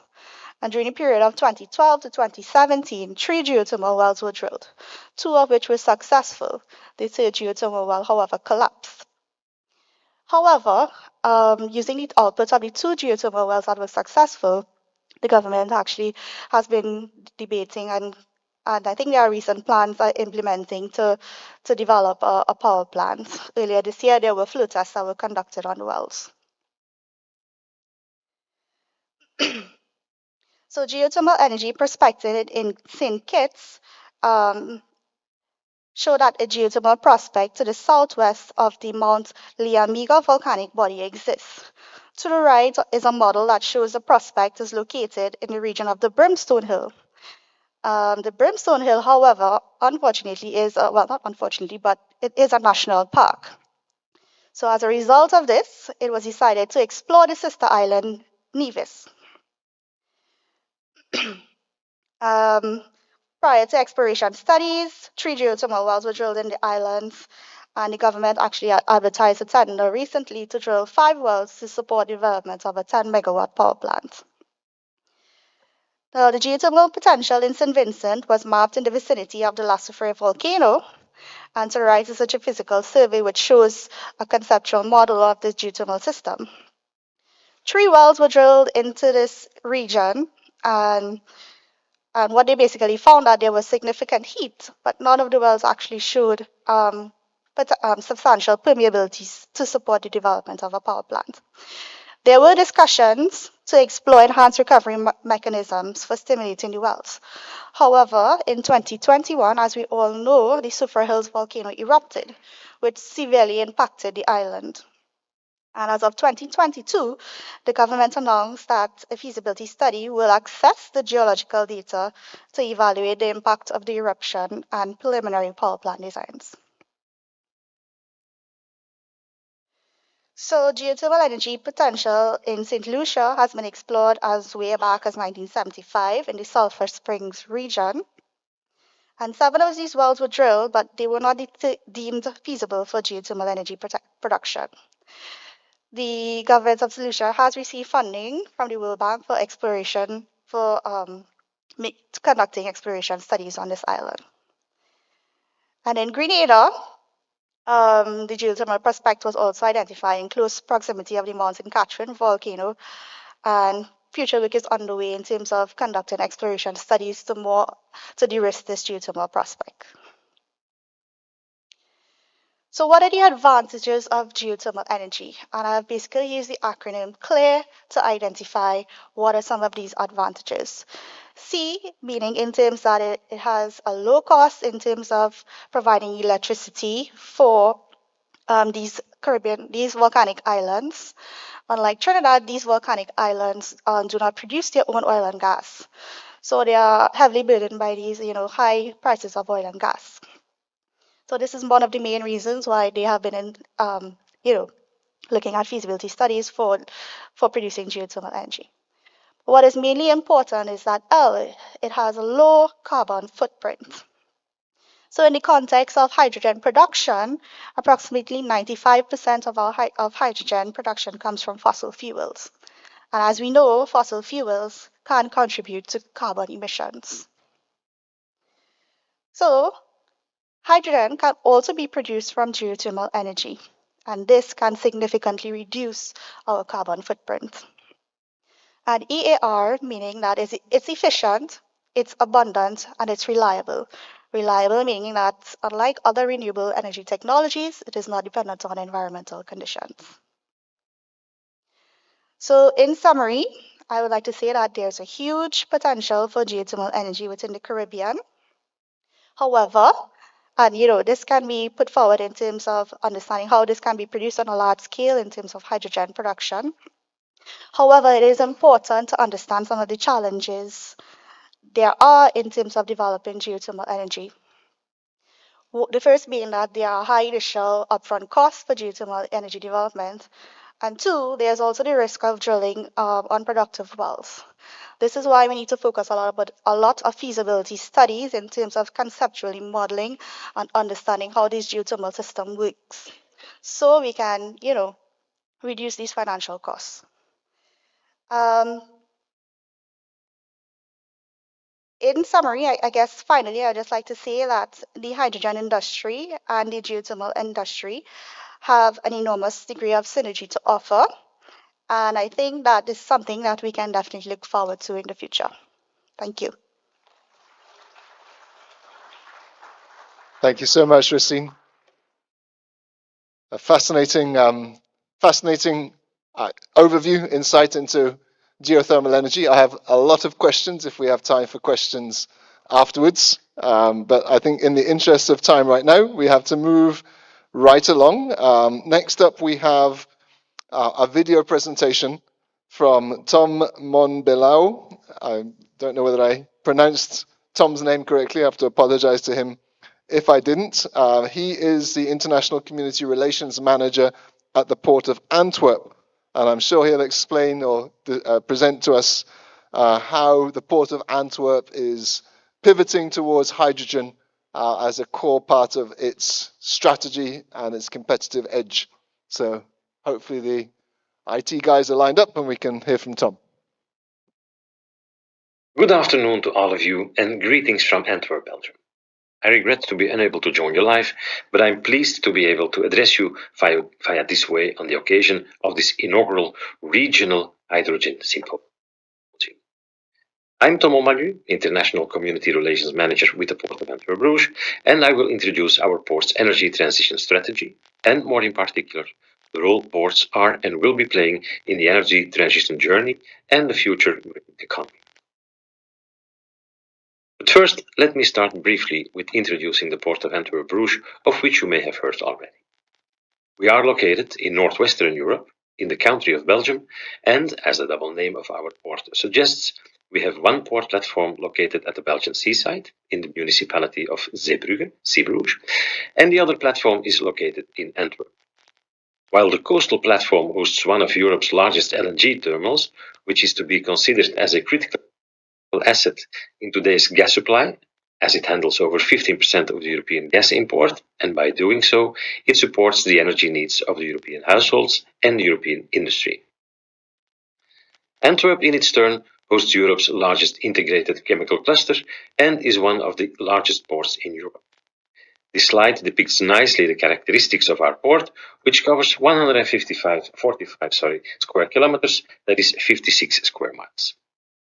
We are a multi-purpose port, which handles over nearly 290 million tons of cargo, including over 13 million standard containers, 3.5 million cars, and we are being called home by 1,400 companies. Not less than 164,000 men and women are making a living through port and port-related activities. The combination of having a state-of-the-art energy importing platform at the coast and an energy-demanding industrial cluster in reach of less than 60 miles is instrumental to create impact in the energy transition as a whole and develop sustainable multimodal transport solutions, including pipelines, rails, barges, and cars, and ships, of course. That insight has resulted in the very clear ambition to become the first port in the world which reconciles people, climate, and economy. And that is not just an ambition statement. To further evolve towards a sustainable port of the future, we are working together with numerous partners with the same willingness and conviction to tackle climate change. And working together is the shortest way to sustainable success, as you will see in the following slides. Back in 2019, in pre-pandemic times, we have teamed up with a coalition of 6 companies and created the Hydrogen Import Coalition. Each of these partners being specialized in a specific part of the future hydrogen import supply chain, And you can see the logos at the bottom of the slide. DEME is an engineering and construction company specialized in large infrastructure works such as wind parks. ENGIE is a world-renowned energy producer. Exmar is a shipping company with a fleet of vessels sailing around the globe with all kinds of liquids, including ammonia. Fluxys is a European gas transmission system operator running a multinational network of pipelines, and they also exploit the LNG terminal in Zeebrugge. In the right corner, there is the logo of HydrogenNet, a center of expertise on hydrogen applications and use cases. And our role as a port is multifold, as we are the coalition builder, the port area manager, and the owner of open access infrastructure, such as nearly 500 miles of pipelines crossing the port area and beyond. These 6 parties have brought together their knowledge and insights to study sense and nonsense of importing hydrogen. And guess what? Shipping sun and wind to Belgium is key in a climate-neutral economy. With such a title, it isn't too hard to guess what the conclusion of the study was. You can replace Belgium by the names of other European countries such as the Netherlands, Luxembourg, Germany, France, and others, and it still makes sense to produce green hydrogen in countries and areas where wind and sun are abundantly available, and thus allowing to generate hydrogen, green hydrogen, at a reasonable price and transport these green molecules to the off-takers on other continents. Meanwhile, the European Commission has stated the clear ambition that by 2030, the European energy mix will include 20 million tons of hydrogen, of which half will need to be local production, and the other half, 10 million, will have to be imported. The green molecules will have to be imported from countries where wind and sun are available. To this end, we have reached out to partners in a number of countries to enter into a dialogue and learn more about each other's needs and desires and understand what is required to make the green transition a fact. Certification schemes, financing, regulatory frameworks, and permitting trajectories are the main topics which are being discussed today. Now, let me show how we look at the flow of these future energy flows. And instead of telling you how to read this slide, I found a method. Welcome to Port of Antwerp, Bruges, your platform for today's and tomorrow's business. The port that gets your green energy flowing.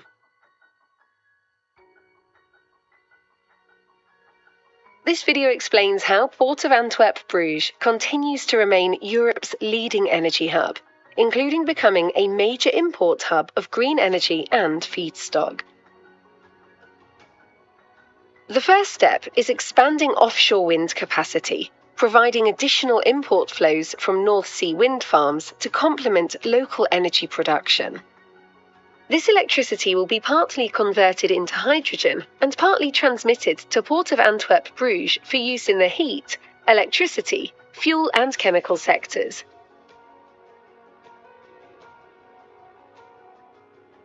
Green hydrogen from sunny and windy regions all across the world is received via carriers and then stored and consumed within the Antwerp port platform. This hydrogen supplies 4 offtake sectors: the chemical sector for use as a raw material, heat generation, steel production, and fuel for ships, aircraft and heavy transport. For hydrogen inflows and outflows to the Netherlands, Germany and other European industrial clusters, we are using pipelines, rail and barge. We are also committed to acquiring more hydrogen carriers for offtake in the 4 previously mentioned sectors. For CO2, we plan the necessary infrastructure for the capture, transport and storage, including under the North Sea, or for its use as a raw material.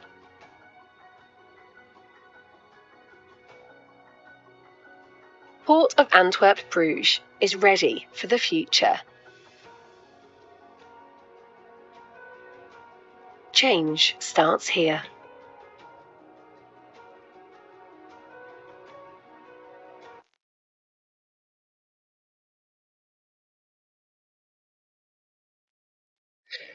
Now you know how the future energy will flow, let's take a closer look to the roadmap we developed. It's helpful to better understand the complexity of the overall challenge and the efforts that will have to be made in a simultaneous and aligned way in respect of the 2030 timeline. This roadmap shows you the three domains in which we are working today: supply, infrastructure, and offtake. If we want a green hydrogen economy to become a reality, we'll need to make sure that supply and demand are matched and that the right infrastructure is in place to support the large-scale import of green molecules. To this end, we have teamed up with a number of individual countries and partners, as already mentioned, but also H2 Global. H2 Global will set up the first global back-to-back auction, and the tenders for suppliers were launched earlier this year. Expressions of interest have been noted, and by the end of this year, the first single buyer auction should have been realized, giving a clear indication on the first guaranteed volumes of green hydrogen that will be important in Europe. Not only a clear indication on the volumes, but also on the price. That clarity is needed to have a clear view on the capacity that will be transported in a multimodal way, including rail, inland waterway, and transport by road. It will also give guidance to the expansion of the already existing network of pipelines to the industrial clusters in neighboring countries. So now you know nearly as much as I do on how we are working ceaselessly to make the green energy transition a reality. The last slide I'm showing you is a high-level overview of a number of projects that are all related to realizing the energy transition and clearly shows up the three avenues on which our organization is co-developing projects: sustainable energy, sustainable industry, and sustainable shipping. The left column shows you three projects related to the production and optimized use of energy: expansion of onshore wind production capacity on both our port platforms, development of open access backbones in order to guarantee the industry and port users access to renewable energy, or to optimize the use of industrial waste heat and steam to heat residential areas near the port area. In the middle column, you'll find projects where we focus on recycling of all kinds of plastics and the use of water at our next-gen district area, an area where circular economical activities are brought together. Together with the industry, we are also exploring ways to capture carbon dioxide, to store it and reuse it at a later stage. Combining green hydrogen with captured carbon is a way to produce green methanol, which in its turn is being used as a raw material in the chemical industry. And the column on your right-hand side gives you three examples of how ports can impact and support decarbonization of the shipping industry. With our multi-fuel project, we are preparing our port to connect large container vessels to the grid when they are moored at the quay. We are also developing the necessary conditions to supply alternative fuels to the shipping industry.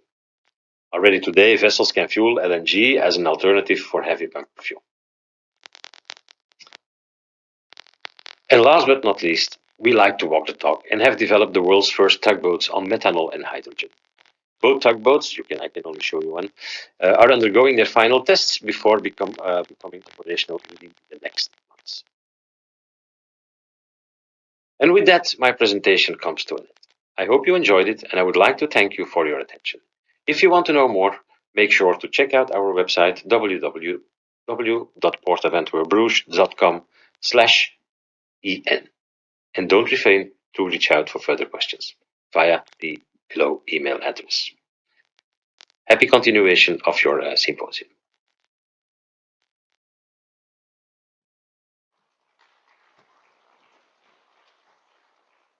So thank you very much to Tom. I think some interesting standouts from his presentation, linking of strategic thought to decisive action and careful planning comes through again.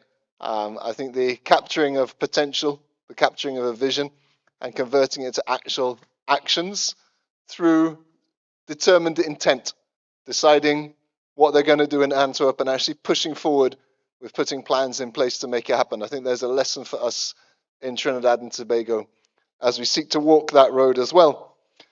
Okay, let me invite our final speaker in this segment, Mr. Stephen Nanan, who is Deputy Director of MTCC, I've forgotten what the acronym is. He'll explain it to you. He's at UTT, Deputy Director of MTCC, and he's going to speak to us about opportunities in decarbonizing the marine sector. So it flows on very nicely from Tom's presentation. Over to you, Stephen. Thank you very much, Dr. Graham.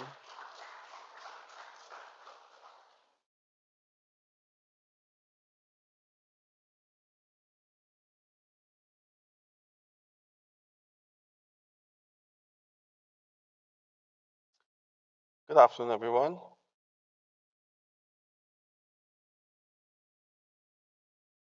Okay, great. First, I would like to thank the organizers for allowing MTCC Caribbean to present at this first hydrogen forum. And what I present today is the opportunities within the maritime sector for the opportunities of hydrogen in the decarbonizing the maritime sector. And these opportunities present themselves as challenges. So what we'll do is definitely touch on the challenges associated with hydrogen as a marine fuel. A quick introduction. So MTCC Caribbean is not on a household name. It is the Maritime Technology Cooperation Center of the Caribbean. We are one of 5 MTCCs that fall under the Global Maritime Technology Cooperation Center.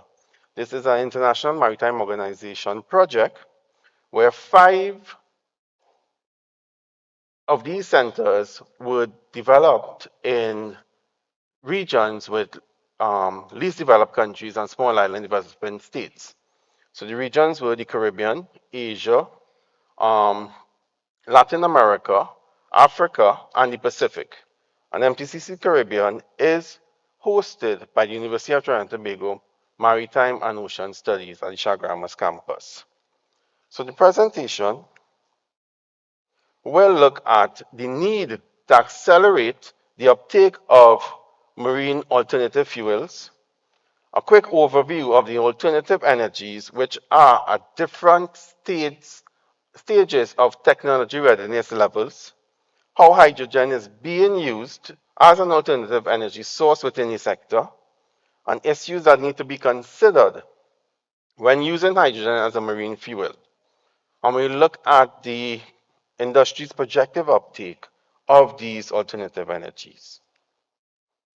So jumping right into it, the IMO 4th GHG study of 2020 showed that the sector is responsible for approximately 1,058 million tons of CO2 emissions, which is a little over 1 billion tons of CO2 emissions. And putting that into perspective, that is the emissions that is associated with countries such as Germany and Japan.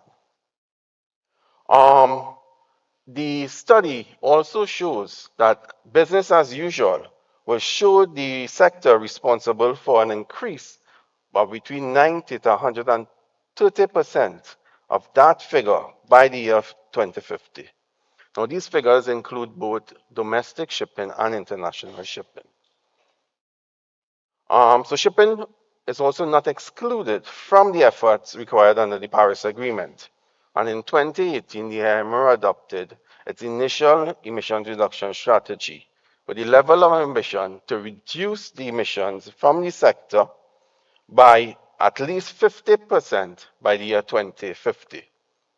In July 2023, the IMO revised that strategy and heightened the ambition to reduce the emissions by between 70 and 80% by the year 2040, and with the intent of the sector reaching near zero or zero emissions by the year 2050. So quite an acceleration in the uptake of these energies is required. In meeting these targets, there are a number of technological and operational advances in logistics, vessel hull designs, vessel machinery, and after treatment measures. However, the revised strategy recognizes that in order to meet this target, an uptake of zero or near zero emissions technologies and fuels and energies is definitely required. The greatest reduction path has been identified to include electrification and fuels and/or energies such as methanol, ammonia, and hydrogen. And all of these involve a hydrogen-powered shipping future.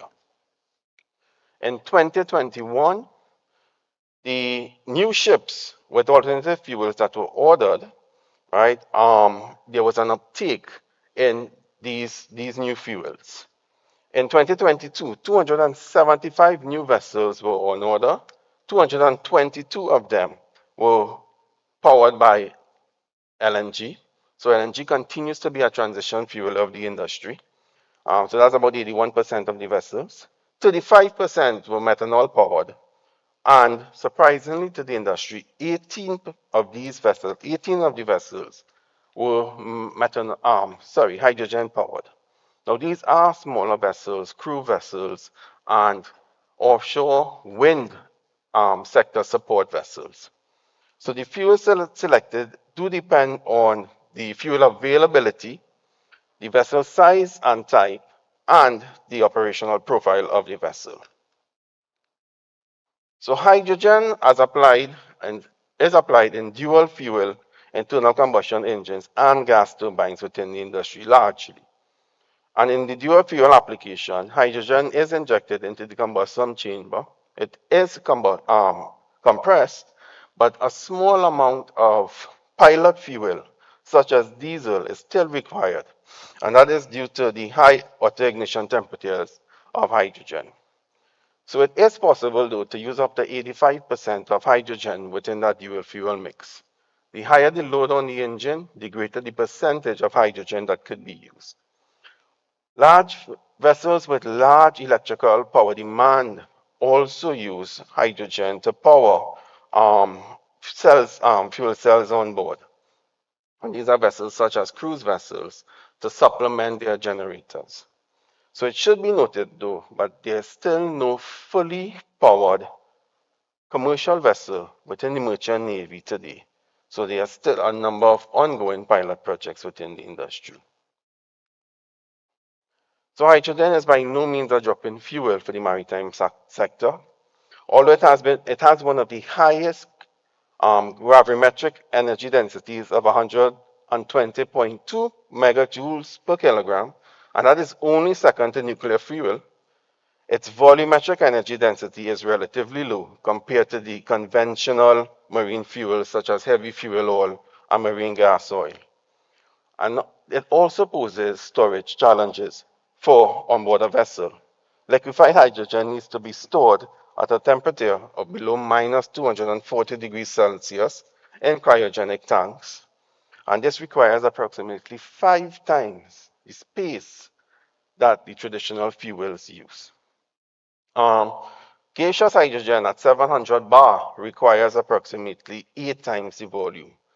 And on board a vessel, this will ultimately trade off, or it will lead to the sacrifice of cargo space and also more frequent refueling, rendering hydrogen more suitable for short sea shipping applications, such as those within the Caribbean, both Caribbean domestic and Caribbean interregional shipping. So this higher volumetric density of hydrogen renders fuels such as ammonia and methanol, which have higher volumetric densities, more suitable for deep sea shipping. Whilst it is understood that the tank-to-wake emissions associated with hydrogen will be zero or near zero, the life cycle assessment of these alternative fuels, which include the well-to-tank emissions, should also be near to zero or zero, which indicates green hydrogen, green ammonia are the suitable marine alternative energies. So mention must be given to the two hydrogen carrier alternatives, as these at this time have the greatest uptake in the industry. And again, the preferred production is green ammonia, bioammonia, biomethanol, and e-methanol. There are other considerations for using hydrogen as a marine fuel. As mentioned before, additional cryogenic fuel storage will require the vessel arrangements that differ from the conventional ones. And there are challenges in the material selection for the containment of hydrogen. Hydrogen absorption, which leads to hydrogen embrittlement. So this requires appropriate materials, and they are often thicker also. Hydrogen is also highly explosive in confined spaces, and there is no shortage of confined spaces on board a vessel. So additional venting and the expansion of safety and operational management plans with equipment failure and emergency procedures is required. So although hydrogen is still not widely used, it has been adopted as a fuel in the maritime industry, and it has been implemented on land-based applications. And this is currently where the industry is getting its regulatory compliance from. There is the IGF code that is currently being revised to include hydrogen.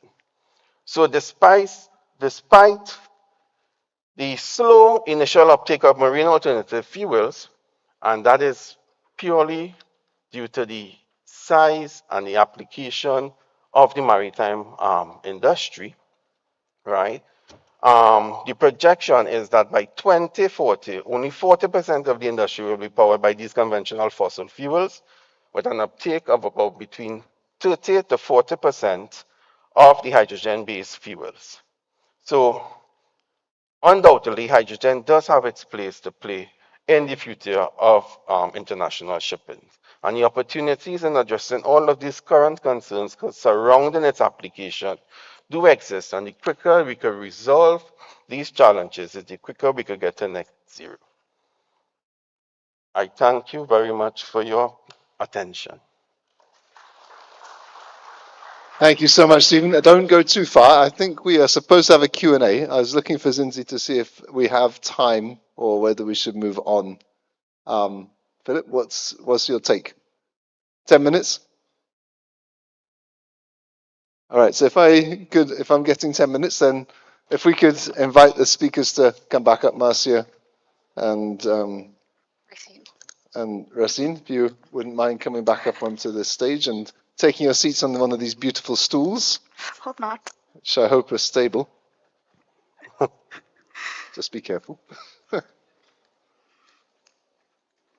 Okay, just have a couple of questions. So a quick Q&A discussion.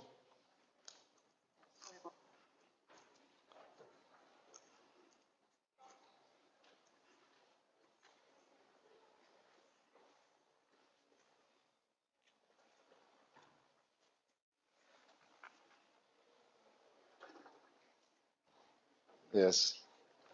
I could probably lower it if you... Okay, all right, great. All right, so I hope you're comfortable. Let me go in the order in which you presented. Tom is not available to participate. It's, I think, quite late in Belgium right now. So let me start with you, Marcia.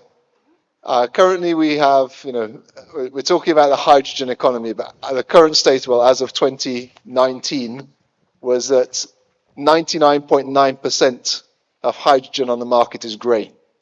So we have a tiny fraction of green and blue hydrogen currently available. So the transition between where we are now to where we need to be, if we're going to see substantial carbon savings through the hydrogen economy, is quite a path to walk. So talk to us a little bit about balancing demand and production, because I think Stephen gave us a good example of an emerging demand, but the production seems to be far behind. How are we going to make that up? Okay, I'm not sure. Can you guys hear? Oh, okay. All right. In terms of being able to kind of balance it off, it means that there has to be certainly, of course, a certain level of aggression on our side and being able to look at it, right? And that's why in my presentation I spoke about it being very important in the Horizon 1. When you get into the Horizon 3, there's a very important milestone that is in there, that is in the roadmap, that talks about 2052.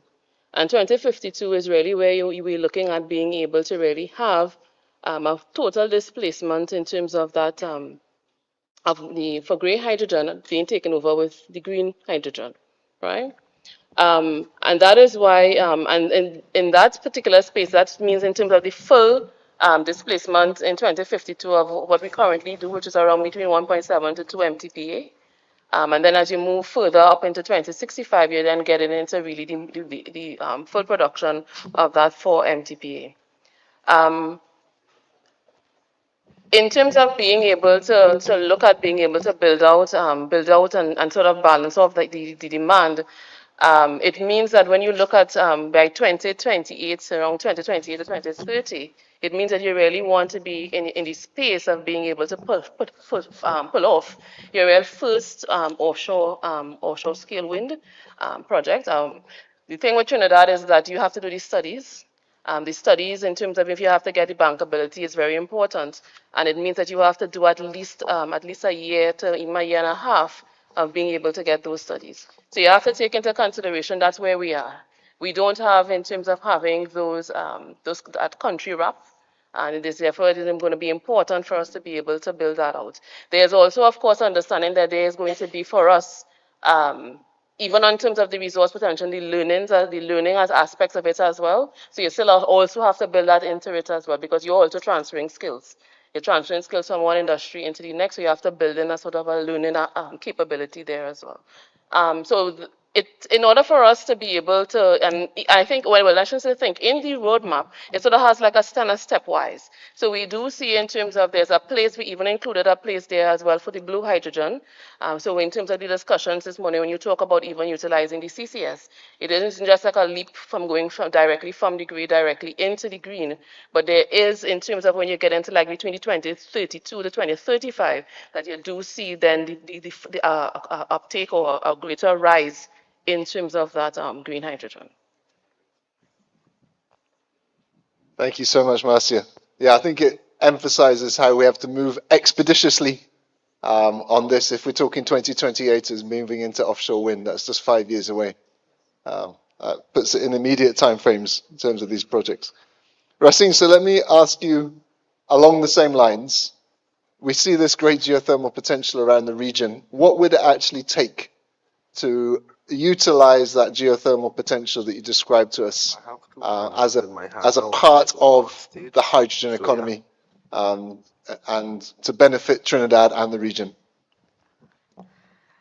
Okay, so I would just more like to emphasize more on what Marcia said, that a lot of feasibility studies have to be invested into developing these geothermal prospects.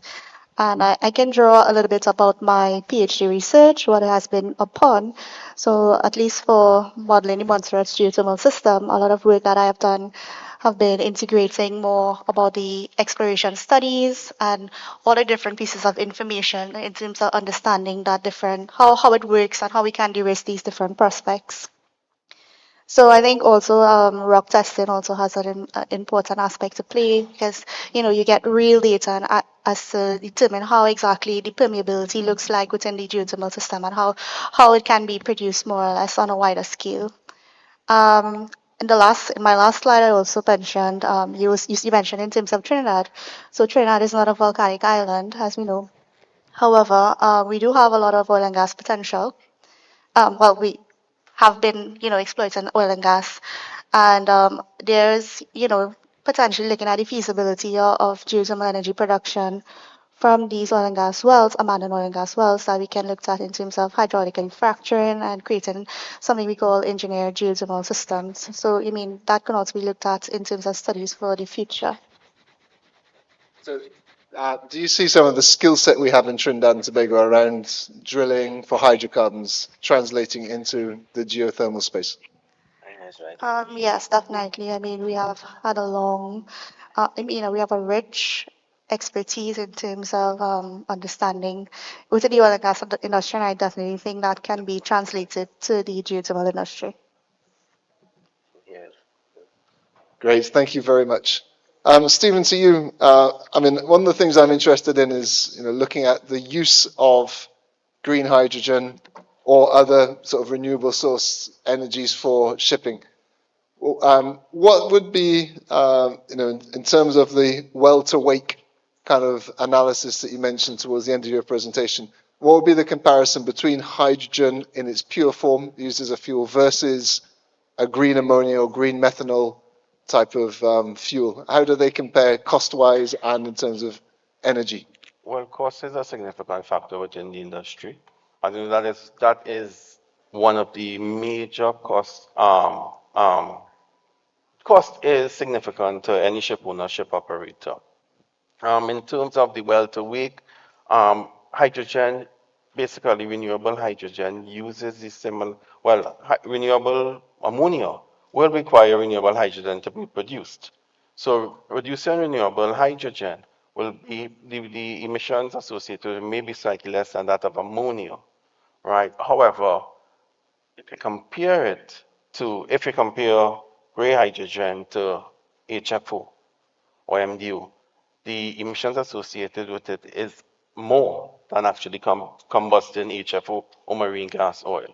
So the industry is taking on hydrogen as an alternative fuel in the hope that we will reach to green hydrogen, and then that will offset the carbon emissions associated with it. So what I could say also is that there's no silver bullet for the industry. The industry sees an uptake of all of these energies.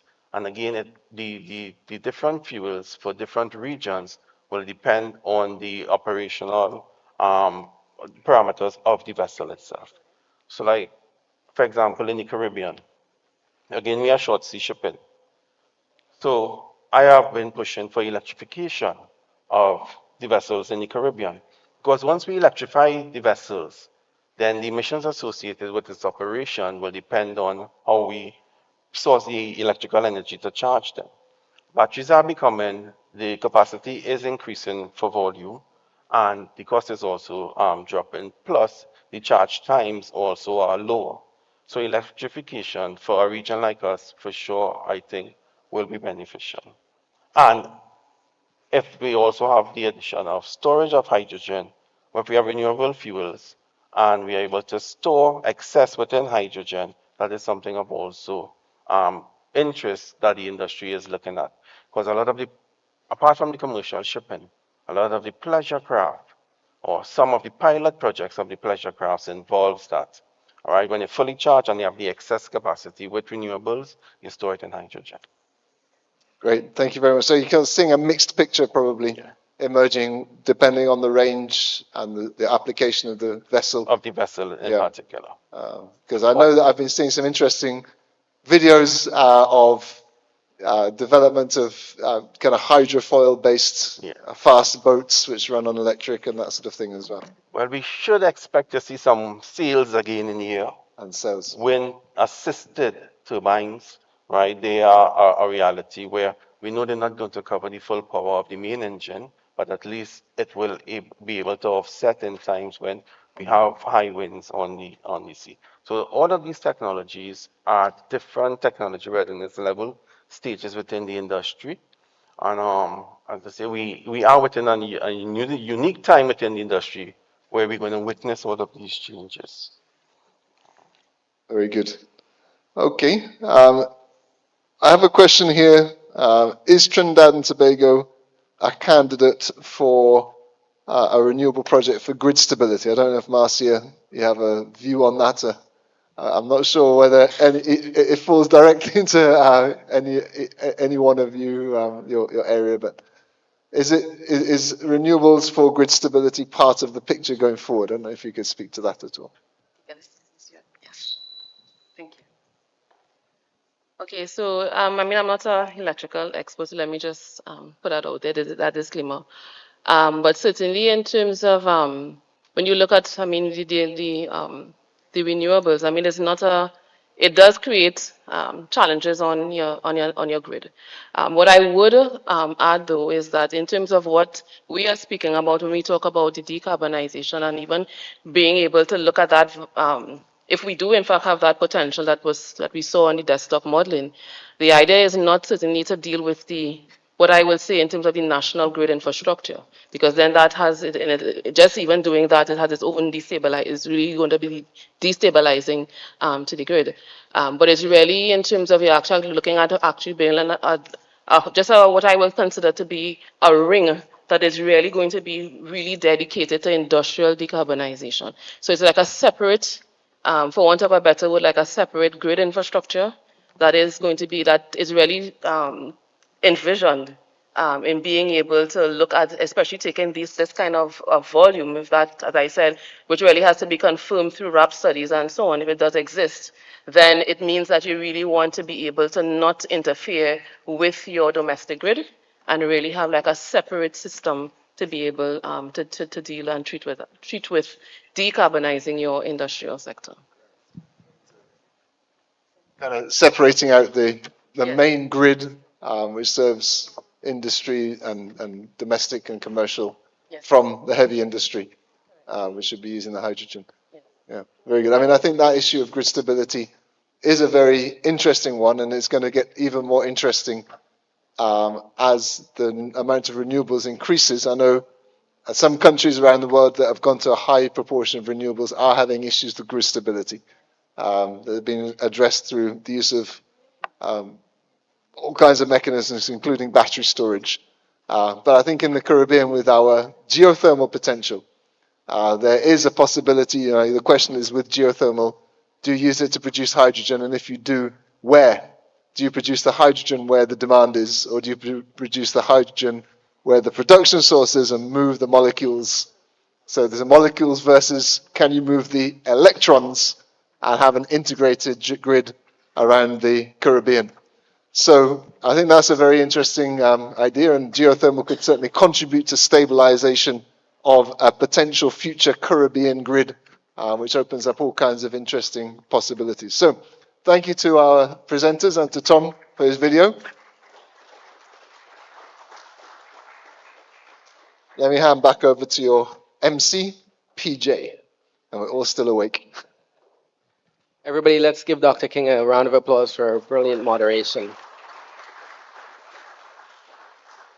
All right, guys, we're moving quickly along, but I just want to check for those of you plugged into the training algorithm. Do you know H2? Need a couple more hours, guys. A couple more hours, but we're getting there.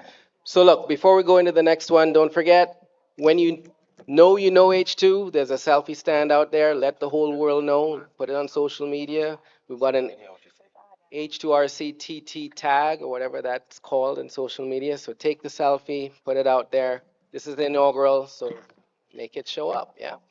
All right, so moving on to the same theme, except we're now focusing on new opportunities, new technologies. I'd like to invite to the stage the next moderator, Mrs. Abigail Barnwell. Abigail is a senior technical consultant with Kenneth J. Green Limited, and she is working on as the project engineer for the New Gen Energy project. This makes her a global subject matter expert in this area, so you're in really good hands. So without further ado, Abigail, the floor is yours.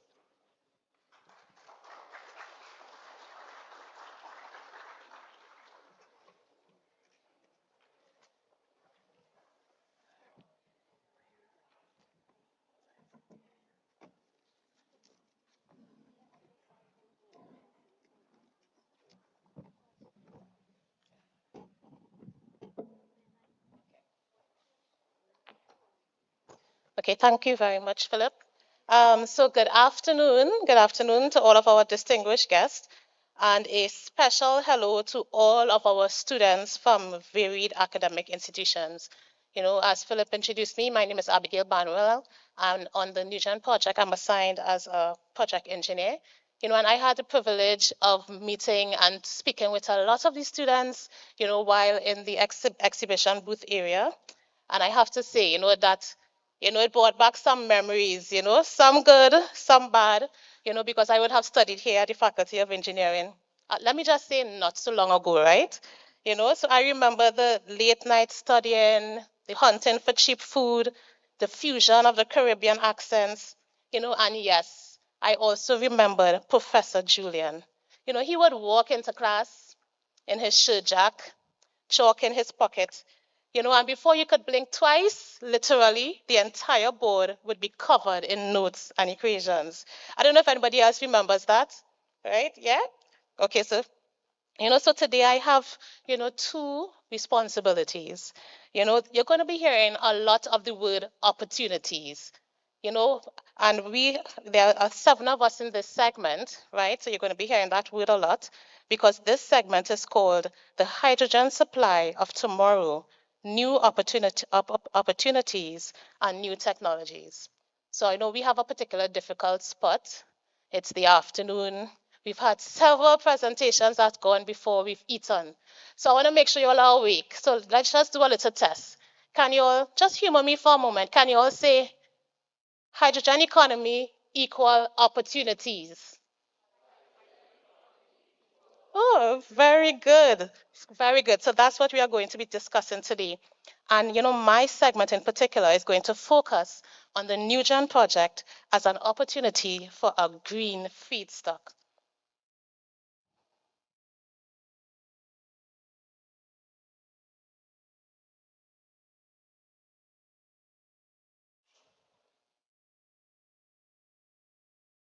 Okay, great.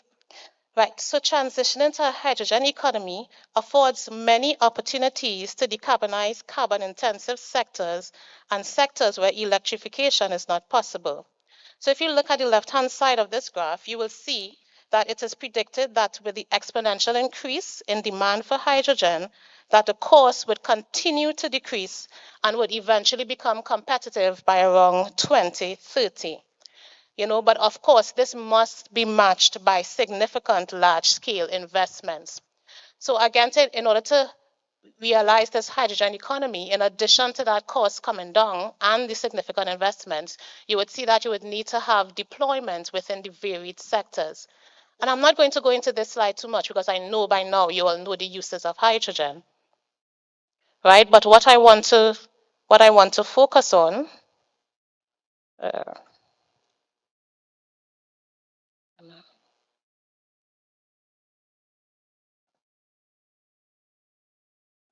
okay, I'm having a little trouble. Okay.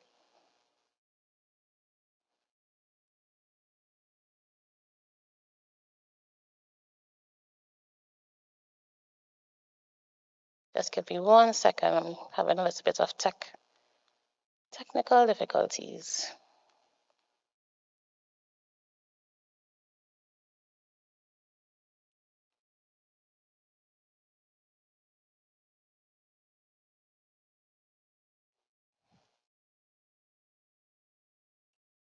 Okay. So let me see. Right.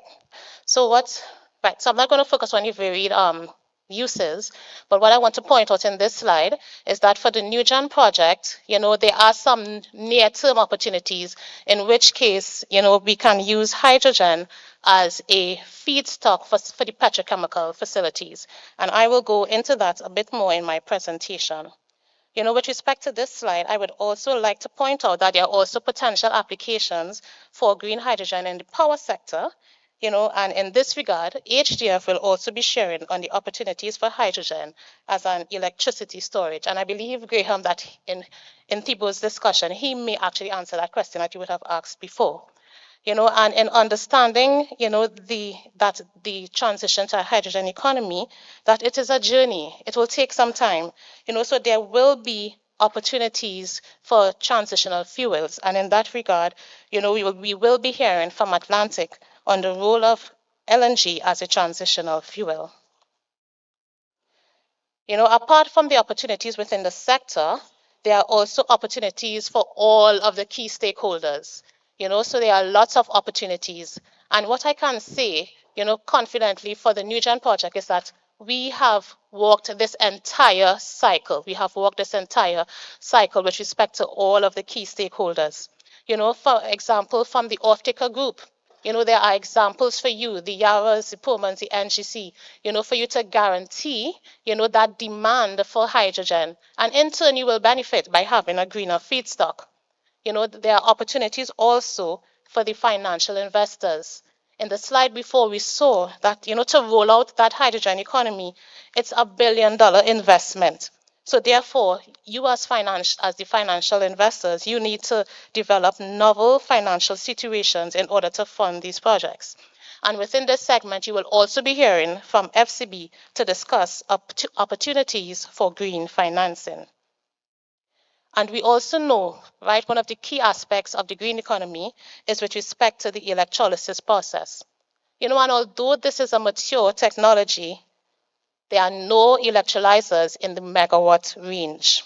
right? So right now, electrolyzer suppliers, there are opportunities, for you to review your design, to update your technology in order to support the megawatt range and also to improve your performance. And within this segment, we will be hearing from an electrolyzer supplier to discuss the global green hydrogen race. And increasing hydrogen demand must be matched with an increase in renewable power generation. And this is a challenge in terms of the capacity and the cost, right? And this is an area that we would also would look at later on in this segment as well. And BPTT will be providing some context on renewable energy. There are also opportunities for integrators, to also step up in order to provide the support that is necessary to integrate the hydrogen technology with whatever application that is being applied to. And finally, there are opportunities for the governing bodies to foster an enabling environment through policies and a legislative framework to facilitate the accelerated development of green hydrogen projects and address the main challenge. And as I said, as at NewGen, we would have walked this entire circle in terms of liaison with off-taker, with financial investors. We have engaged with all of the major global electrolyzer suppliers, right? So there are opportunities within the entire stakeholder group. And just continuing in terms of stake areas of influence, I want to highlight two areas in this particular area, right? One is with respect, to the research and development, and the other is skilled labor. So there is significant opportunity to form strategic research and development partnerships, such as what we are doing today, right? And that is definitely needed between academic key stakeholders, as well as the off-takers, the electrolyzer suppliers, the EPCs, right? So more of this is needed. And I hope that today, right now the Hydrogen Collaborative involves KNSJ System, UE and UTT. I hope that after today that there will be more people, coming forward to provide that support, right? And in addition, we also need to develop skills to support the construction, operation, and maintenance of the electrolyzer technology and the renewable technology. And coming to talk to us in terms of the opportunities for that job skills development, we will close off this segment, right, by discussing the opportunities for developing green jobs. And now I just want to focus in on the NewGen project, right? So again, I would have engaged with some students. Some of them are familiar with the project and some of them are not. So I'm just going to provide a high level context so that you are more familiar with the NewGen project. And this is a big deal, right? We are still the first, hydrogen project within Trinidad, within the region, and still a first major player globally. Right, so just a backstory, and we are all familiar with this. Right, within the local environment, Trinidad has a unique opportunity as one of the world's major exporter of ammonia and methanol. These petrochemical facilities utilize hydrogen as a feedstock, which is sourced solely from the steam methane reforming of natural gas, which has an associated high emission level. Due to declining natural gas reserves, there is approximately a shortage of 400,000 metric tons of hydrogen supply, and this has resulted in multiple plants being shuttered, etc. Right? So recognizing this impact, the NewGen team took the initiative and seized this opportunity to initiate the transition to a hydrogen economy. So the NewGen project is actually developed jointly by KNSJ Green Limited and Hydrogen Defense, and it will produce approximately 20,000 tons of low-carbon hydrogen through the electrolysis of water using electricity supplied from renewable and energy-efficient power sources. And this is going to be delivered to an existing Yava Tringen 2 ammonia facility. So the NewGen project, it definitely would have capitalized on an opportunity, and there are several differentiators which make this project, so unique.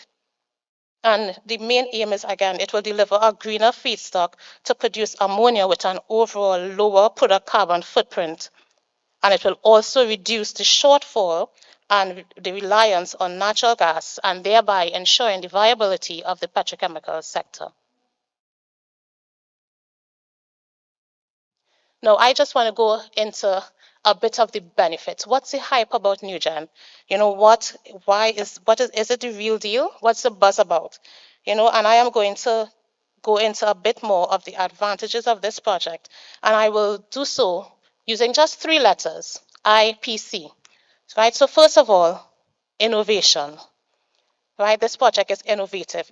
It leverages sector coupling between the power generation and petrochemical sectors.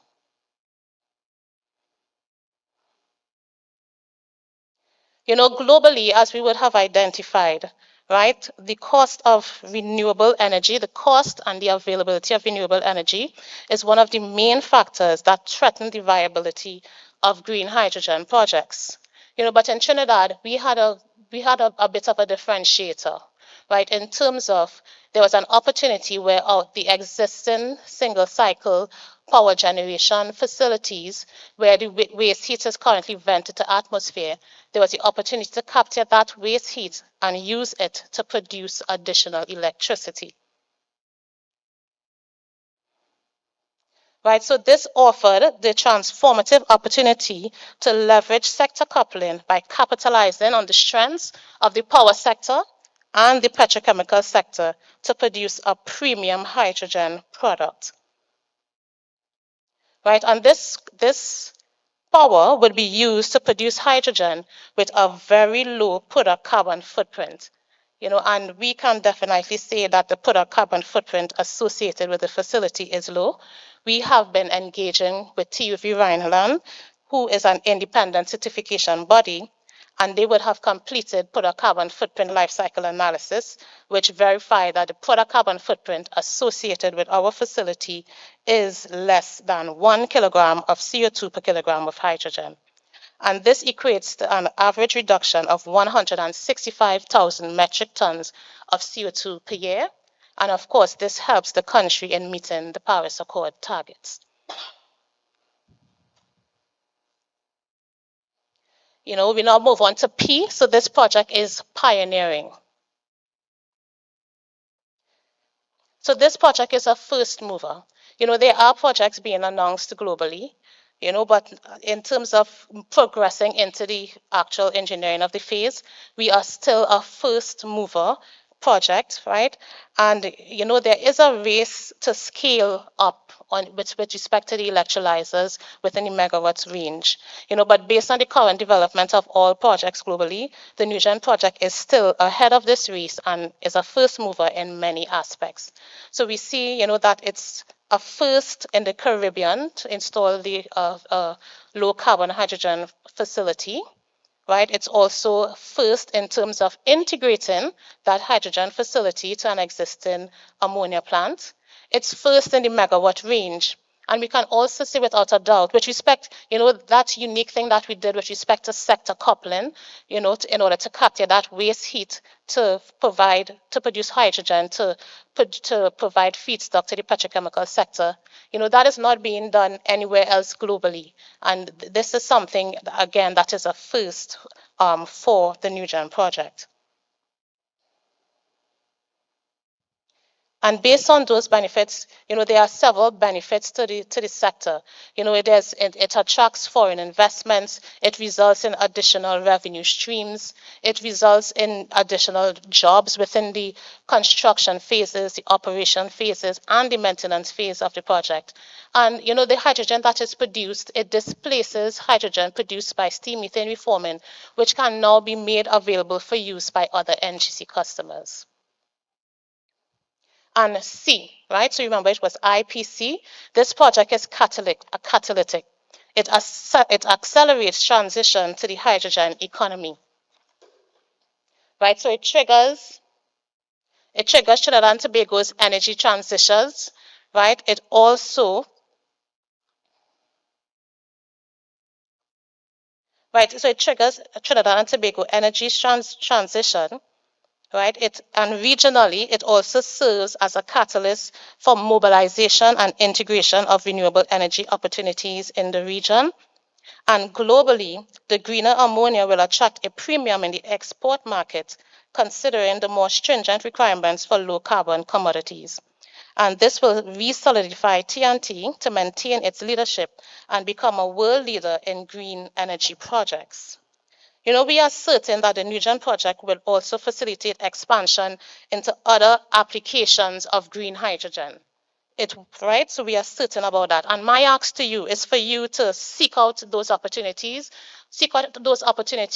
to expand within the green feedstock, seek out those opportunities to expand within other applications within the sector.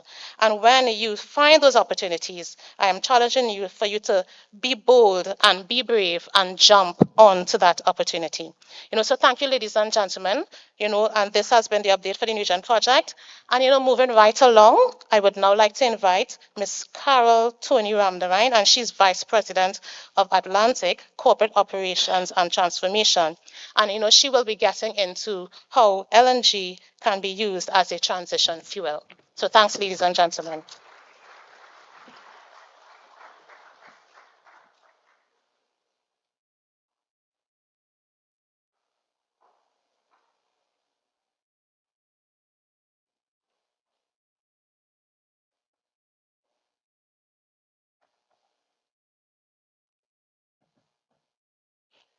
Good afternoon, everyone. Can I start by just saying how thrilled I am to actually be here. This too is my alma mater, which I'm very proud to have been a part here in the Faculty of Engineering under the expert tutelage of Professor Julian. And Abigail, you described him very, very well. And of course, Professor Ambe, I pronounced it correctly, I hope.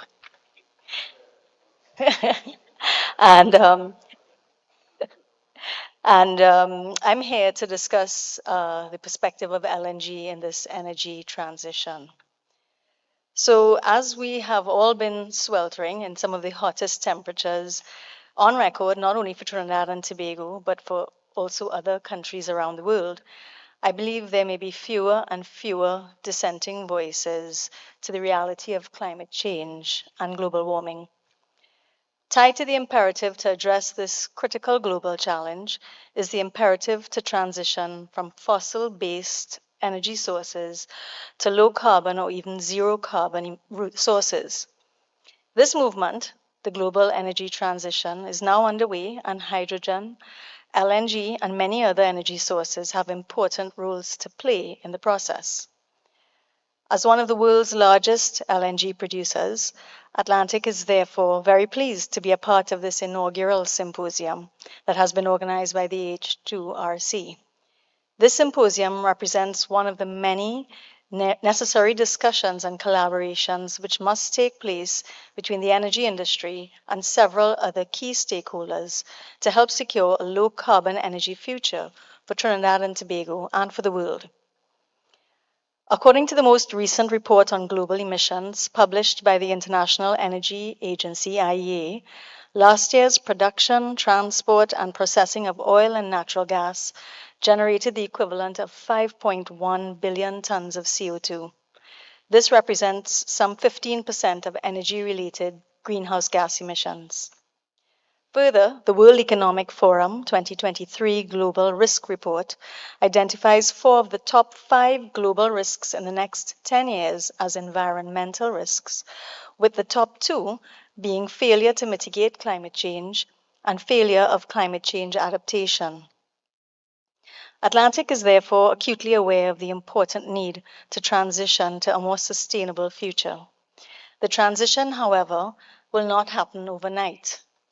In the meantime, LNG, as the cleanest burning fossil fuel, will continue to play a critical role in a viable energy transition.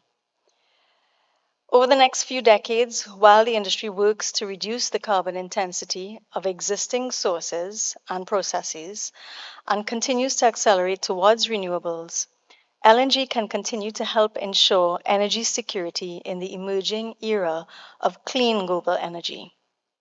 In fact, LNG sits handily at the nexus of the 3 sometimes conflicting dimensions that comprise the energy trilemma: energy security, energy affordability, and environmental sustainability. Renewable energy sources are environmentally sustainable and are necessary for the low-carbon future. but due to relatively high implementation costs, they are not easily accessed by poorer countries. For these countries, LNG may be an affordable and reliable alternative that is cleaner than the other carbon-based forms of energy, such as coal and oil. In our own region, several of our fellow Caribbean countries need to switch to cleaner alternatives for electricity generation, but access to financing to do so is difficult. There may be the opportunity, therefore, for regional business to establish the supporting infrastructure for small-scale LNG. LNG has already proved itself to be a reliable source of energy in times of market crisis. 2022 saw one of the most turbulent years in gas markets globally, with major supply disruption coming out of the conflict between Russia and Ukraine, and right on the heels of COVID-19. The resulting energy shortage in Europe was ultimately filled by LNG, with some 50.4 million tons of LNG imported into the region, an increase of over 66%. Insufficient global supply, however, resulted in record high spot prices. This caused the use of coal to rebound in major Asian economies, and even in some of the EU and the UK, they resorted to coal to shore up security of energy supply. The IEA reported that in 2022, global coal-fired electricity generation reached an all-time high for a second consecutive year. While this increase in coal usage is not welcome news, it highlights that until renewables and other clean energy sources, such as green hydrogen, become more widely established, the next most viable option is LNG. On average, in electricity generation, natural gas emits about 50% less carbon emissions than coal. The IEA's forecast is that alongside renewables, LNG presents an opportunity to undergird stability in the power grid and can provide daily and seasonal flexibility to facilitate continued growth in wind and solar energy in electricity generation. As a part of the energy mix, both solar and wind are necessary, but by their nature intermittent, making LNG an excellent bridge fuel to supplement these renewable sources and allow them time to grow without affecting reliability on the grid. According to the International Gas Union, global LNG trade between 2021 and 2022 grew by 6.8% to about 401.5 million tons. The continued growing global demand for LNG therefore presents an excellent opportunity for Trinidad and Tobago to do all within our power to provide the world with access to this cleaner fuel. As a result, we are pleased to see the ongoing efforts to monetize cross-border gas reserves that will enhance the gas supply to our existing national energy infrastructure, and look forward to more successes in deepwater exploration as well. Throughout the global energy transition, Atlantic is uniquely poised to leverage our distinct competitive advantages, including our incumbency, our low fixed cost compared to the cost of investments in new LNG facilities today, close to 25 years of LNG production experience, and of course, the expertise of our people. We aim to continue to create value for our stakeholders, our home community of Point Fortin, and of course, the wider national community. We continue to adopt a pragmatic approach towards decarbonizing our own operations and organizing for optimal delivery as the energy transition progresses. This is why we recently refreshed our company's strategy around 5 strategic pillars: environment and sustainability, safety, cost competitiveness, availability, and people, underpinned by some strategic enablers, which include digitalization, so that we can generate maximum value for Trinidad and Tobago during this transition period. Specifically, as it relates to our environment and sustainability strategic objectives, we have established a carbon management framework anchored by a GHG and energy management plan, which really reinforces a holistic focus on all of our environmental efforts across our operations and liquefaction processes, as well as on every aspect of our corporate support functions. We work on several technology-focused projects that we have been implementing, including deploying inlet guide vanes modulation and our use of our power gas turbine generators spinning reserve. We're deeply committed to deepening the contribution of these initiatives to our decarbonization aspirations.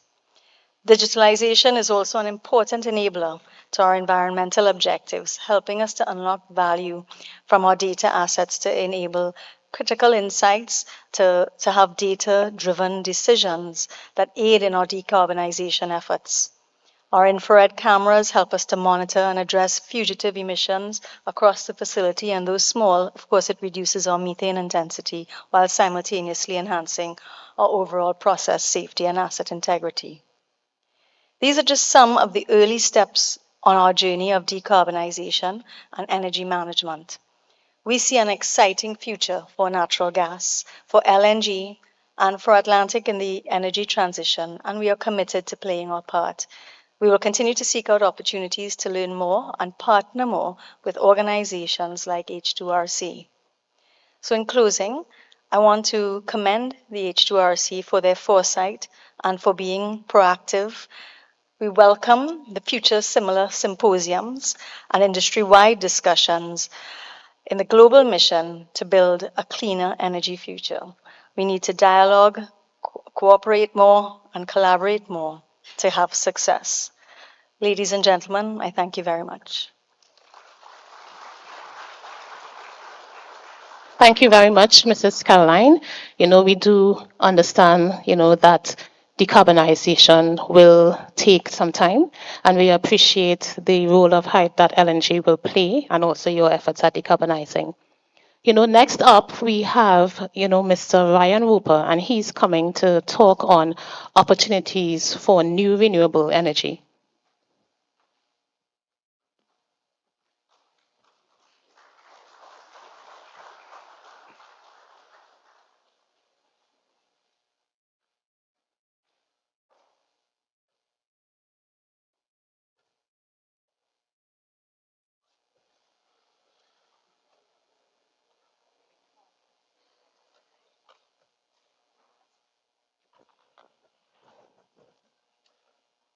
Good evening, fellow colleagues of the energy industry, students, distinguished guests, good evening. Thank you to the organizers of this symposium. I want to echo Atlantic LNG's comments. Thank you for the opportunity to share some of these perspectives on opportunities for new renewable energy in Trinidad and Tobago and across the Caribbean. The discussion on project opportunities for hydrogen and renewables is certainly a timely one. I've really enjoyed the conversations so far, and it's encouraging to see not only the depth of knowledge and passion in the room, but also how much work is actually taking place. I remain particularly interested in the presentations from our Caribbean colleagues like Cree. Yes, there are challenges. As predominantly island states, Caribbean countries bear the burden of the effects of climate change. Climate change related impacts have cascading effects on our present infrastructure and our future economic development. But we, the people in this room and beyond, can and must play an active role in developing solutions fit for our purposes, not only through advocacy, but also through collaboration and action. I'm encouraged again by the fact that today's symposium is focused on just that, collaboration and action. This afternoon, I'd like to discuss opportunities in renewable and other forms of green energy from the perspective of an integrated energy company. I'll share a bit on BP's journey, but also look at how we fit into a wider energy system and how we can collaborate with other stakeholders, people in this room, to take advantage of opportunities present and emerging. In 2020, BP began its transition from an international oil company, IOC, to an integrated energy company, IEC. We believed that this transition in corporate strategy was important to keep pace with the energy transition taking place globally.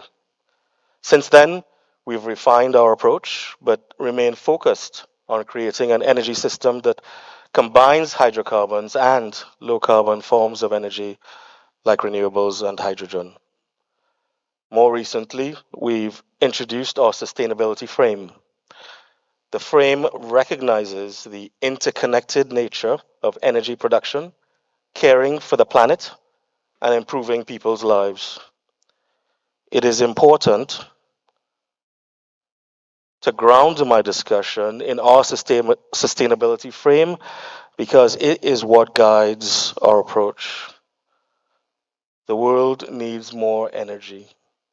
Although our focus today is on hydrogen, we are meeting at a time in which the demand for energy, including hydrocarbons, remains strong. According to BP's Energy Outlook, natural gas is set to grow, driven by demand from emerging economies. Simultaneously, wind, solar, and low hydrocarbon are also set to grow, driven by the need for low carbon energy sources and, in the case of hydrogen, to assist in decarbonizing hard to abate activities like industry and transport. Supply disruption, like that caused by the Ukraine Russia war, has served to emphasize this need for diverse sources of energy. That is, sources of hydrocarbon as well as renewables. What the world is seeking is an energy system or an energy mix that works, one that provides energy that is secure, affordable, and sustainable. And therein lies the challenge, the energy trilemma. The Energy Institute calls it the triple energy crisis. It is complex and indeed a massive challenge. Solving it is a matter of and, not or. We need to invest in the energy transition and we need an orderly transition. But orderly is not another word for slow. The way forward lies in investing in today's energy system, predominantly an oil and gas system, along with investments in cleaner energy. Globally, this approach has seen BP continue to invest in hydrocarbons while increasing our investment in our low carbon projects and opportunities like convenience, mobility, power, and trading, what we call our transition growth engines. We've seen those investments grow from around 3% in 2019 to around 30% in 2022. Our renewables pipeline is now at 39.7 gigawatts, the majority of that in solar. Looking specifically at hydrogen, we believe that it has a critical role in helping to achieve net zero. It's complementary to electrification and will be pivotal in the decarbonization of hard to abate transportation and industrial sectors where electrification is too expensive or simply not feasible. BP globally is building a leading position in hydrogen, starting with our own operations and refineries, and then scaling up, refining facilities to regional hubs in the US and Europe, building export hubs for hydrogen and hydrogen derivatives. Our ambition is to produce between 500,000 to 700,000 tons of hydrogen by the end of this decade. Investments in renewables will be a key enabler of our hydrogen ambitions, whether it's solar or wind, but all geared towards creating integrated energy value chains. We know too that as part of the global decarbonization efforts, CCS will also need to play an important role, and that's why we are proud of our collaboration with UE and UTT on the CCS Storage Atlas project, and continuing to share as much as we can on our global learnings in CCS and hydrogen as we progress these projects in other countries. Bringing the discussion closer to home, Trinidad and Tobago. We continue to invest in our hydrocarbon business and low carbon projects. As you are aware, we've partnered with Shell on the country's first utility scale power development. The development will produce low carbon power from two sites, Brechin Castle and Orange Grove, 112 megawatts from the energy of the sun. We've already started mobilization work at the Brechin Castle site. We're finalizing our details at the Orange Grove site. Because this project was a first for Trinidad and Tobago, the stakeholders, investors, and government were faced with the challenges of creating new policy and commercial frameworks and models. Now, as we move into construction, we are confident that the experience that we've had acts as a role model for collaboration and has paved the way for people here, entities here in the room today, to make future investments in solar and other renewable energy sources. As we look to the future, we need to powerfully leverage the energy expertise we have here in country and available to us. As we turn our focus to renewable energy, we continue to invest in our current energy system. One of the advantages of working at an IAC such as BP is that we can combine our knowledge of energy systems with adjacent and emerging skills related to renewables. We do this either organically or by partnering with other companies. We believe a similar approach could work for Trinidad and Tobago and indeed the wider Caribbean. Today's conference is a microcosm of our wider environment and expertise. Look around. Consider the years of experience in the room. How can we lean on that expertise and that experience, combining that with the new ideas and innovations that we heard about from some of our students here today? These are important times for Trinidad and Tobago's energy sector, and the development of an energy mix suitable for each of the island states of the Caribbean, not just Trinidad and Tobago. We need to continue to exploit value out of our hydrocarbon resources while working collaboratively to explore a future energy system that encompasses hydrocarbon, renewables, and all feasible forms of green energy. One key ingredient is the right national strategy and regulatory framework that encourages investment. Time will tell how successful the Inflation Reduction Act in the US and the Green Deal of Europe will be in accelerating investments in green energy. But these are critical examples of strong and clearly defined frameworks with clear national objectives targeted towards investment. The Caribbean has a lot to gain by understanding and perhaps even replicating these types of policies and regulatory frameworks that already exist. It is up to us to develop and implement our own fit-for-purpose national strategy and framework. It's got to work for us. Another key ingredient is started here today is collaboration.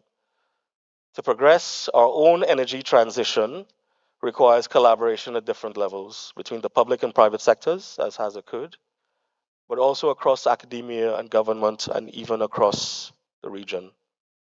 A status quo mindset will not get us there. Solving the energy trilemma for our region requires, indeed, mandates, or all hands on deck mindset across all stakeholders.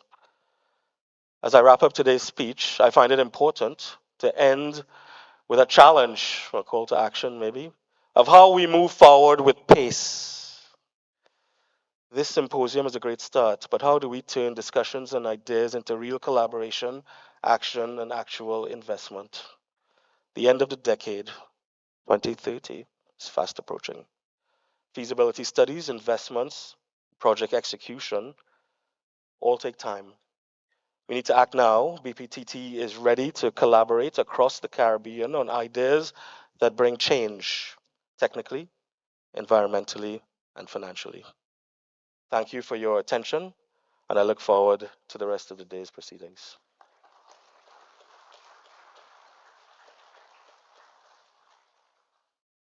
Thank you, Mr. Roper.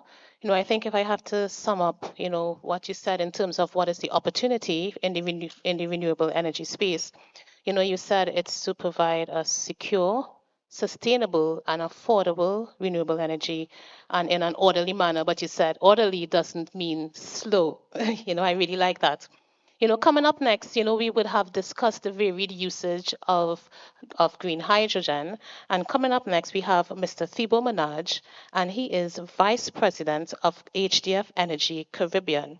And he's coming to speak to us on opportunities for hydrogen as an electricity storage. Let's welcome Thibault Manage.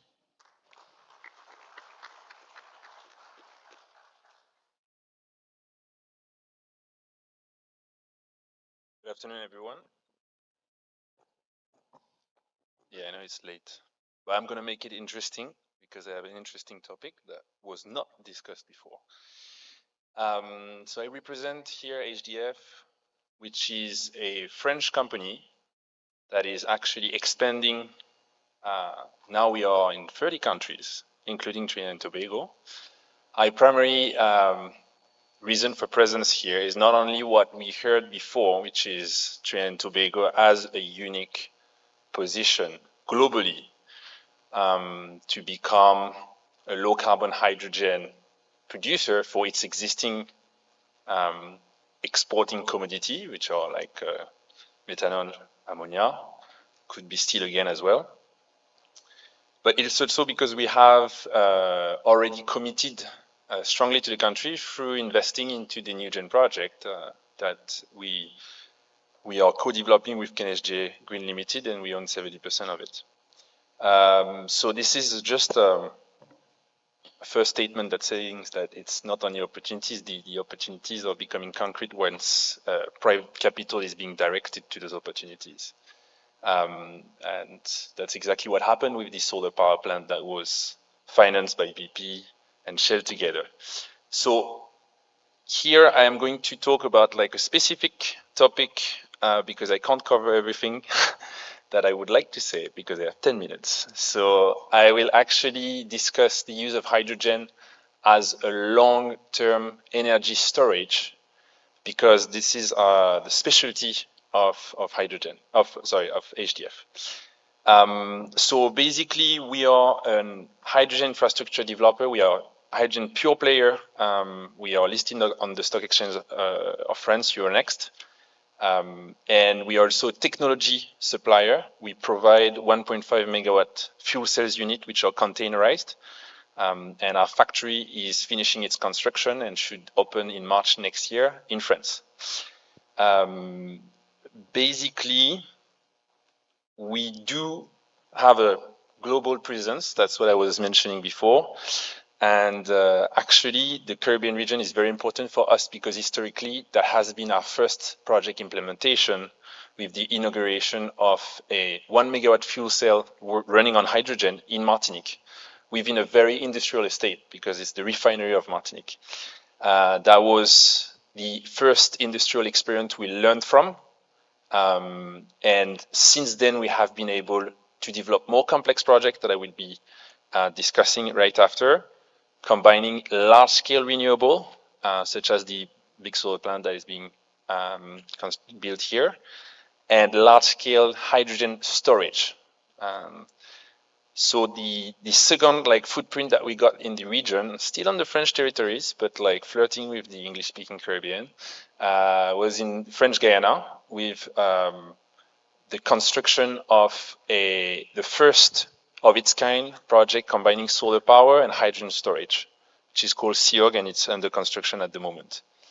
And what it is about. So basically, hydrogen, as was mentioned before, is a molecule that can do a lot of things, right? Mobility was discussed, and during the mobility session, we discussed the use of fuel cells. And these fuel cells are actually transforming hydrogen molecules into power, right? So this is basically what would be in a hydrogen vehicle.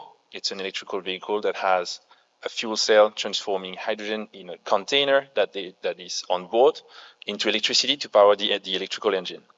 So we just use this technology to the next level in terms of scale and with like megawatt fuel cells, we are able to power the grid, right? So why is that interesting? And why is it interesting in the context of the Caribbean? Because when you develop solar and wind power on a grid, you have a certain extent and a certain ability to develop them until you encounter complexities in managing this power on a grid. So basically, I can't just like put like a lot of solar power on a grid and expect it to work, because the solar is only producing power when there's some sun, right? What we do is that we kind of solve this problem internally within our power plants with like overproduction of renewables, solar, for example, and we use a part of it that we would like store in the form of hydrogen. So we use the electrolysis that was mentioned before out of water, right? We then create hydrogen molecules that we store into tanks. No crazy pressure there, just 30 bars, which is, let's say, 10 times than what you would find in a vehicle. And then when there's no sun available to produce power, we would reuse this hydrogen that is in a container into the fuel cell. And the fuel cell would then produce power at night when the sun is not available. So that has a value where? That has a value, it has a lot of value in the islands of the Caribbean. Maybe except for Trinidad and Tobago at the moment, because the country is blessed with gas and actually the power supply relies on gas. Even so, it would be better to redirect this gas towards high-end product and LNG rather than power. But basically, it has a value on the small island that depend on the import of fuel, because they have all the incentives. Like, this is perfect condition for a renewable uptake. They have solar, they have wind available, and basically they pay a lot to import fuel from somewhere else. And whenever there's a war, whenever there's an event that actually has an influence on the price of fuel, the end user directly pays it. There's no buffer in most of these islands. And the people directly suffer from those fluctuations as well. So the idea is to develop more renewables. If we develop more renewables, as I said before, there's limitation to it because of the intermittent nature of this power being produced. So what we do is we combine those big, large scale storage using hydrogen with the intermittent power all together to do like baseload power, which means power being delivered day and night. And that actually makes already competitive sense in a lot of the jurisdiction that we're looking at. I mean, the competitivity depends on the fuel cost at the moment we evaluate it, of course, but it really makes sense. So this is actually what we are developing right now next door in Barbados. That has been actually under development for 5 years, and we're happy to say that we see the end of the light at the end of the tunnel, and we hopeful to have great announcement next year. The project is permitted, the project is under commercial negotiation at the moment, and financial negotiations as well with first-class finances. That's what I can say at the moment. And here we're talking about project investment in the realm of like hundreds of millions of US dollars. So those are massive infrastructure. So it's not pilot projects anymore. We're talking here large-scale commercial application, unsubsidized business model. If then we can capture subsidy to make the project more competitive, we take it, no problem. But when we went to the region to develop those applications and we saw the potential, we were not developing on the basis that we would need this to be subsidized to work, right? The project in French Guiana is competitive. It has been developed in this hypothesis, and then all the agencies in France came to us saying, yeah, take this subsidy, take this subsidy. And we said, no, we don't need that. I said, yeah, you take this subsidy. Okay, all right. But the reality is that it doesn't need that to be competitive.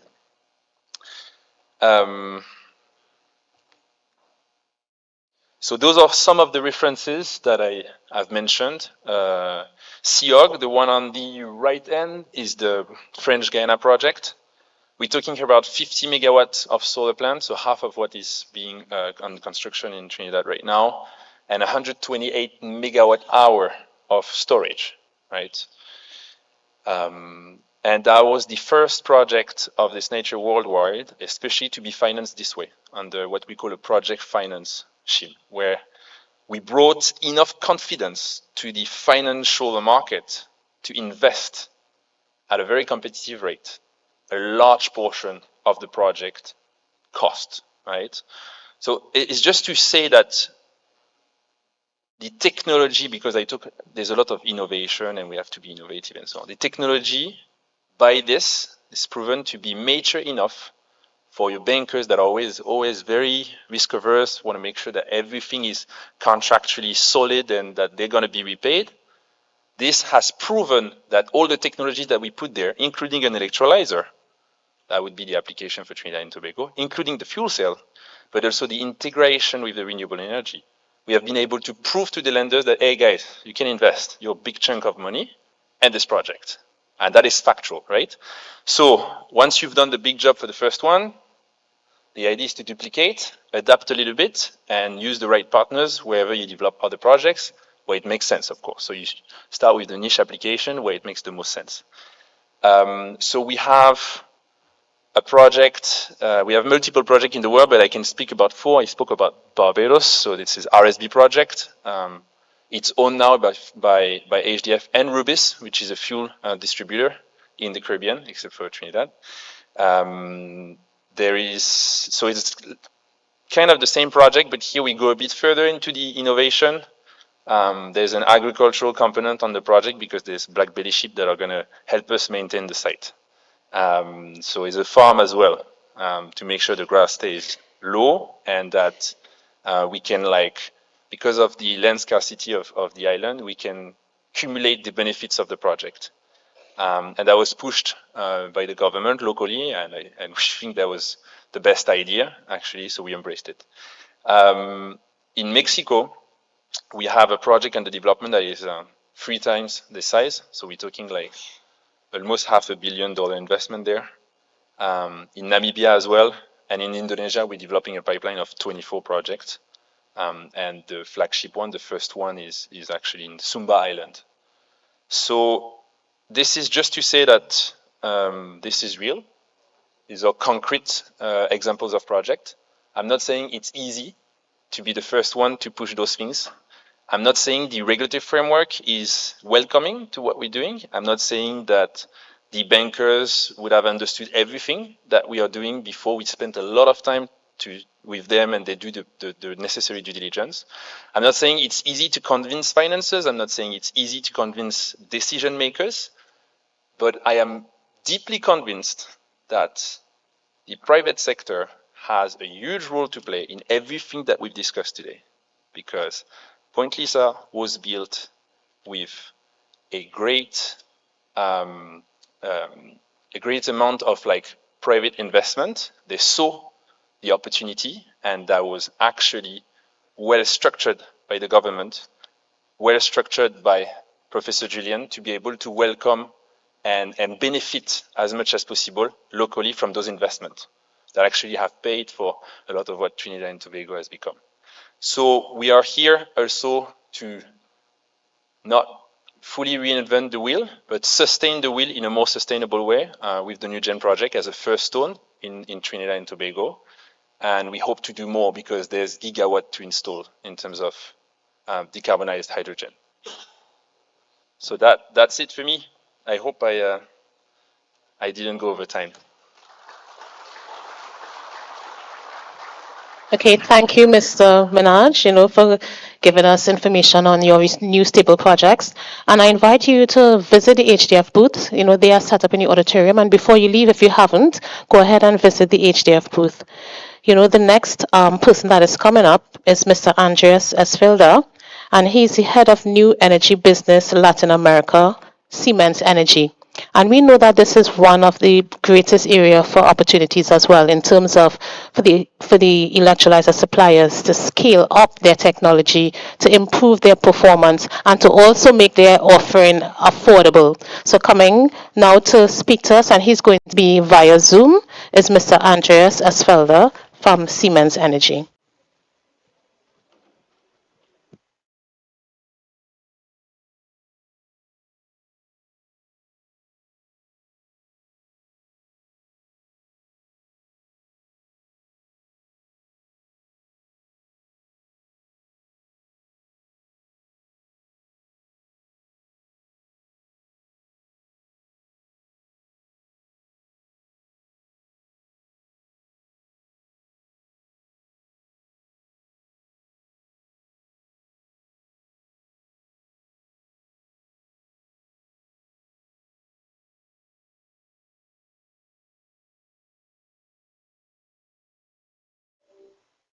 Also, congratulations to the event organizers for contributing to the hydrogen economy and hydrogen ecosystem in Trinidad, Tobago, and the Caribbean.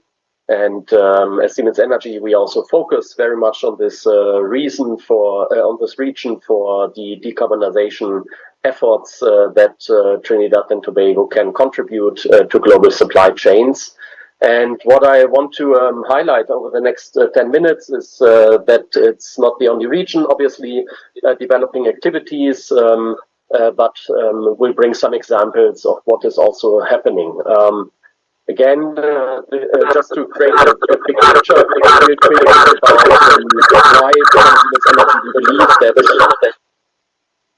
that green hydrogen is a relevant ingredient of this energy transition. Without green hydrogen, we will not be able to save our planet and fight climate change. It will not be the only solution, but a very relevant one.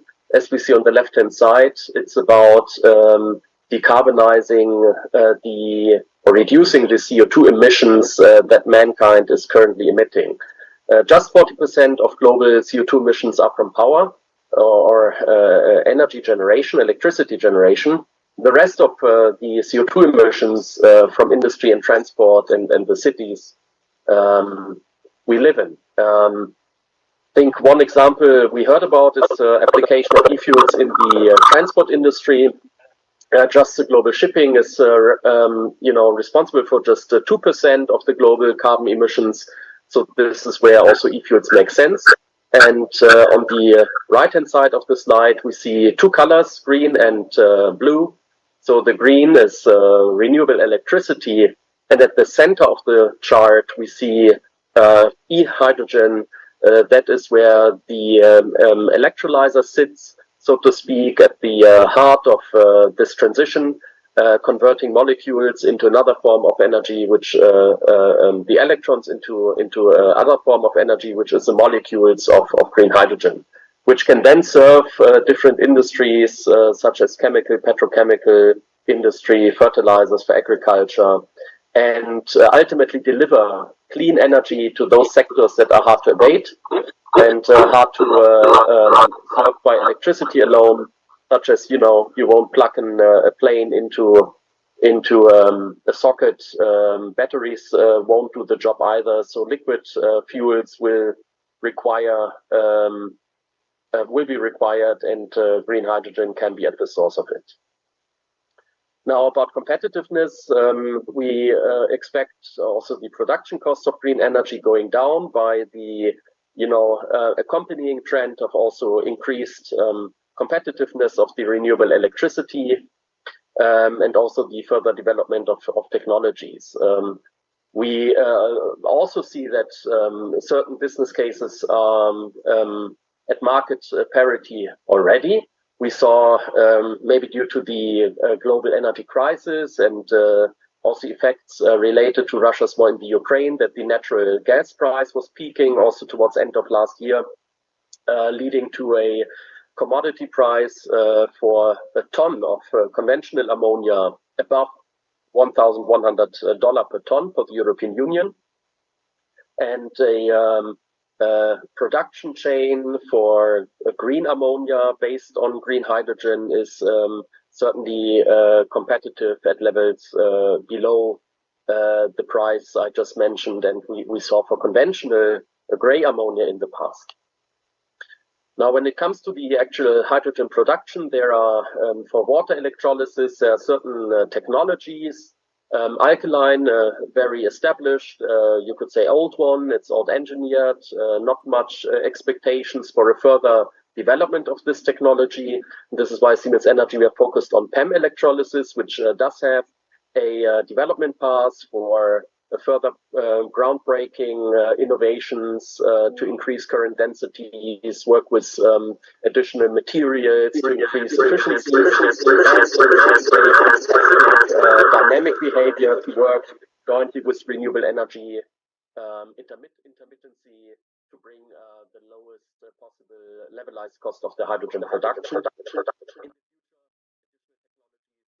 Being developed, such as a high temperature or solid oxide electrolyzer, which works with a ceramic membrane that gets conductive for protons at those temperatures. Currently, it's still at the laboratory because this ceramic membrane is, hard to manage. It breaks easily. There are only surfaces of a few square centimeters possible today. So that is still some years away from a commercial availability in the market. That's a bit of a roadmap when it comes to electrolyzer technology development. Again, the solution we introduced to the market a couple of years ago is already the third generation of our electrolyzer with 17.5 megawatt nominal capacity, and in other words, and maybe more interestingly, it produces 330 kilogram of hydrogen per hour. Looking at the energy density within kilogram of hydrogen, which is around 40 kilowatt hours per kilogram, this shows that consuming 17.5 megawatt hours of electricity and then obtaining 335 kilograms of hydrogen, you preserve more than 75% of that initial electricity and convert that into energy in forms of hydrogen molecules and then make that available to synthesis process, potentially for derivatives, ammonia, methanol, sustainable aviation fuel, and for a production plant, you do not only need the electrolyzer, quite a lineup of additional auxiliary systems, water treatment, cooling systems, and potentially also then grid connection solutions, as well as on the downstream then compression to treat and pressurize the hydrogen or the syngas to the levels required in the downstream process. At Siemens Energy, we bring these entire solutions to the market with an integrated engineering and combining also the electricity sources that feed the carbon neutral or green electricity into the system to be able to be certified also as green molecules. The global race is going on. We see not only a race in the increase of the size of the project, in the slide, it's going already from single digit megawatt numbers to 50, 70 megawatt project. And just to highlight right in the center of the chart, a project we are building in Denmark right now with our customer European Energy. It's a project that is focused on the production of e-methanol. The end customer is Maersk, and they just announced during this week also they will have the first vessel physically being fueled by e-methanol, offering this decarbonized maritime transfer routes to their global customer base. And from what I'm hearing, this business case is becoming becoming viable because think about a shoe manufacturer like if they produce shoes in a factory in Vietnam, bring that into a store in Chicago or Sao Paulo, and can showcase to their customers how sustainable that is produced. The willingness to pay might be, $5 or $10 more per pair of shoes. This is paying this value chain. It enables Maersk to offtake this green methanol to then contract European Energy and Siemens Energy to build out that plant. And I believe that just also last week we saw some inspiring news from the European regulation. The European-wide regulatory targets for sustainable aviation fuels have been announced, and not only for 2027 and 2030, but to my surprise also as early as 2025, where the European regulation will request 2% of the European kerosene to be based on green hydrogen, to be decarbonized. So this is certainly adding to this race. In terms of industrial project development timelines, just 2 years from now, that's almost tomorrow.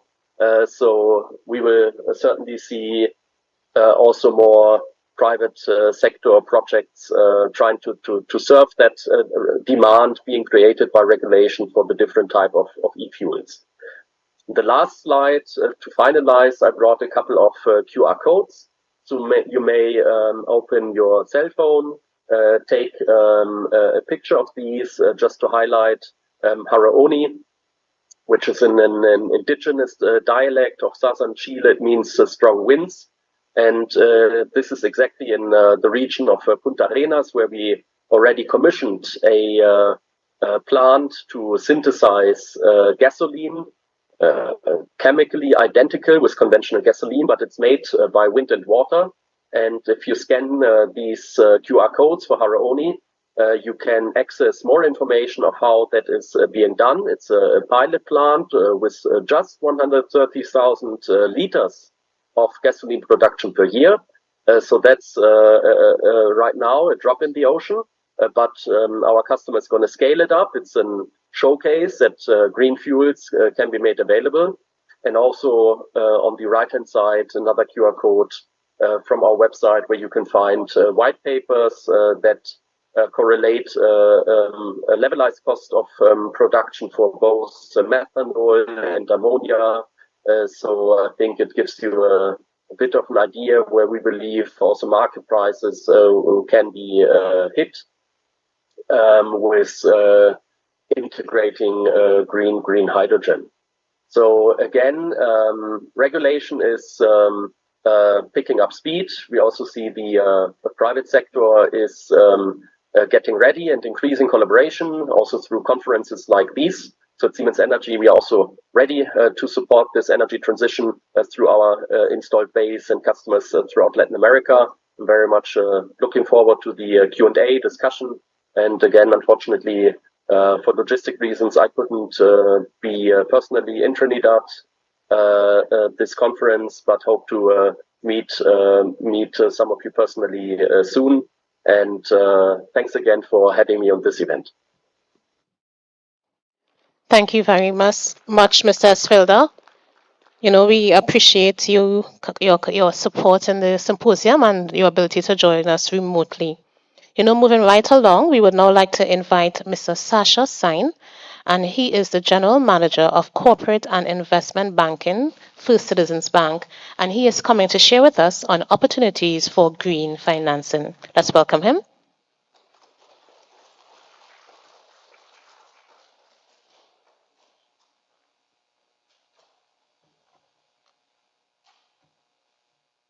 All right, good afternoon, everyone.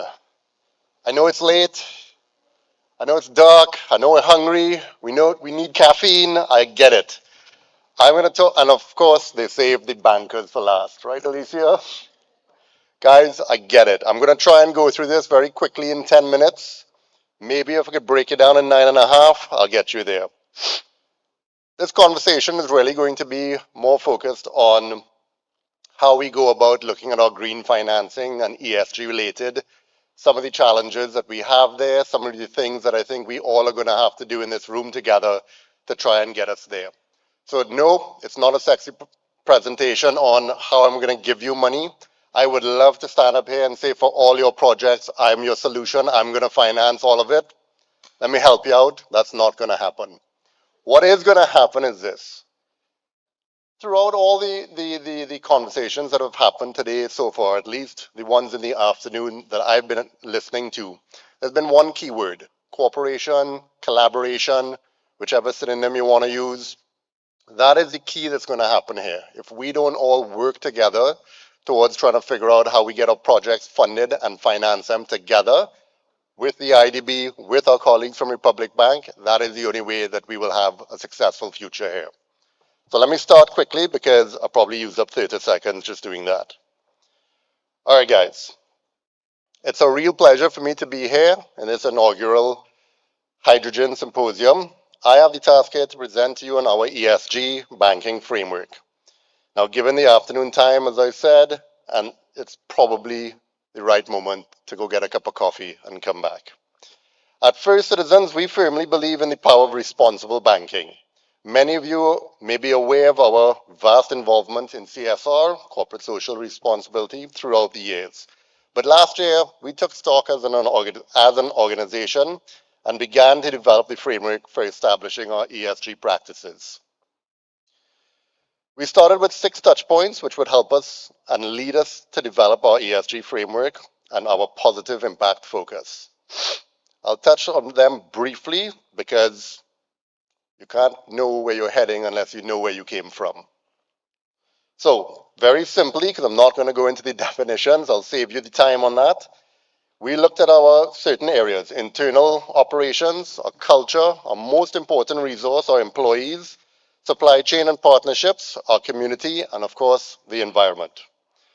Under the environment in particular, we have supported several initiatives, those being from tree planting to BioBlitz events, as well as agricultural expos. But, and as it relates to today and my role here, our latest touch point, our final touch point, which is customer and sustainable offerings. And this is where we attempt to marry our duty to the environment with our knowledge of financial products. And this is basically where our journey began. So let's take a minute, make sure we're on the same page here. I try to ask this question every now and again. Just by a show of hands to try and make this a little interactive, are we all clear on the difference between CSR, corporate social responsibility, and ESG? 1, 2, 3, fantastic, 1%. All right, so that was your opportunity for me to cut this shorter and skip past this, but you lost that now, so I'm gonna have to go through it, okay? So very quickly, guys. CSR, this focuses more on the volunteer work, the engaging with charities. It gives a company the opportunity to sort of engage with the public and let them know what their values are. It's really more focused on brand. It does not speak to green washing. There are no defined metrics. There's no regulation around corporate social responsibility in a real way. And this is where ESG takes it a step further, right? It's on a more qualitative and quantitative perspective. There are defined metrics, or at least at First Citizens, we are defining metrics for ourselves. There is external regulation. There's the EU taxonomy, there's the Sustainable Finance Disclosure Regulation, and we have taken certain aspects from those regulations to make our framework a little bit more robust. And of course, mainly, the whole goal of ESG is to focus on the environment and reduce greenwashing. Show of hands, we know what greenwashing is? 15%, okay, I'll take that. You can't plant trees here and dump oil in a corner over there, okay? All right, guys. So now, our largest impact to ESG is through our lending activities, right? If it's one thing that we can all agree on is that from a banking perspective, we could do all the things in the world ESG related. From an operations perspective, it does not move the needle. Where we move the needle is how we lend money, okay? So, what we did now It took out 6 touch points that I spoke about earlier. And when we thought about ESG and what direction we wanted to go into, we came up with 3 focus areas: people and safety, corporate governance and risk, and environmental stewardship. Now, before I continue and start to go into more definitions about what those 3 areas are, let me just explain to you why those 3 areas are important to you. If you need financing for your current project, for your future project, this will be the criteria that we will need to consider.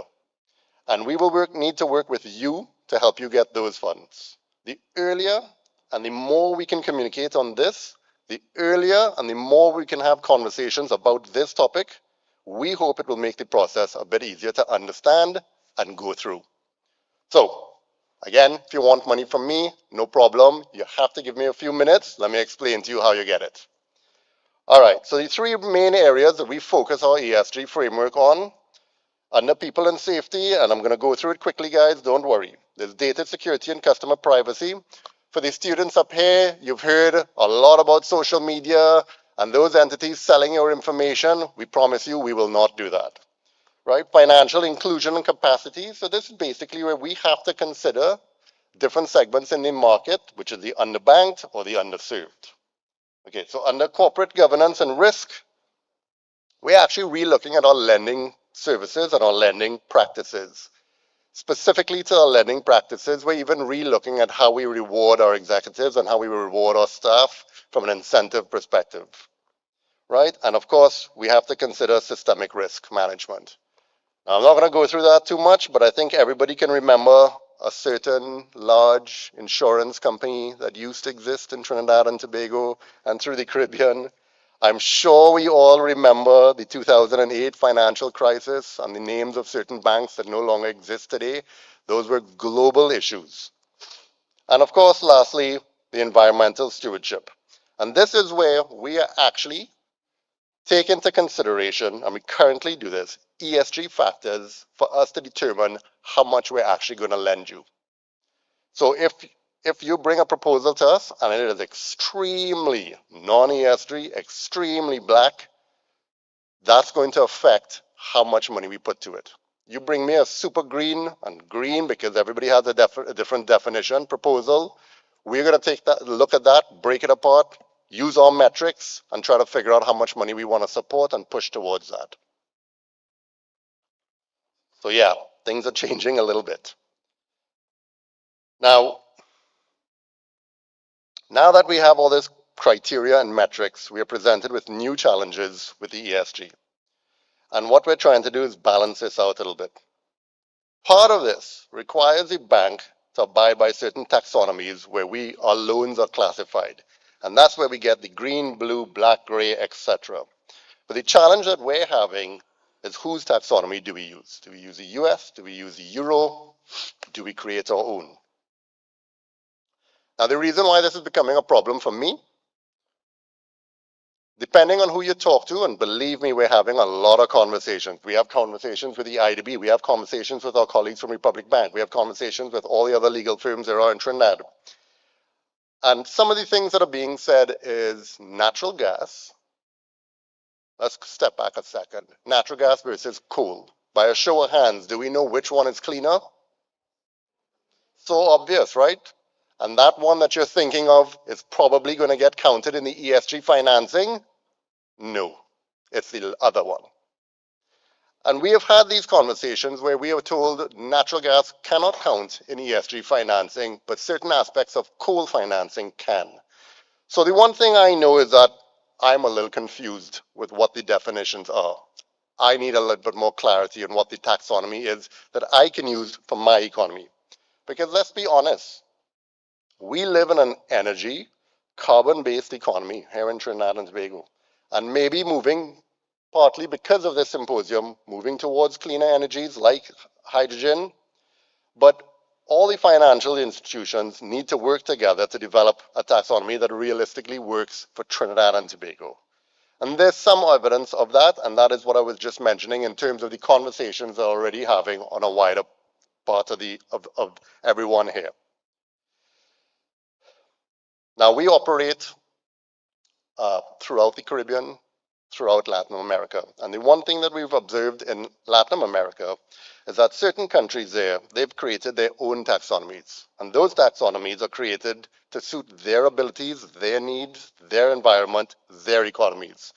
And what I'm saying is that I think that is something that we need to seriously do in Trinidad and Tobago and look at creating a taxonomy that suits our needs, our environment, our economy. And the only way that happens is one way, and it's throughout the continued conversation and the collaborative effort that we make here. Okay, so despite those challenges, what has First Citizens done in the green space or in the ESG? Now, of course, one of the earlier factors that I spoke about was customer privacy, so I can't divulge all the information. But what I can say is that we've been looking at projects in the solar and wind area, environmentally friendly infrastructure and hospitality projects, EV vehicles, cleaner fuels, and hopefully one day a hydrogen project. Now, one last point. A generation ago, the internet was not something we had to consider.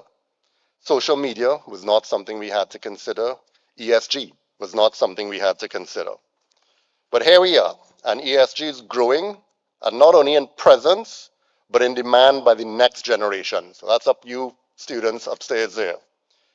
And in closing, the challenge I put to the students today is to hold us accountable for our actions, but more importantly, by the standards and by the impact that you will demand and that you will define for us.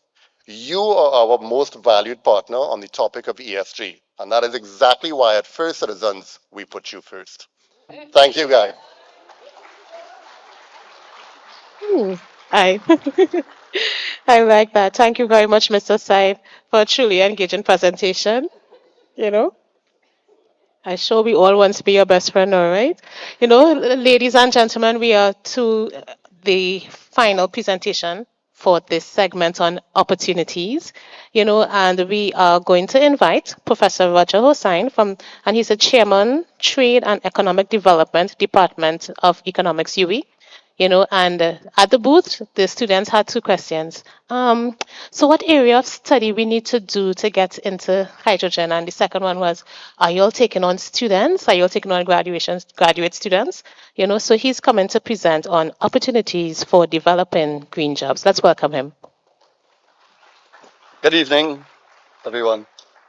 That was an excellent presentation. I should have come before you. Just trying to get this thing on here. So I would start off by saying,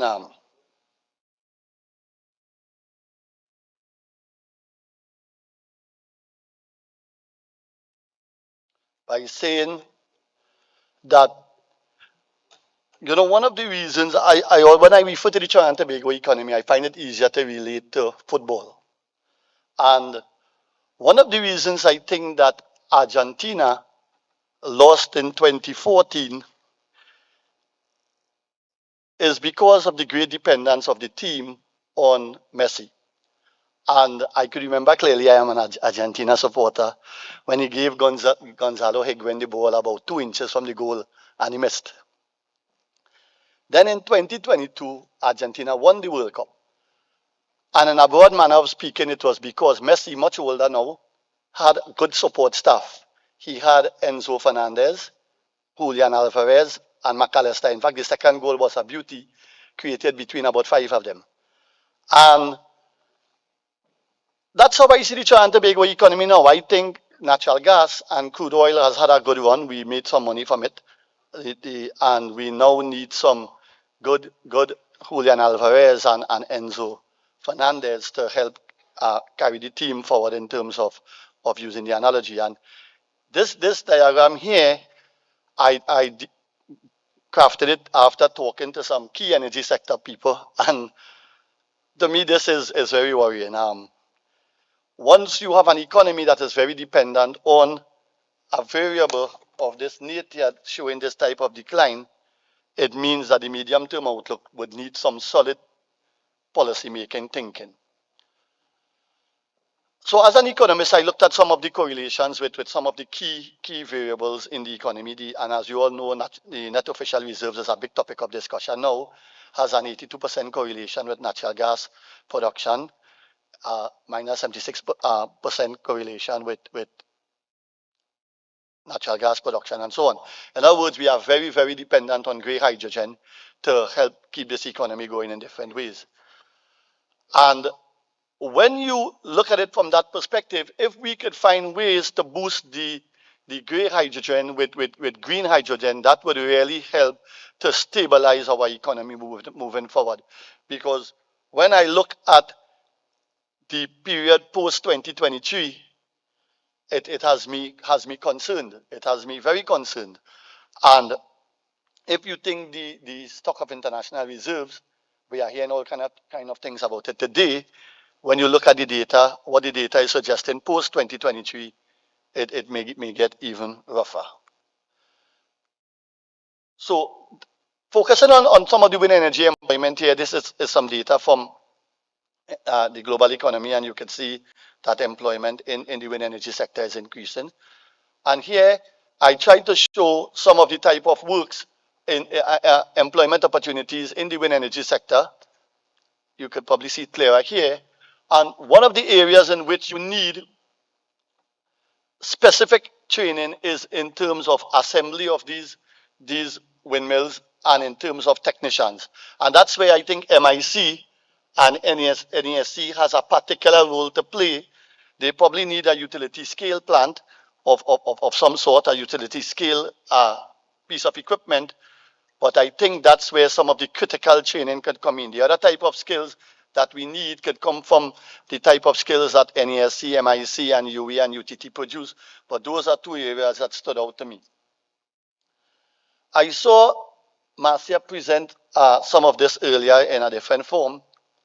And when you look at that period between 2023 and 2035 in particular, what it says to me is we need to find a way, if it is possible, to accelerate bringing this 5 gigawatt of energy from the wind sector, onshore and offshore, up to about 2030. Now, I know that's I could stand here and say that. That's a lot of work in the background. But if we don't push a little faster, then when I look at the numbers, what I'm seeing is a debt level that could rise, that could make it difficult when we bring the wind on stream. So some combination of interventions would be required so that when we do make some of the transformation from Gonzalo Higuin to Alvarez or from Grey to Green, we would have ample stability remaining so we could build on that moving forward. That's what the numbers says to me when I look at them. When I look at the literature, the biggest gaps that I see existing, and I heard you mention KPR earlier, and this is from KPR, is in the area of safety. Most of the other areas, we have the requirements locally, the training facilities locally. Most of the biggest gaps are in safety, and so that might be something that students would want to keep in mind in terms of this embryonic industry. There are quite a few renewable energy programs throughout the country, in NESC, MIC, UTT, UE, and so on. And these will no doubt be, we need to push them some more as we go further and further into this wind energy. These are graduates from UE. And one of the things I noticed is that there has been a decline in enrollment. And this decline in enrollment is something that we need to look at. We would probably need to offer some specific scholarships to the wind energy sector if we want to have a block of highly specific people for this sector that we could lock down. And the trend in the enrollment, new enrollment, as I will show later on, is also on the decline. So that's something we have to keep in mind as well to some of these programs. Now, one of the factors there would be funding. We changed the gate funding formula recently, and the way I understand it is that you change the gate funding formula at a point in time when per capita GDP fell about 17%. So if I am selling tomatoes in the market and the number of people that is coming to buy tomatoes has fallen, then that's a difficult time, or it's not probably the most appropriate time to raise the price of tomatoes, because you would have already lost some customers because the number of people in the market has fallen, the income of the people in the market has fallen. So to raise price would not only lead to a leftward shift of the demand curve, but also a leftward movement on the demand curve. And that's something we may be seeing here, and policymakers would have to pay close attention to. And it's showing up in the numbers now. This here is the structure of the population in the medium-term period moving forward. We would have a decline in people of the age group going to university, and the people over 60 years would be rising, so you have a rise in age dependency. What concerns me is the labor force participation rate, the proportion of the non-institutionalized population that enter the labor force. We are at 54.68 as compared to 70.49 in, say, the Bahamas. And policymakers, again, would have to look very closely at this in the medium term, because something is going on with the labor force participation rate that makes it lower than the Caribbean average, that makes it lower than a benchmark economy like the Bahamas, and there are about 15 percentage points there. That alone is a small factor boom if you find ways and means to bring all of them into the productive space. And then there's a high propensity based upon IDB data, 79%. I don't agree with that number. I think it's closer to 39%. But I'm using the official numbers that I see here, or the numbers by the IDB that I see here, that the wind energy sector would help to combat. If it is we provide good long-term opportunities in this new sector, it can help to stem some of that outflow of skilled labor. This year is from IRENA 2017, and it shows some of the type of workers that a 50 MW onshore wind project would employ, and this shows the equivalent for a 500 MW offshore opportunity. This year summarizes the type of opportunities in terms of numbers. I didn't include construction in the onshore sector, and for the offshore, I focus on operation and maintenance, and that's quite a bit of workers. So some of you all who go this way will definitely find opportunities in the growing wind sector should it come on stream. Where some workers may be, the wind energy sector may also be able to source some workers is from the petroleum sector. Because if you look at employment here, you would see a sharp decline. These are CSO numbers. None of the numbers that I present, I don't hatch numbers. I use official numbers. And this is showing a sharp decline in the number of workers in the petroleum sector. And so you may have some people with background energy training, with background energy skills that the wind energy sector can capitalize on. And if you look at the impact of GATE, longitudinally, which started about 2002 thereabouts, you would see that there was a significant increase in the size of the labor force with university training, so that the wind energy or any new emergent renewable energy sector has an educated pool of people from which they can draw. One of the things that we need to consider is the inflow of Venezuelan immigrants into the Trinidad and Tobago economy. And as you can see here, the population structure of the Trinidad and Tobago in 2023 is such that you have a very high number of people over 45 years, whereas with the Venezuelans, there is a concentration in the age group 20 to 24 to 40 to 44. And for the students here, that's where you have a Rebezinski benefit for the economy. And if you manage it wisely, you could get tremendous gains from there, because you have people that are fit, able, and ready to work. Yes, there's a culture barrier and a language barrier. And I spoke to the Energy Chamber about it. Not enough people are coming forward for pre-passport training at that entity. But as Trinidad and Tobago nationals get absorbed into various forms of projects, some of these workers may be useful. But we need to register them. We only have 16,525 registered out of approximately 120,000, according to some of the numbers you see floating around. And if we register them, we increase the probability that they would move from the informal sector or the non-tradable part of the formal sector, which is what is creating part of the current account problems we are seeing with the banks right now announcing various cuts in credit card and whatnot. If you register them, you increase the probability that they work in sectors that could help generate foreign exchange. What we have right now is a bulk of unregistered workers that are working in the informal sector or the formal part of the non-tradable sector, so they therefore use foreign exchange, and when they go to PriceMart and elsewhere, they also consume foreign exchange. So it's a strain coming from that angle as well.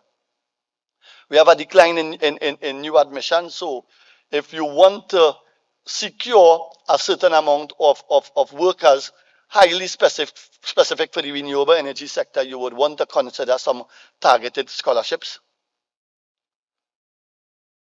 So I am trying to design an action plan. I am working with NESC, MIC, and UTT, and I'm glad the MIC boss is here, so he would ask them to respond to me. NEC has responded, UTT has responded, and UE has responded, and we are at that point where we are trying to see how we could make suggestions to help the labor force adapt and evolve into this new environment. But what I would say is this is a really, really big step that the NEC and all the players are making in this area. I mean, I think Philip has done a tremendous amount of background work. To me as an economist, this is game changing. We have no choice.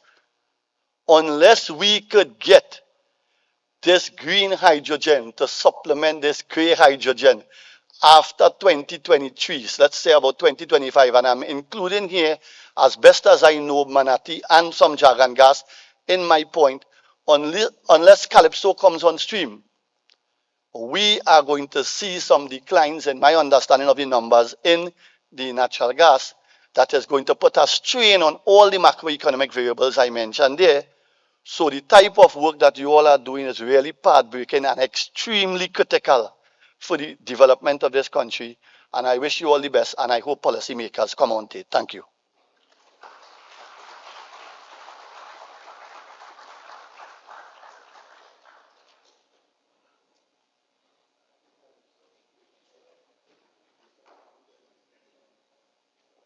Ladies and gentlemen, I want to, on behalf of everyone here, thank Ms. Barnwell for great panel moderation and the panelists for excellent contributions. Please join me in a round of applause.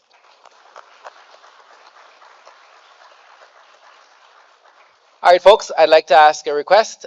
Can you all stand up for a moment? Okay. If you don't know the person next to you, just introduce yourself.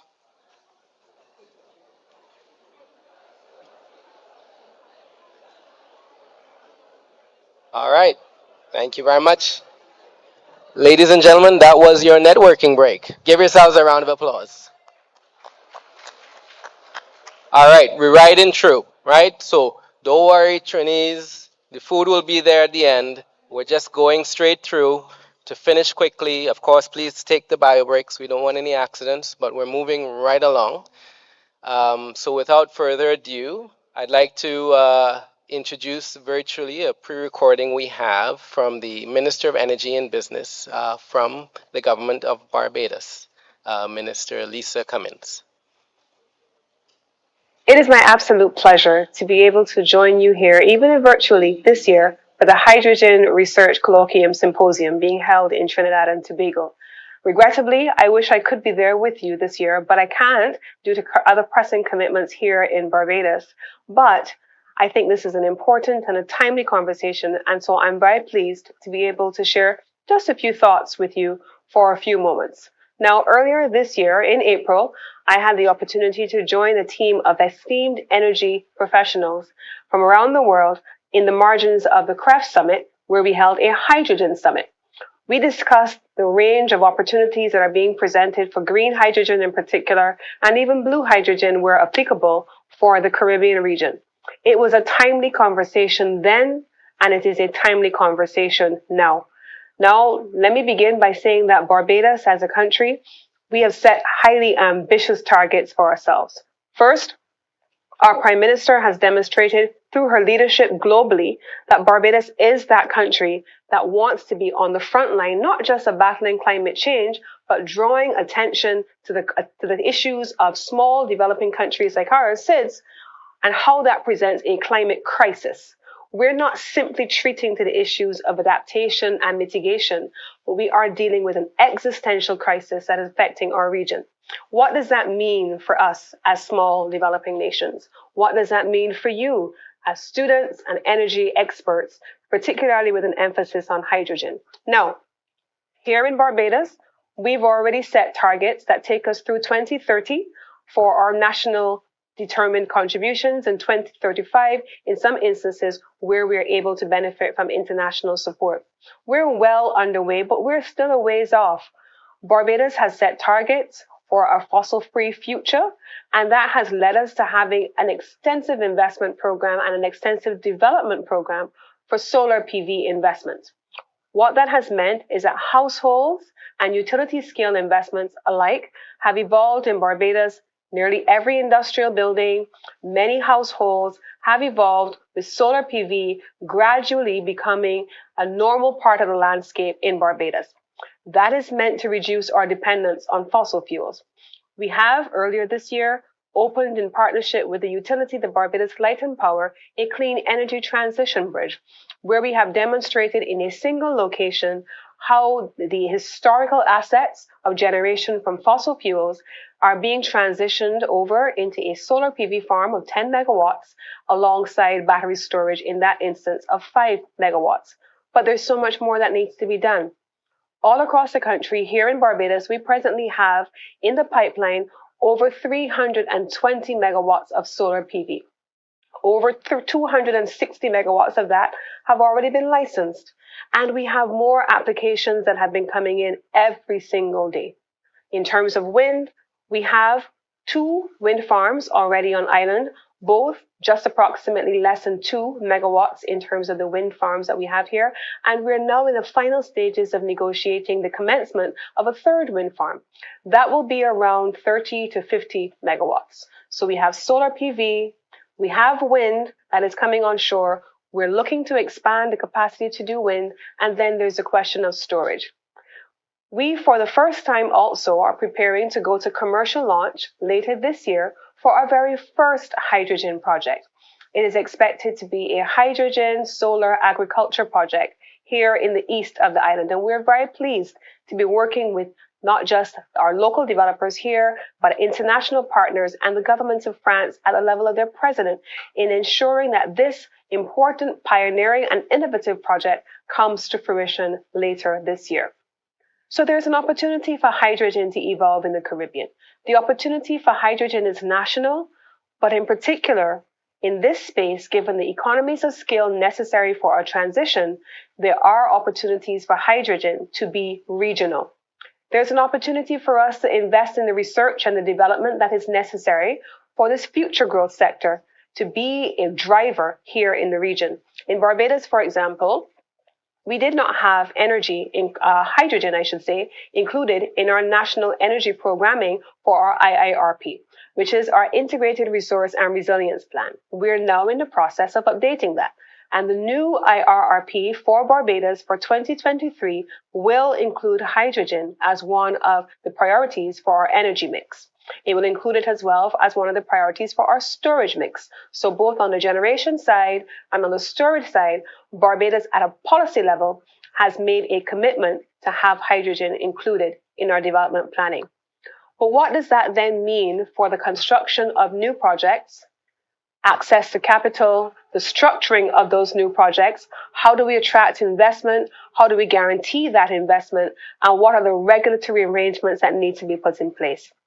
Given that this is one of the sectors that is going to be thriving in the future, as we expect, with the benefit of research and development, hopefully for many of you listening to this address and participating in this symposium, we have a lot of work that now needs to be done to structure transactions here in the Caribbean region, because there is an opportunity for us to evolve as a global leader, not just in the broader RE space, not just for solar PV, but for hydrogen.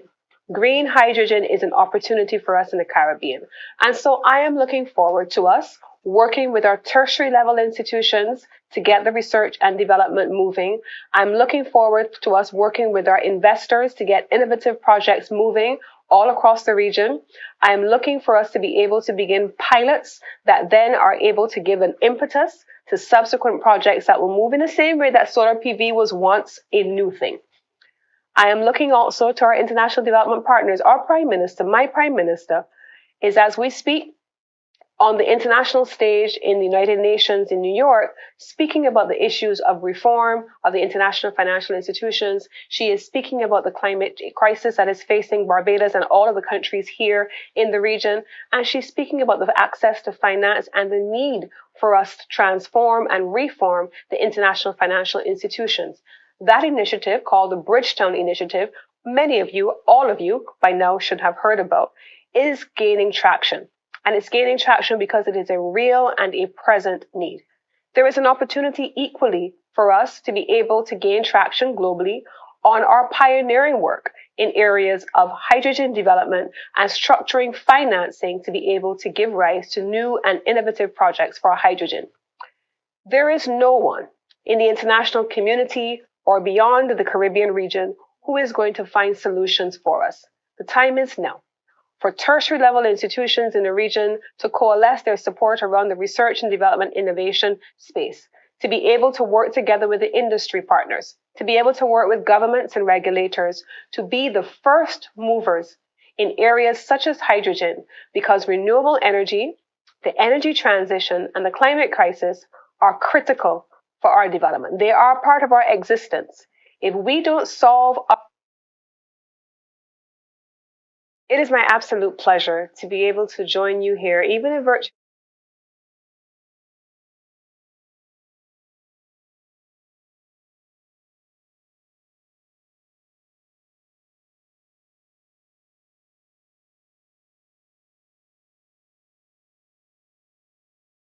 You in the University of the West Indies and all the tertiary level institutions across the region, the polytechnics across the region. This is the moment for us to invest heavily in research and development. This is the moment for us to invest heavily in innovation. And in the hydrogen space, this is a moment to rationalize how hydrogen can be a part of our renewable energy future that takes its rightful place right alongside solar, right alongside onshore wind, and hopefully, ultimately, also at a regional level, we want to be able to see offshore wind taking flight across our region. I wish you exceptional deliberations over the course of the coming day or days ahead. I'm looking forward to seeing the outputs of this symposium, and I'm hopeful that we can have an opportunity together with our regional institutions, our international partners, other international tertiary level institutions, and the international financial institutions to be able to build a new future forward development trajectory for our Caribbean energy industry. We have begun to partner with partners like IRENA, the World Bank, all of the international financial organizations, including the International Financial Corporation of the World Bank. We want to be able to work together with all of you to be able to build a bright, new, fossil fuel-free future that is driven instead by renewables, including hydrogen. Thank you all very much.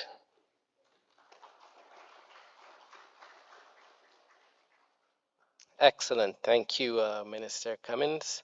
I'd now like to pass the last lap mantle to my good friend, Mr. Navin Budai. Navin will chair the final panel and bring us to completion with a couple of neat announcements at the very end. So this is where I sign off and pass it to Mr. Navneet Budai, Manager of Engineering Institute, Faculty of Engineering, University of West Indies, and Green Hydrogen Fan #1. All right, Navin, it's all yours. Thank you.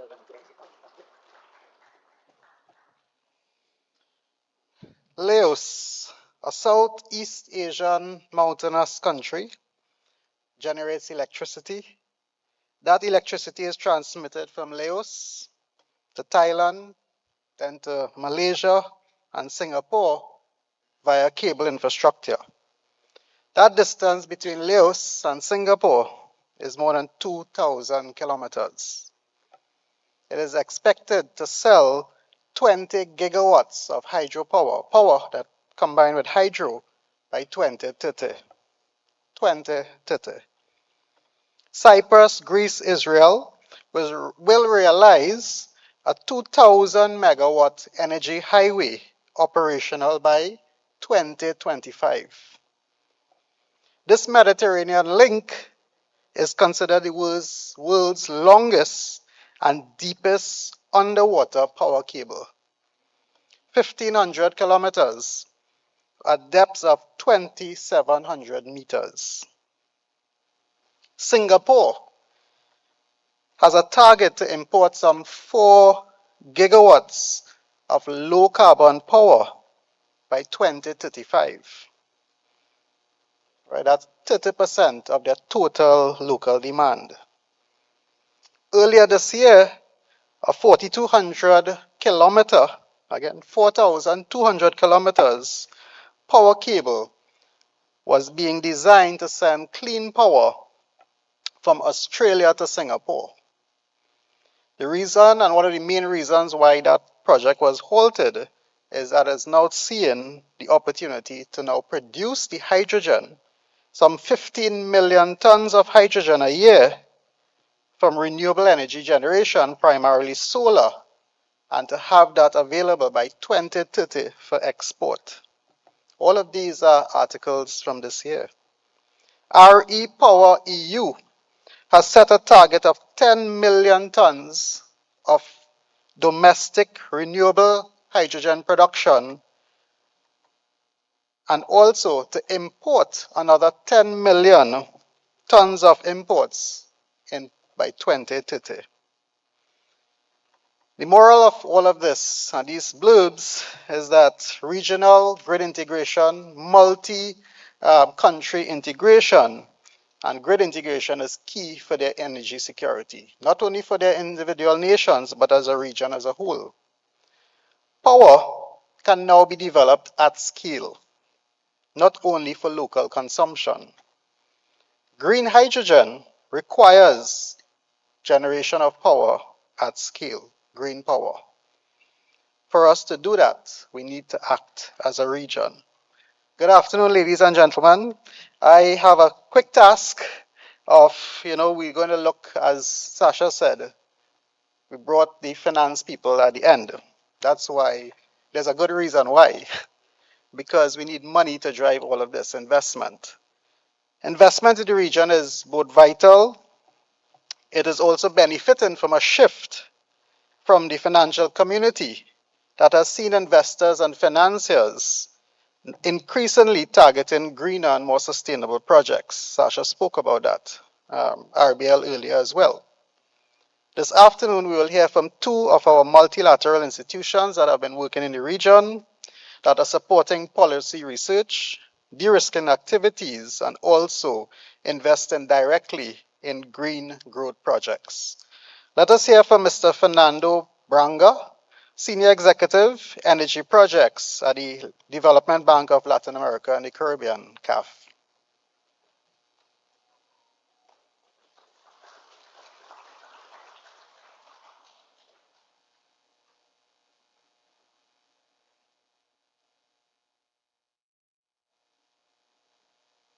CAF's approach to energy transition in Latin America and the Caribbean. We are a development bank committed to improving the quality of life for all citizens of Latin America and the Caribbean. Our actions promote sustainable development and regional integration. We offer technical advice and financial support to the public and private sectors in our shareholders' countries. We also produce knowledge to strengthen public policies in Latin America and the Caribbean, while improving the quality and impact of the projects we support. A brief intro of CAF. From 6 countries that we were in 1970, at the end of 2022, we were 21 countries. Our pillars are based on sustainable development and regional integration. Over the last 52 years, we've been promoting regions development, more than $200 billion for regional growth and the well-being of people in Latin America and the Caribbean. In the last 20 years, more than 90 projects have been focused on regional integration projects. Our strategic vision is Green Bank plus Recover Bank, and is based, or it's supported by impact and result-oriented, strong corporate governance and knowledge generation. Toward a renewal agenda, the Green Bank of Latin America and the Caribbean, CAF, will, over the next 5 years, mobilize $25 billion to drive climate actions and biodiversity conservation. This is how we will boost green financing from 24% in 2021 to 40% in 2026 in all operations. The following actions have been prioritized: promoting energy transition, reforestation and recovery, as well as better financial conditions to reduce the carbon footprint in economic sectors, including sustainability criteria across all operations, developing new financial instruments and attracting capital from international markets, promoting sustainable climate change resilient infrastructure, promoting alliances with the strategic stakeholders to create mitigation and adaptation solutions.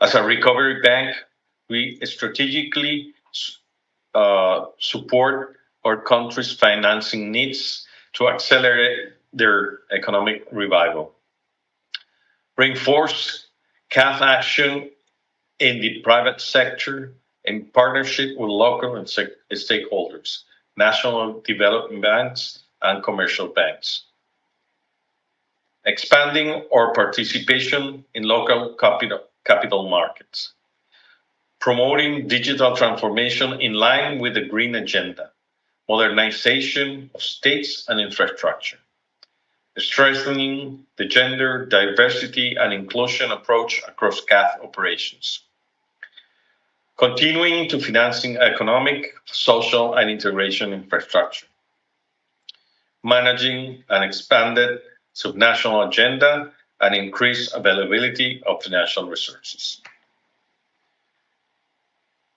Our product or service are mainly loans, co-financing, credit lines, technical cooperation, treasury services, equity investments, partial guarantees, guarantees and collaterals, financial advisory, and structured financing.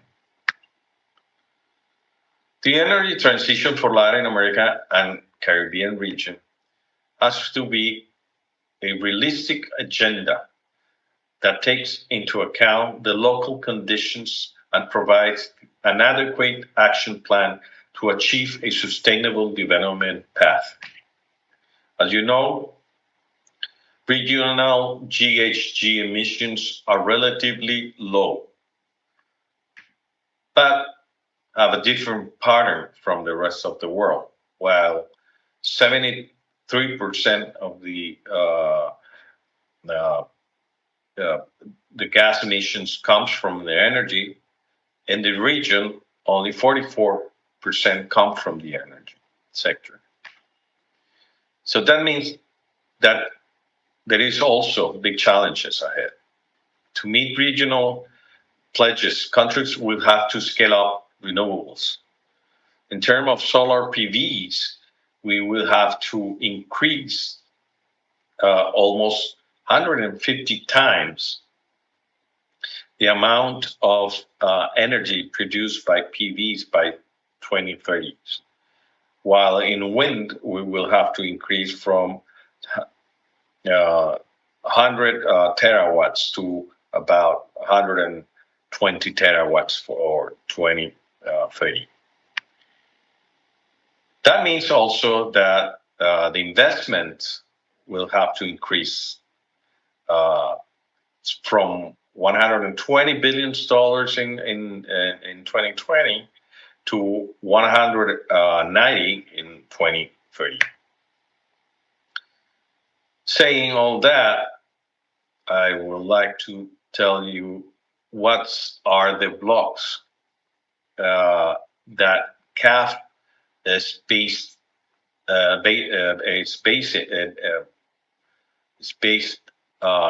its energy transition.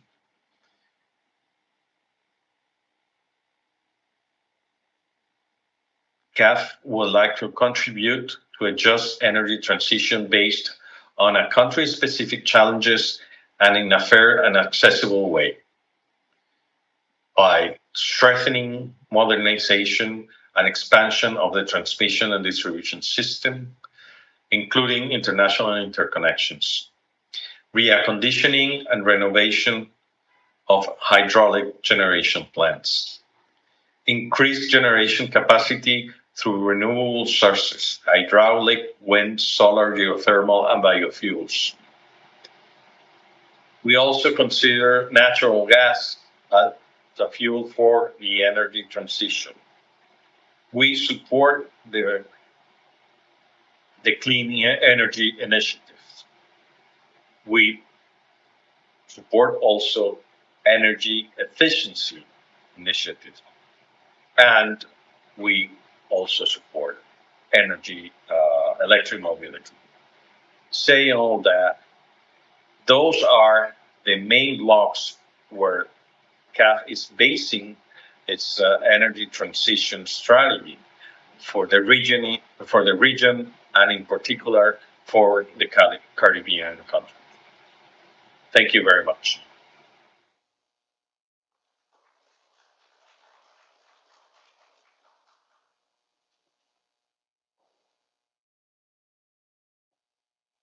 Thank you very much, Fernando.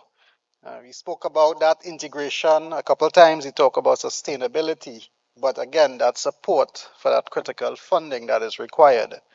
I would like to recognize Stephanie Ledesma from our local CAF office. Stephanie, please give a little wave. Please give a little round of applause. The CAF actually supported us and as one of our sponsors as well for this event. Our relationship was recently deepened with CAF, where we jointly had put in a bid to the Global Adaptation Fund, where we was awarded $10 million US, one of the largest projects that the university has gained in the recent past for mitigating flooding and drought in the South Oropouche River Basin. So I think that also deserves a little round of applause. Why it's relevant to this, what we are talking about today, apart from all the renewable energy, we need water. That South Oropouche River Basin actually provides water fivefold in terms of what we demand every year as a country. So our surface water actually is not about water, it's about water management. And that is what the project is intended to help solidify and fix. Next up, I have the pleasure of welcoming Mrs. Alicia Taylor, Investment Management Lead Officer, Infrastructure and Energy for the Caribbean, Central America, Mexico, and I would say one of IDB's financial innovations to introduce us to IDB Invest and the work that they are doing in the region. Please welcome Alicia.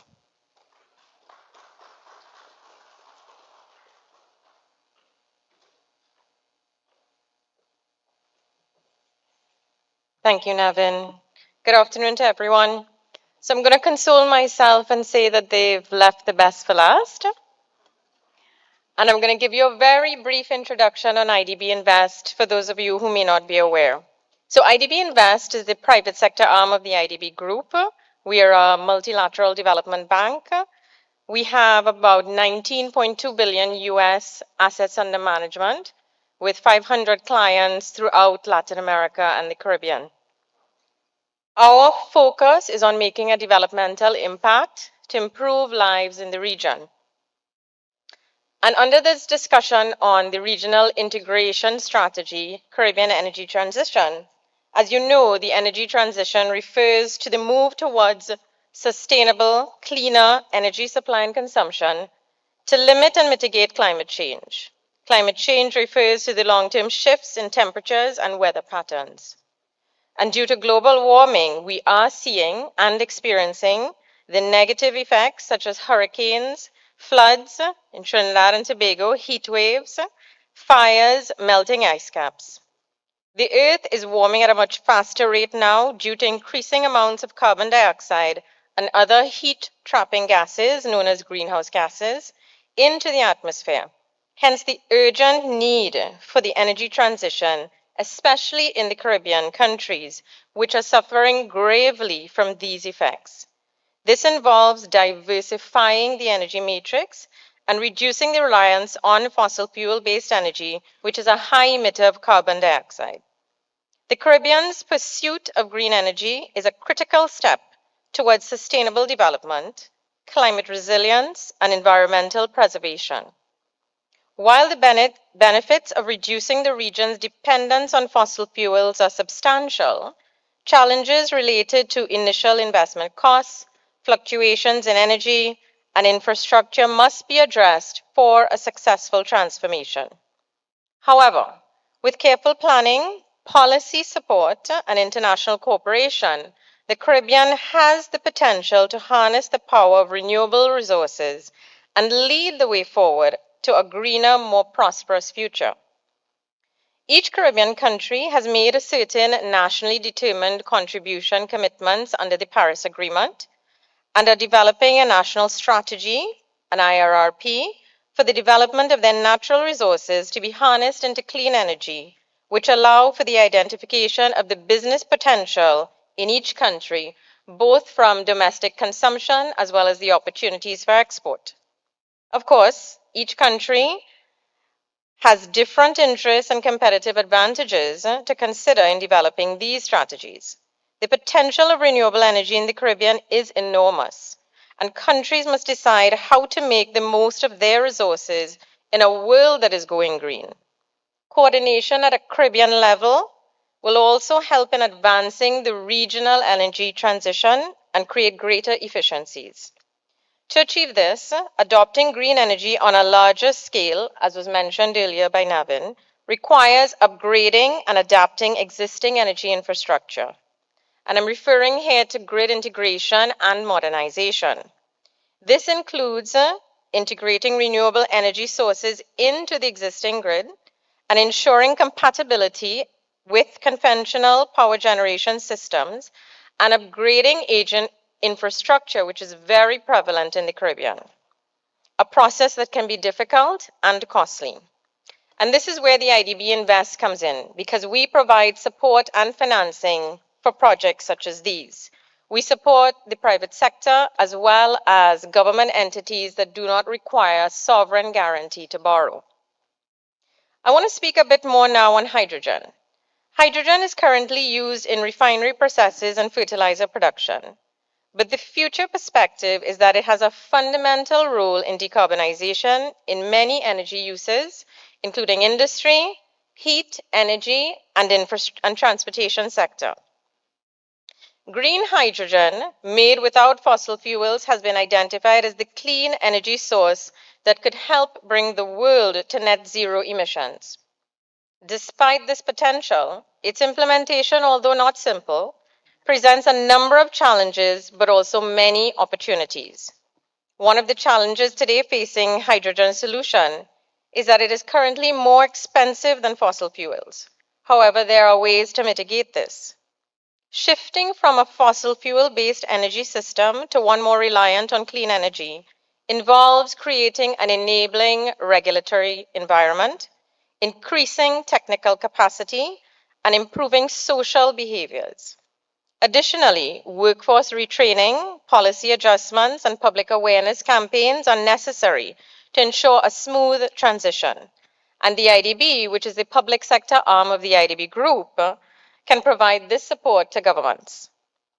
Moreover, Clean energy and renewable energy can play a pivotal role in achieving energy security and sustainability in the Caribbean.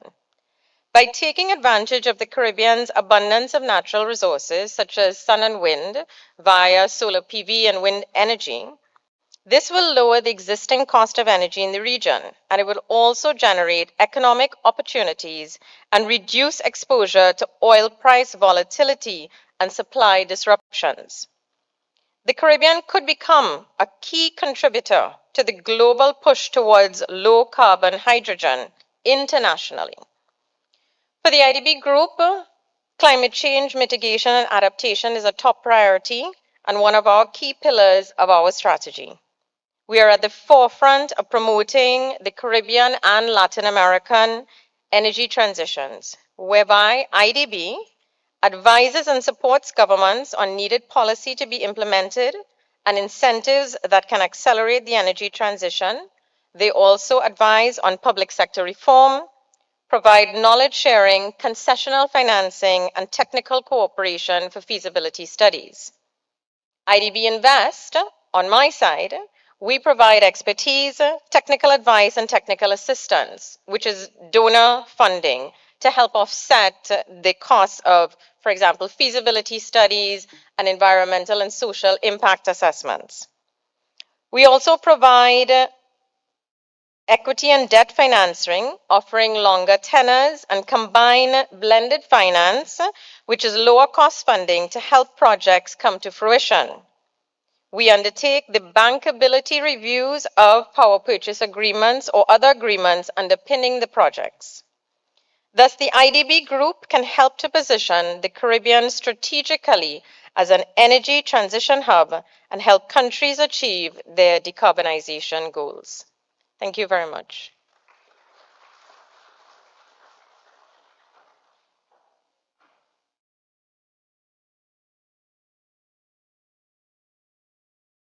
Thank you very much, Alicia. Short and sweet, but very powerful. And I do encourage, a lot of our private sector colleagues who are here today who have green projects to make contact with Alicia, hopefully after, or you can share her contacts as well. IDB is one of our sponsors for today's event also. So, guys, as we wrap up, we have a very quick handshake, if I could call it that. The Engineering Institute of the University of the West Indies is really the business development arm of the Faculty of Engineering. I've had the pleasure to manage it for the last couple of years. One of the innovations was the Hydrogen Research Collaborative. But to make another announcement this afternoon, I invite Professor Rafi Hussain and David, if you're still here, to come up and say a few words on the Carbon Capture Research Collaborative. Please give Professor a round of applause.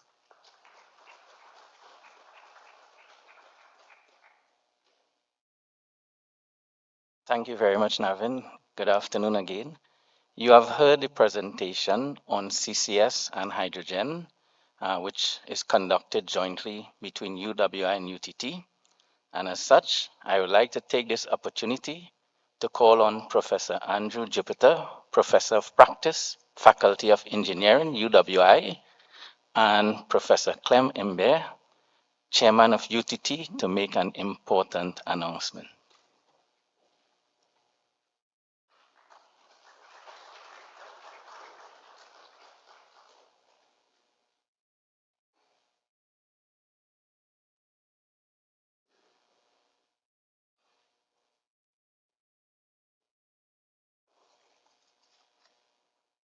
Good afternoon to you all.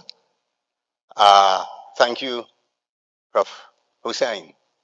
I'm so pleased that Prof. Clem Imbert is with me today to make this announcement. The Faculty of Engineering, UWI, has agreed that a Center of Excellence will be established in carbon capture and storage at the Engineering Institute. That's the announcement at this time. And I want to thank the support of UTT, because it's both a UTT collaboration. One more time, I now pass over to Prof. Clem Imbert. All right. I'm an advisor to the Institute, so unpaid. Yes. Um, no, UTT in fact, I'm going to beat my chest a little bit. I have been very instrumental in trying to bring UTT and UE together. I am, in fact, at both institutions. I still do a little teaching in UE, although I'm retired. I have an office not too far from here. I'm a professor emeritus, not as distinguished as our professor emeritus there, but and I am so happy that we have collaborated in this particular venture that deals with hydrogen, but also a very important transition activity in this whole question of going greener is a question of carbon capture and storage. Well, they use the word sequestration. That's just a fancy word for storage. The thing is that we are going to be using fossil fuels for some time to come. And it's not the use of the fossil fuels per se that really is a problem. The problem is the gas, the greenhouse gases that are emitted by fossil fuels. That's the problem. So if we can capture that gas instead of releasing the gases into the atmosphere, if we can capture them and store them until we know what to do with them, really, but if we can prevent them from being released in the atmosphere, we would be, in fact, decreasing the carbon emissions and we, in fact, be getting greener. So it's a very important transitional activity, this question of carbon capture and storage. So I'm very proud that we have come together, the two universities, for this project that will be in the Engineering Institute, of which I was one of the founders of the Engineering Institute. So thank you very much. Alicia, I'm very sorry, you're not the last. So maybe you're still the best, but you're not the last. So, thank you. And I have to come again, of course. Thank you. Thank you.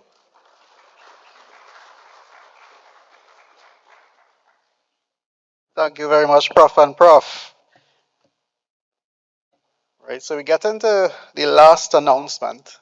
And this is actually a few years in the making, guys. Now again, yes, Alicia, yes, Fernando, CAF, we need some of your financing, Sasha. But we are also being, I would say, prudent. We are being, taking the initiative as a university and two universities supporting this new venture.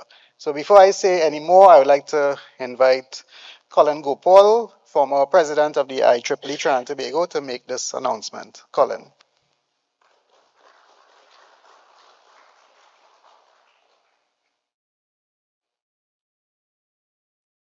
Thank you so very much, Navin. It is indeed a great pleasure of mine to give this very brief introduction to a fund in honor of Professor Ken Julian. As many of you all here at UWI would know even better than me of his significant contribution to the economy of Trinidad and Tobago, to our universities, both of them, to our governments, our industry, our education system, and our policymakers. So the idea for this endowment fund, I'm not seeing Roger Hussein right now, but his last slide, he had a list of things that you'd have liked to see. And if he was here, I would tell him we've checked each of those boxes. And the scholarship part is really the endowment fund part. The idea for this fund came in about 2018 when Professor Imber, Philip, myself, and the team at IEEE, we wanted to honor this great man. And we figured, well, how do we do that? What's the best way that future generations know what a hero is? What is the attitude and the qualities of a hero? And to continue to inspire them the way that he inspired not just my generation, but the generation before. And so that was the whole idea behind this fund. Dr. King is not here as well, but Dr. King used the word directed, and I would like to use three other words: agility, speed, precision. One of the things that I learned when I did this conference in 2018 for Prof was how he got things done. At least I learned a little bit about it. And he got things done. One of the stories was he would pass these little notes, and Dr. Williams would convene cabinet, and things would happen, and whatever had to be signed was signed. Today we live in a more laid-back country. You have committees that have to meet. They meet once a month. You're not going to get funding because maybe the chair might be absent. He's on a trip somewhere. And, we can't be competitive like that. And one of the things about this fund, and again, this, by the way, is Professor Julian's project. Let me say that off the bat as well. So he's still working for Trinidad and Tobago at the age of 91. All right? So the idea behind that fund was really about reminding Trinidad and Tobago what it takes to get the job done, believing in ourselves, as Philip said in his introductory talk this morning, and remembering our heroes in the process. I also have a bit of good news. Professor Jupiter, in honor of Professor Julian, has decided to the proceedings of his wonderful book, part proceedings of his wonderful book, to contribute that as our first contribution to the fund. I mean, I really think he deserves a round of applause, and I would love to take this opportunity to invite Professor Jupiter to come and make a presentation to Professor Julian. So I don't know, Philip, if you can assist. Okay, but where's the cameras? Come on. This is a wonderful moment.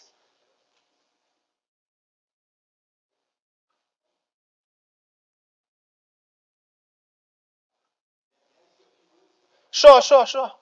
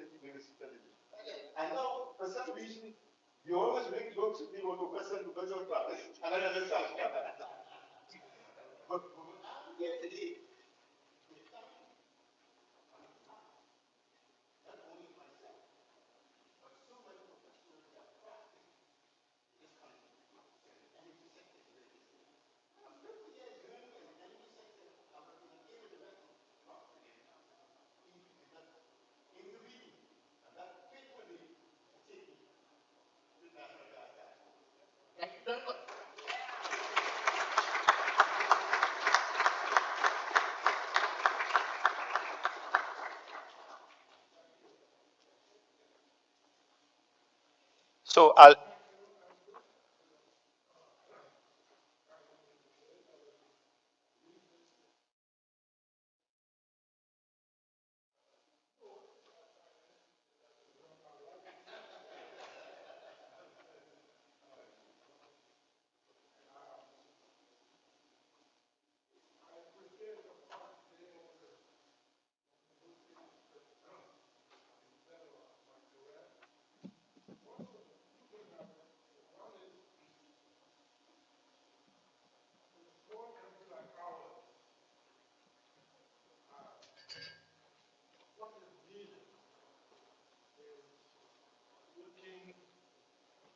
what is needed is working together.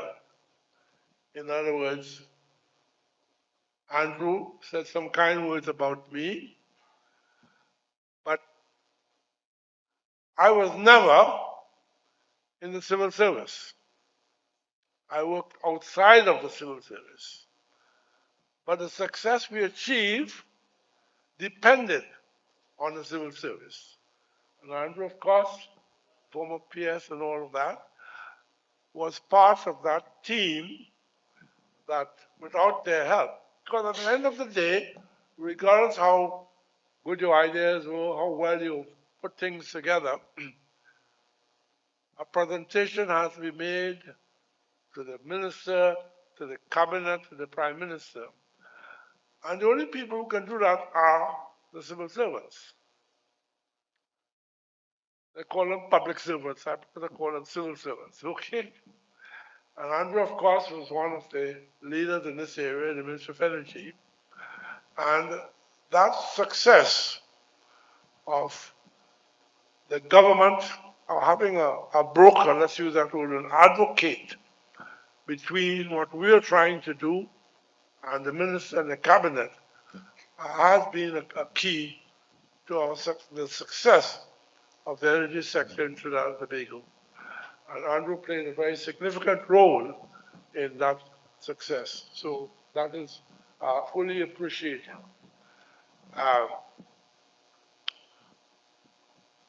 heard many kind words said today about me, and it has helped me mitigate what my grandchildren have said about me.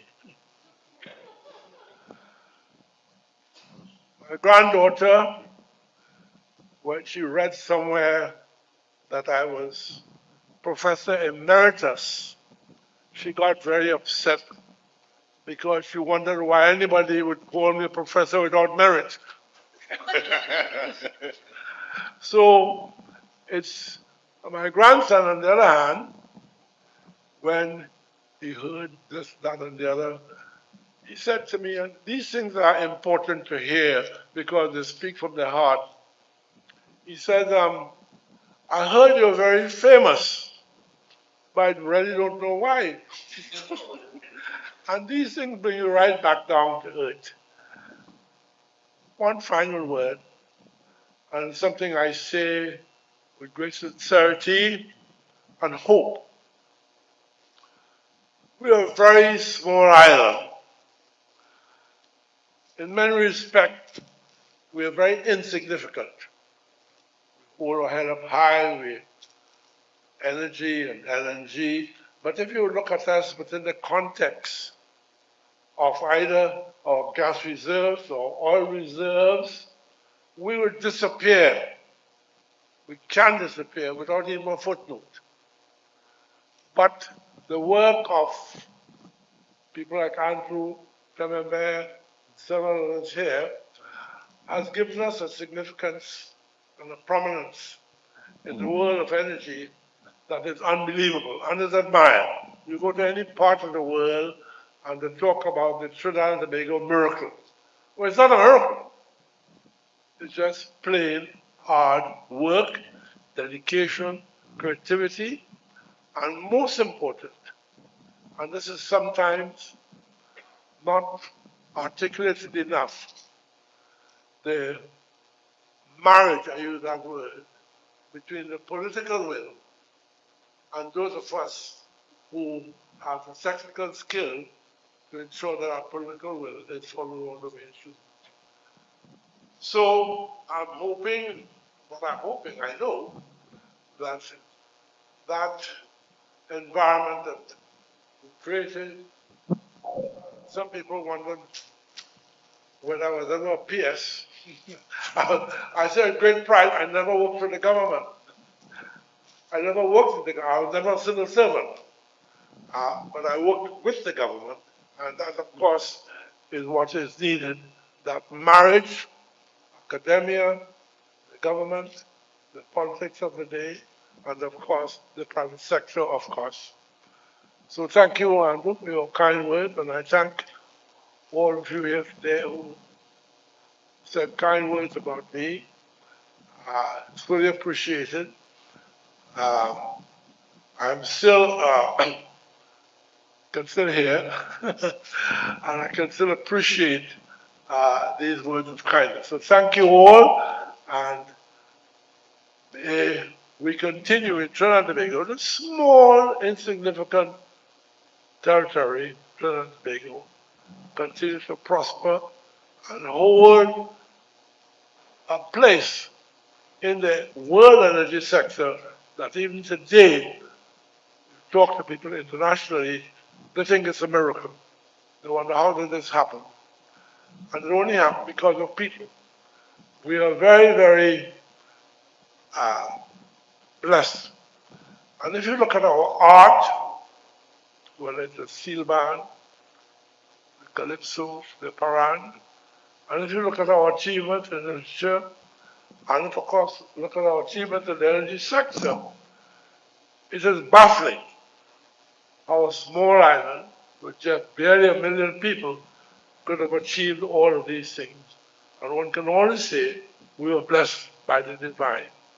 Thank you very much, and I appreciate all the kind words that were said about me today. Fortunately, I still have my hearing, so I was able to appreciate them. Thank you again.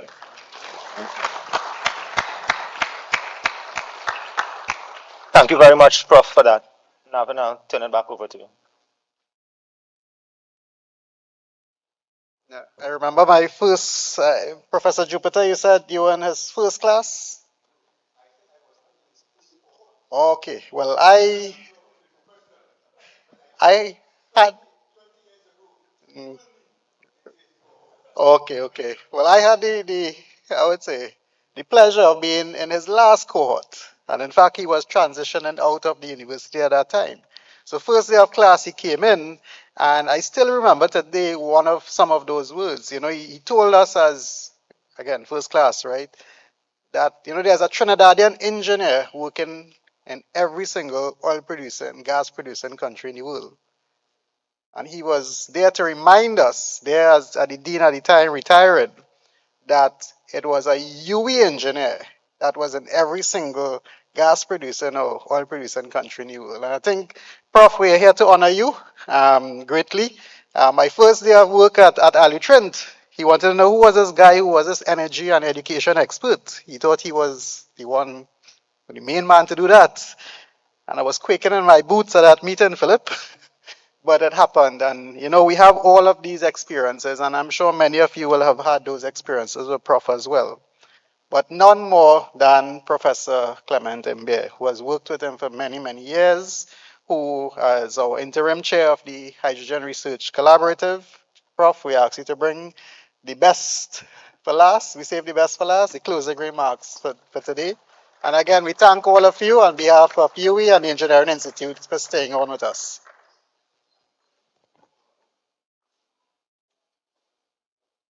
Alicia is still the best, but I'm the last. It's been a long day, but as the preachers say, we must give thanks. This Hydrogen Research Collaborative, the HORC, is a joint initiative between Kenneth J. Green, UTT, and UWI.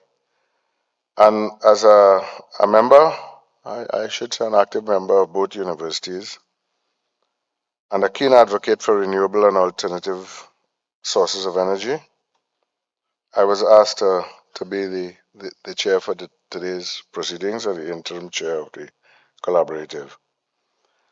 I did not attempt to wear a UE shirt or anything, or UTT one, because I didn't want to be accused of bias by one faction or the other. So I decided to use a fairly neutral one, MIC. But it is instructive that I chose that this morning, wondering what to wear, because MIC has recently launched, not very long ago, a few weeks ago, a center for renewable energy and associated technologies at Petrotrin, where we had a center some years ago that was lying fallow after Petrotrin closed down. And thanks to the chairman, Michael Cominer, I want to really give him thanks publicly here. We were allowed to use the facilities for peppercorn rent, and we have established a center there. And our flagship program is a 2-year diploma, and we recently advertised it, and it was massively oversubscribed, massively oversubscribed. So what Raja Hussein spoke about in terms of training people, MIC has started that. And we'll be doing other courses, shorter ones, and so on. There are so many people to thank that it's not easy to know where to begin, and even more difficult to know when to stop. As it has been a long day, and I don't want to keep you very long. However, as I say, at the risk of sounding like a preacher, we must always remember to give thanks. And so I wish to first of all thank all of you. Many of you have stayed the course. Those of you who have left, you can get it on the YouTube or wherever it's going to be replayed. And those of you online, I want to thank you for being such a wonderful and large audience today of very important people.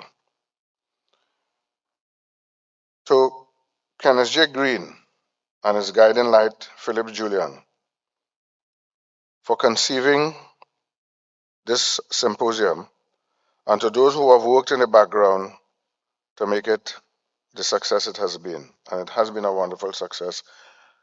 But a few of you could give yourselves a round of applause for staying the course. It has been a wonderful success today. And again, thank you for staying the course. And those who have worked in the background, like Navin Budai, who just spoke to you, and Zidini, John, and their team, we really appreciate them. Of course, not enough can be said of Professor Julian, who in fact produced, if I may put it that way, Philip. And Philip is really carrying the baton of what this great man has been doing. And we appreciate that the Honorable Minister Lisa Morris Julian took the time to address us this morning. We thank the Dean, Dr. Bisham Ramlal, and the staff of the UWI Faculty of Engineering, and the principal, who is not here. She's not in the country, otherwise she would have been here, she told me. Professor Rosemary Bell Antwine, for the facilities to host the symposium, the food hall, and the exhibition. And we want to thank those who had prepared the food. It was really very good. Too much food at one time for me. I had to keep back some.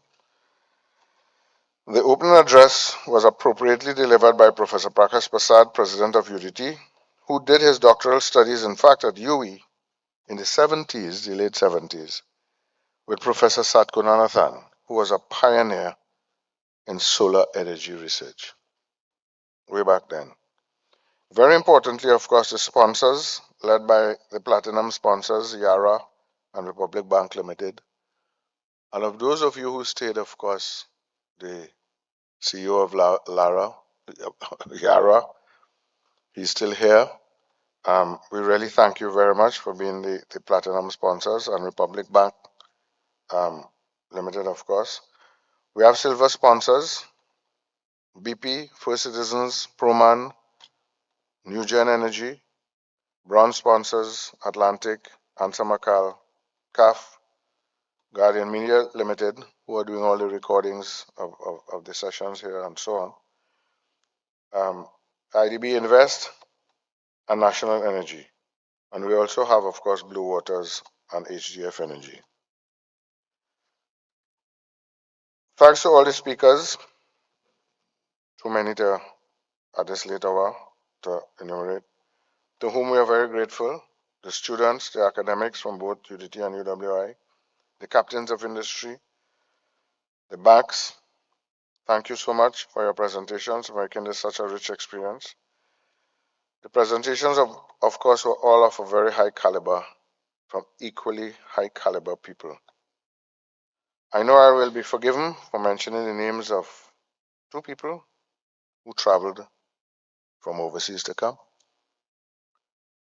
Mr. Dr. Devon Gardner, Head of Technical Programs at SECRE, who came from Barbados, and Thibault Menage, who is here. He travels between Barbados and France. So I suspect he came from Barbados, but we could pretend he came from France, so therefore he came very far to talk to us. And of course, he's a vice president of the Caribbean, HDF Energy, with which Kenneth J. Green has come together to form New Gen Energy to build a hydrogen plant in Trinidad. Once again, we give thanks to you all here, those who have left, and those who are online. Thank you very, very much.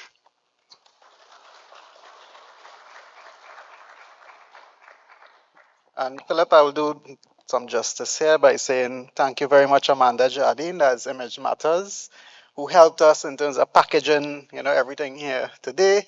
We are a couple hours late, but that's all right. I think we ended it well. Please turn to the screen. We have a small presentation to make.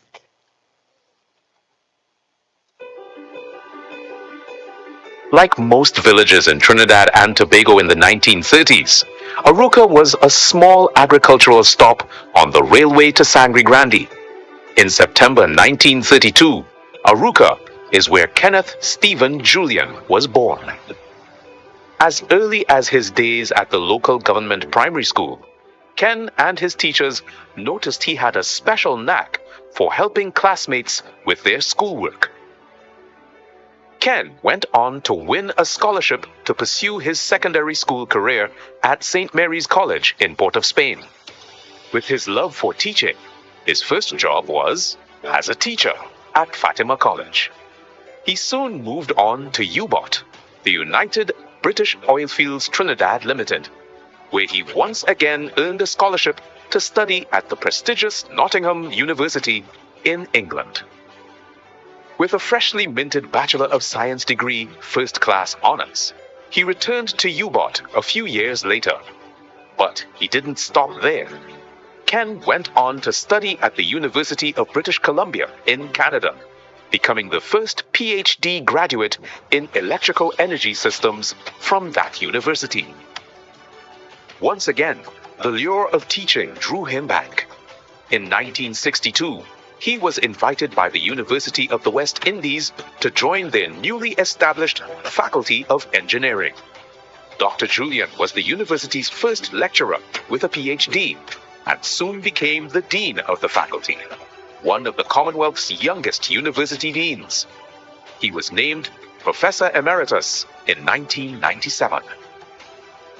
His background and a presentation at a one-day industry conference technical session at the Queen's Hall caught the attention of Dr. Eric Williams, the session's chair.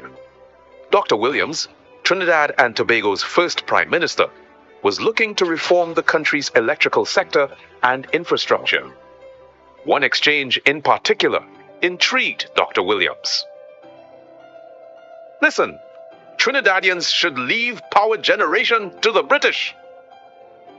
How many boilers did England blow up before getting it right? I think TNT can do this. Let's take the risk and make this ours. Subsequently, Dr. Williams invited Professor Julian to serve on the board of TNTEC, the Trinidad and Tobago Electricity Commission. Over the next 40 years, Professor Julian would emerge as a catalytic figure in the global energy and education sectors, and in a nation's economic and industrial transformation. From agricultural Arouca to modern-day game changer, Professor Ken Julian, a true transformer.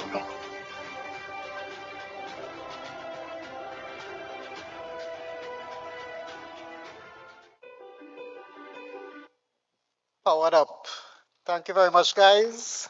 Refreshments are served in the auditorium. Please make sure and get served before you leave.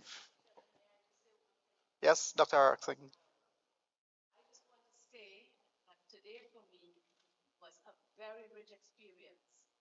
The presentations were enlightening and they were interesting, and I looked at some online, but I just want to say on my own behalf, and perhaps many of us in the audience here, thank you so much. Those of you who have worked with Professor Julian, Professor on there, and the entire team. I was very impressed with today. We could have gone into 2 days easily with the richness of this, but I just want to say a heartfelt thank you for today's presentations and this entire symposium. It was really very much appreciated. Okay, thanks very much.